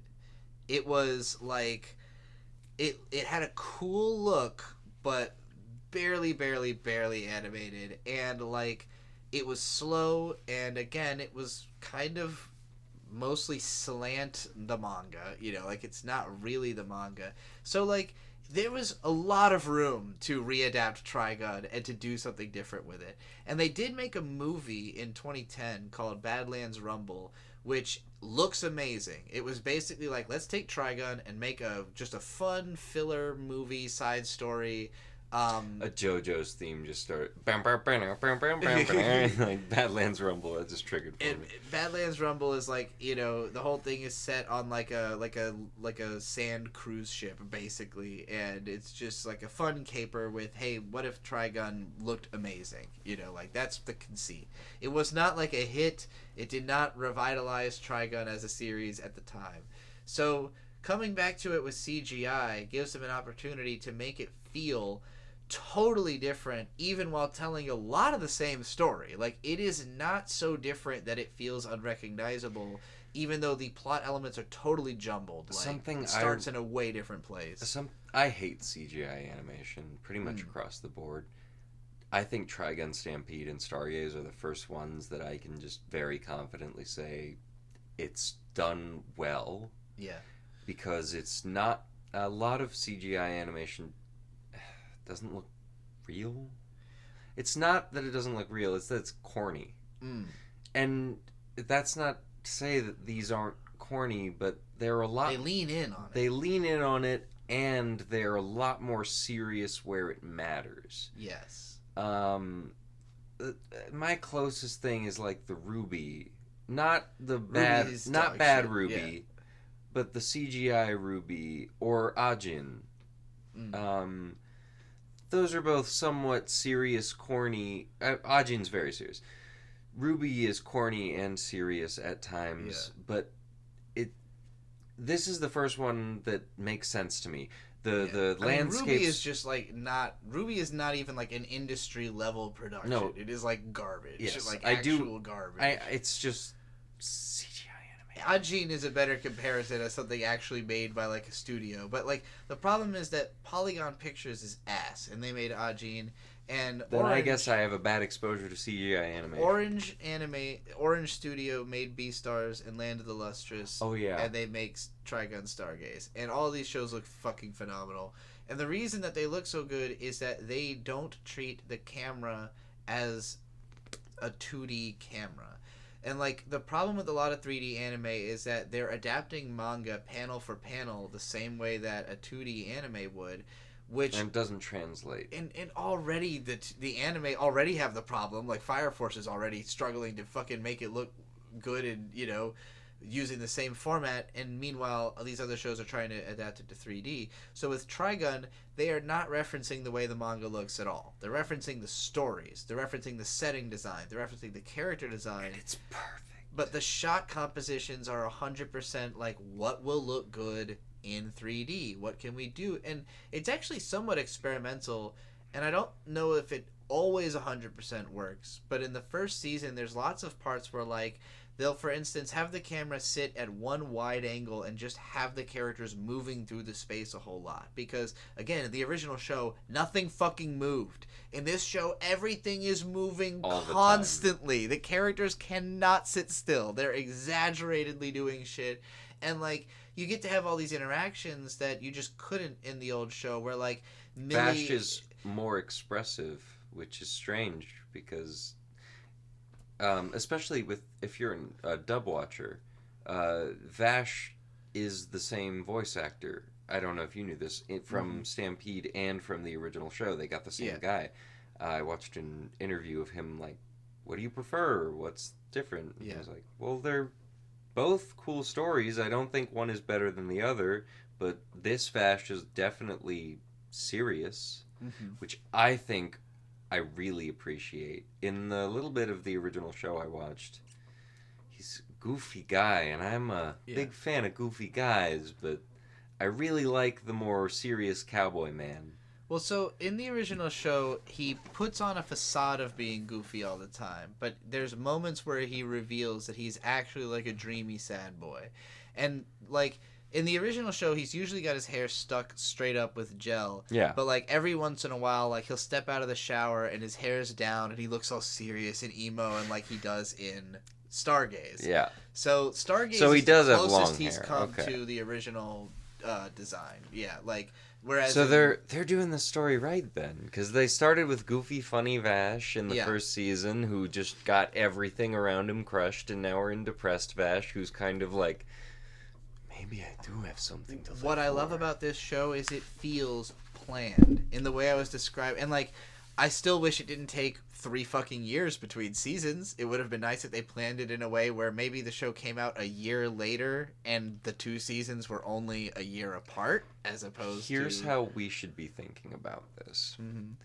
We will have something to show our kids or nieces and nephews. Yeah, that's what I mean by legacy media. And anime does survive that way. It is a longevity All of our game, VHSs will be destroyed soon. but... The magnetic tape will lose everything. Oh, no. No. A lot of things are going to The become lost EMPs. media soon. No, not just that. It's just that tape doesn't last that long. Yeah, it doesn't last that long. Well, they're not going to become lost media if we upload all that shit. Everybody's been scanning every That's fucking why thing. I'm mentioning it. Yeah. So, I feel like Trigun is a show I actually recorded onto VHS tapes off of, like, ripped from fucking Cartoon Network as a kid. I'm sure there's a Trigun on a VHS somewhere in my mom's house, like an episode in between Fooly Coolies or something like that. But so yeah, like the new show, it's really cool that stuff moves all the time, but in particular they take advantage of what CGI can do that 2D animation struggles with. So for instance, there's like a scene in the latest episode where Millie and what's the name? Meryl are in the car together, and Millie is like feeding Meryl a slice of pizza or something while she's driving. Yeah. And like in 3D animation, the character models are permanent. You do not have to redraw them. You just have to move them frame by frame, and that only it takes the same amount of time no matter what movement you're having them do. So it's equally inexpensive to move them constantly and have them interact. Imagining in 2D having to draw a moving vehicle, 2 characters overlapping and interacting from a side angle, that would have been such a technical shot that there's just no fucking way they would do it. And when I think back to the original Trigun, you never see the 2 of them interact physically. Like they're always just standing there next to each other. Like there's no intimacy between them, even though Millie is this boisterous personality, and to some extent that's just very Japanese, but at the same time it's not very Trigun, you know, like Trigun's not a very Japanese story. By boisterous, do you mean dumb? No, boisterous, like over the top and like loud. But Millie's dumb. She is dumb, but she's straightforward is the word I would use. It's that she does not play games of language. She just says exactly what she means, and she takes people exactly You know what? at Then their I'm word. dumb too. But so, Trigun Stargaze. We don't even start with Vash. We don't know what he's up to. No. It just cuts to Millie and Meryl driving through the desert. Yeah. And Millie is talking about... Or no... Who, by the way, Millie wasn't even in the first Millie is season. just introduced. And she's just here now. Yeah. We knew she was going to be in the new season. They did not give her like here's how she showed up. It's just like, by the way, Meryl's got a new job and Millie's her new partner. I believe they try to eat a fancy pastries, it gets ruined, they do something to fix it, and then they eat the fancy pastries, specifically a millefeuille. But after that, they are driving through the desert, and Meryl is saying, we're not going to eat good like that for a while. And Millie goes, we can always just eat worms. I love eating worms. We should all just eat worms. Yeah. And then Zazzy the Beast shows up. On a dune worm. Which is like a cool, tribal... so this is a great example of like where this anime takes things that the original didn't do shit with and makes them way more interesting. Like, because most of the gung Zazzy the Beast, you told me, was just like a one-off character, and now pretty much all, literally in the original show, every gung-ho gun is like they show up, they do a thing, and they die that episode. Like, so they're getting character development. Yeah, Zazzy the Beast in the original is like he's just a kid who is pretending to be innocent, but actually he's bad, and that's and it. Is he that bad, really? He's working with knives, but that was the he first has some part. kind of tragic backstory, I'm sure, but like in this version, like we already are past that. Like the stuff that the stuff that Zazie would have died right after doing, he's already done, and now we're in a new arc with him, you know. So it's like, okay, well, Same I have with no Wolfwood. idea what's gonna exactly. Wolfwood would be dead. Zazie would be dead. These characters are now still alive, still doing stuff in the story, and Vash is in an arc we haven't really seen yet. Where like he's still being tested the same way by the Gung Ho Guns, but he never got mind broken, you know, halfway through the original show. And like in this, we are reintroduced to And him we won't get to where Knives is quite playing yet. one note on a piano over and over again. The G. It's the G note, right? I think don't- that's what I don't remember, but he was just Specified. playing the note over and over again, and eventually he starts really playing the piano. There's this, before we even see that, we see this strange man with His got legs little are messed up, so his arms are huge. So it's he, like inverse carts himself T-Rex, around. you know. Yeah. He's like carting himself around, but he's always walking on his arms. Like It's a gorilla. revealed that there's going he's to just, like, be all a fucked up. spaceship of people with supplies stopping by Yes. who can this pick is up anyone who wants to come with them. This is where the story is super diverting from the original anime because none of this was even suggested. Like they never got to humans coming back. So like This was where when this was revealed, I went, "Oh, they're not on Earth." Yeah, and I did know that because in both versions of the story, the backstory is that like Vash and Knives were on the ship. They had this girl named Rem who was kind of taking care of them, and Knives basically crashed the ship into the planet and killed Rem, and so. Vash has been sad ever since this happened, you know, in every version of the story, but That was his mom. In more or less, yeah. And like in the original show, the whole Rem backstory is given to you like deep into the show, like episode 18 or something like that. Like when they're finally doing all the plot stuff. In the new anime, it's the first episode is all just Knives and crashing. Vash backstory, the ship crashing into this planet, and so like we know from the beginning that okay, humanity came here. They were trying to like set something up here, and now they're kind of in the leftovers of that crash. Like, and they don't really like most of the people on the planet don't really understand what was supposed to happen. Like they're confused. Except they about got it. plants and they made cities. So the idea that like there was a whole fleet they was a part of, and now that fleet's coming back. But is this going to be good for them or bad for them? You know, we don't really know. But they're going to also take anyone who wants to come with them. This little girl who I think was sent from the ship. Little black girl with pigtails. I just Where don't does remember. she come from? She's like sent in a pod, and she's looking for Vash. And so I think the implication is that she came from one of these ships. We don't know what she's here to do or like impart yet, because she just found Vash in the new episode, and he's in the middle of like a life or death situation. With Hoppard. Yes, the puppet man, right? No, not Puppet Man. Hoppard. He does the big fight with Hoppard, where Hoppard makes him kill him because Hoppard has been taking care of him this whole time just to make him kill him for some fucking reason. Vash or it's doesn't kill all him, been a though, hallucination. Right? He does kill him. Does he? Hoppard makes him kill him. He makes him pull the trigger. Physically forces him to do it. Yeah, but still. Vash has yet to personally pull the trigger on somebody. But this is very similar to, in the original anime, the second to last episode, he fights Legato Blue Summers, who just points a gun at his own head and says, like, if you don't shoot me, I'm going to shoot me, and that's the same thing. Like, you're either killing me or you're killing me, one way or another, you're killing me, and then he kills himself. And then, in the last episode, Vash shoots Knives 4 times and carries him off into the desert. Did he kill him or not? That is up to you to decide. Well, that's kind of where we're at right now. He certainly put a stop to him. So, yeah. Well, and that's kind of...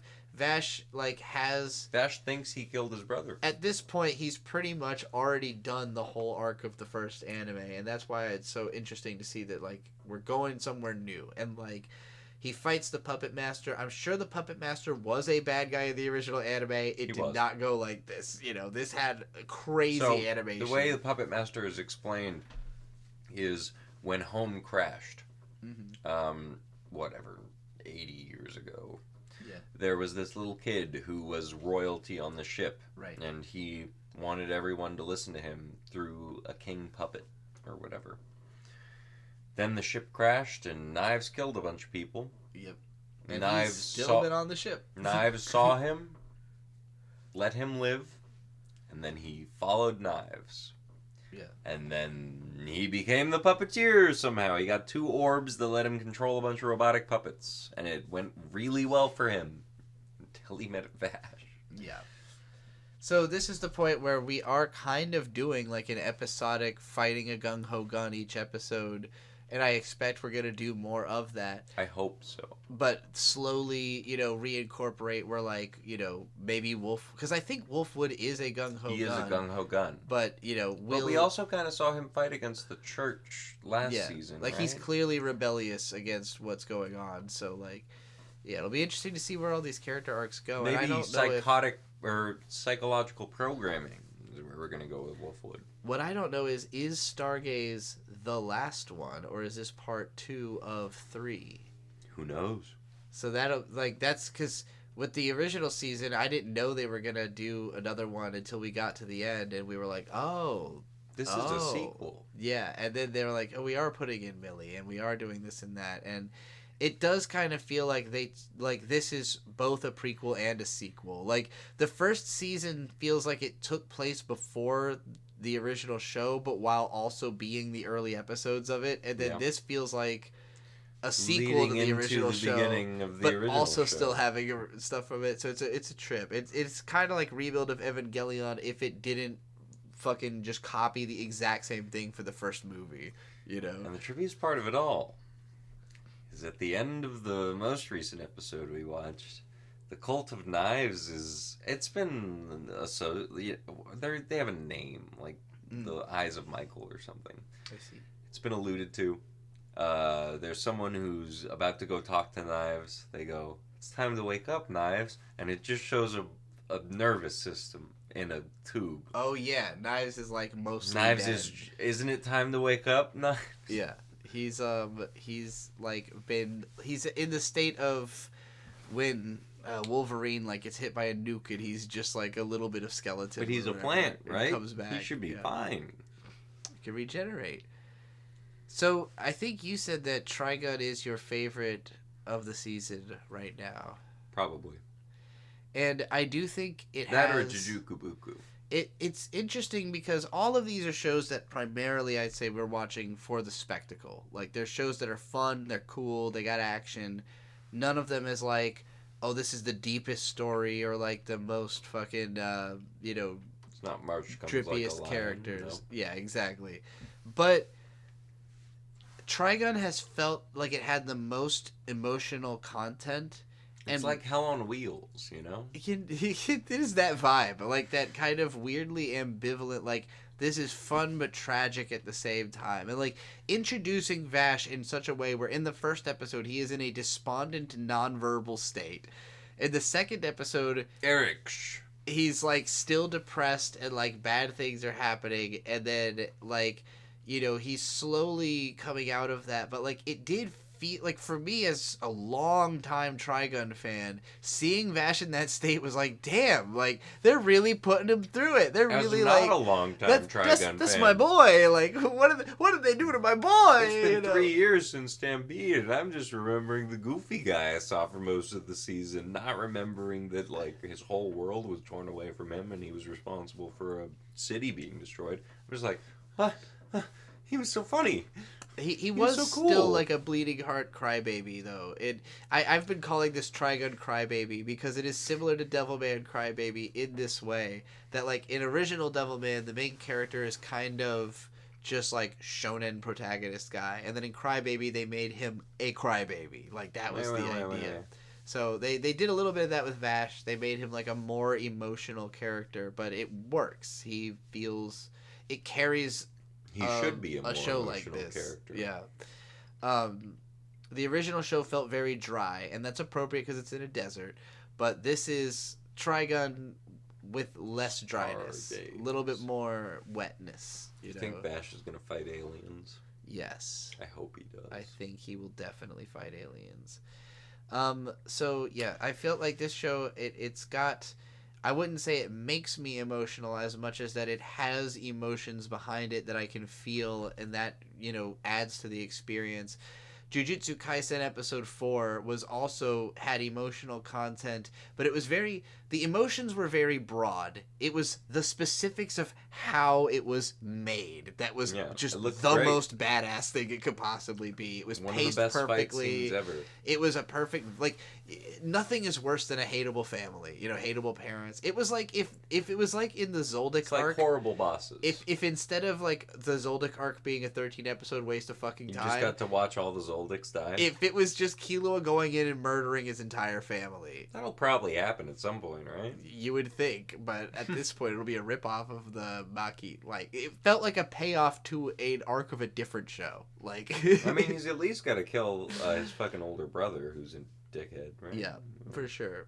I don't know if the Hunter dad Hunter is loves even addressing the like, Zoldicks at this I don't know. point. The dad's not like that abusive to Killua, right? I don't remember. That's like his boy, but I really that don't one remember. poison boy, we don't like him. We watch anime. We do watch anime. I would say that my favorite. So the ones I'm enjoying Trigun because every episode has been interesting and cool. I'm enjoying Jigokuraku not because every episode has been interesting and cool, but because generically the show is just awesome. Everything that happens is cool, and therefore it's automatically watchable. Jujutsu Kaisen is fucking amazing. When it's not a Wikipedia article, it is showing me the coolest thing I've ever seen in my life. So all three of those are very high rated. Fate Strange Fake is not as like intellectually stimulating or emotionally stimulating as those three shows, but it is very fun and very ridiculous, and it's Ryogo Narita. I'm gonna watch his shows because he makes them. It's probably my favorite show of his that I've ever seen. It's better than Dead Mount Death Play. It's better than most Fate. So as far as I'm concerned, it's like a 6-7.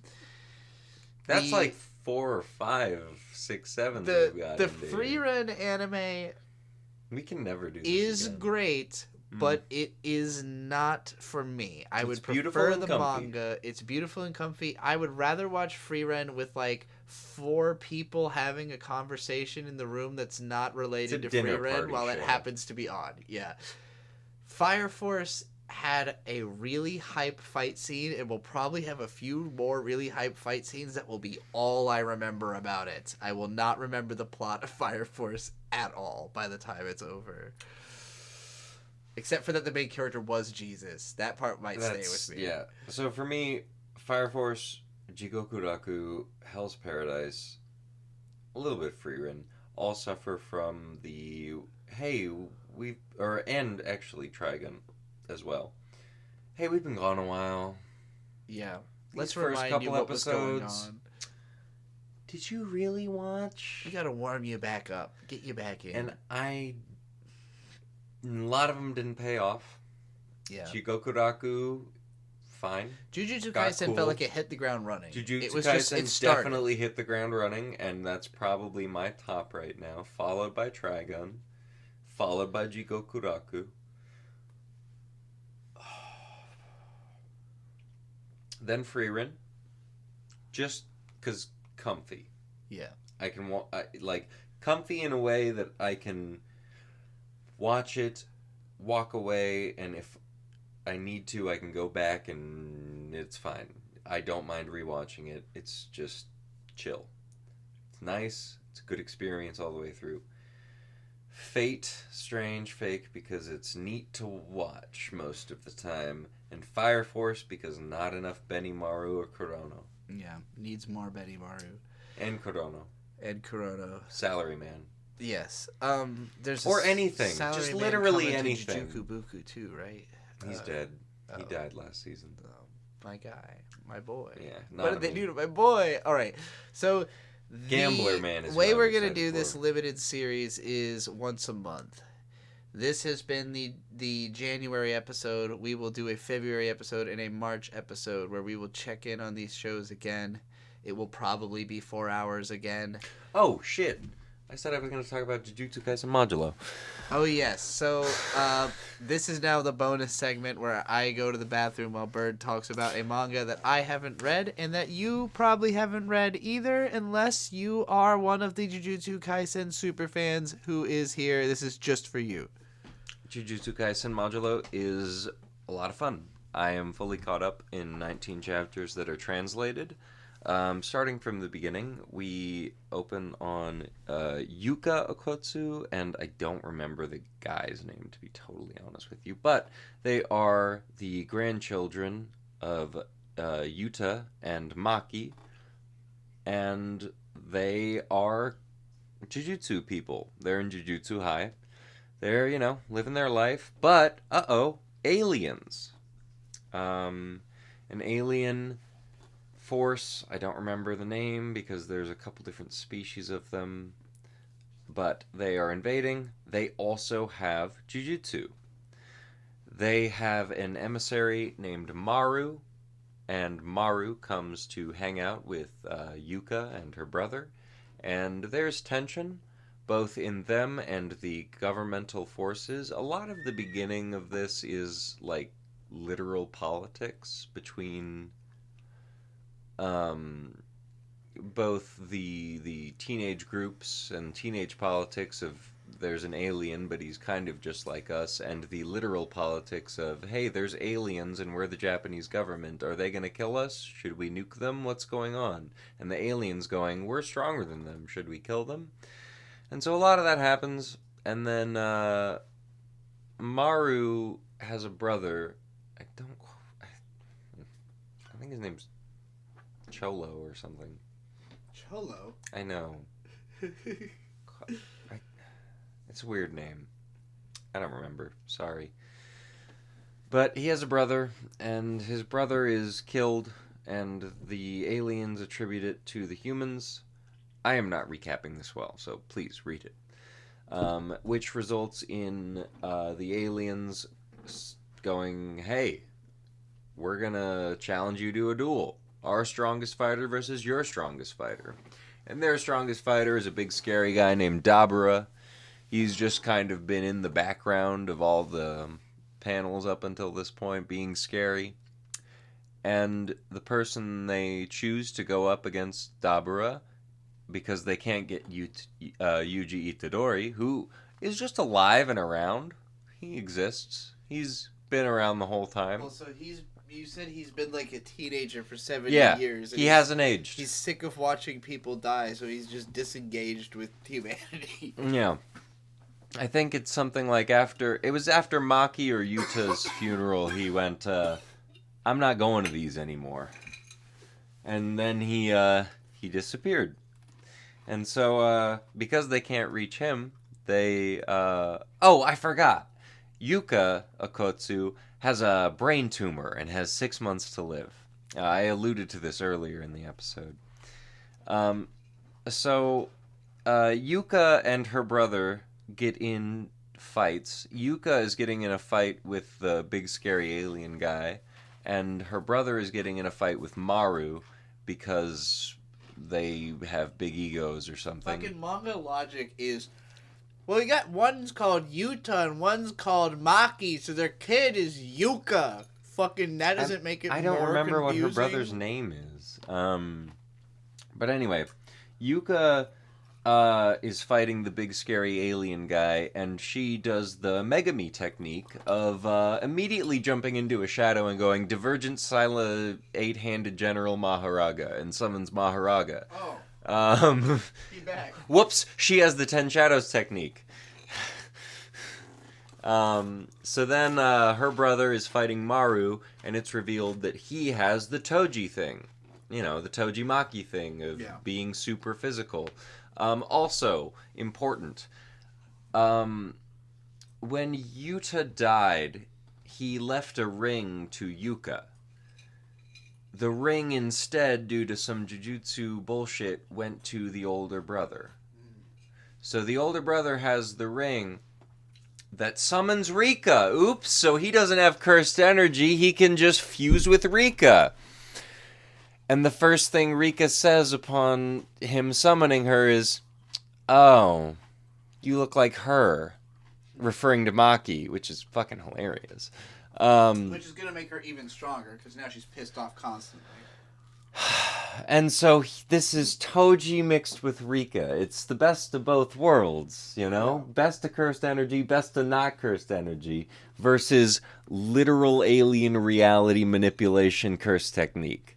And that's about where I'll end it, because I don't really understand what's happening at this point. But please read Jujutsu Kaisen Modulo. Gege Akutami is a good time. He's good at paying off the bullshit he sets up. He's like, I'm not gonna use this once and forget about it. You're gonna wait 70 years. You're gonna see this shit again and again and again. All right, well, that's it for We Watch Anime. We'll see you in February. Anime.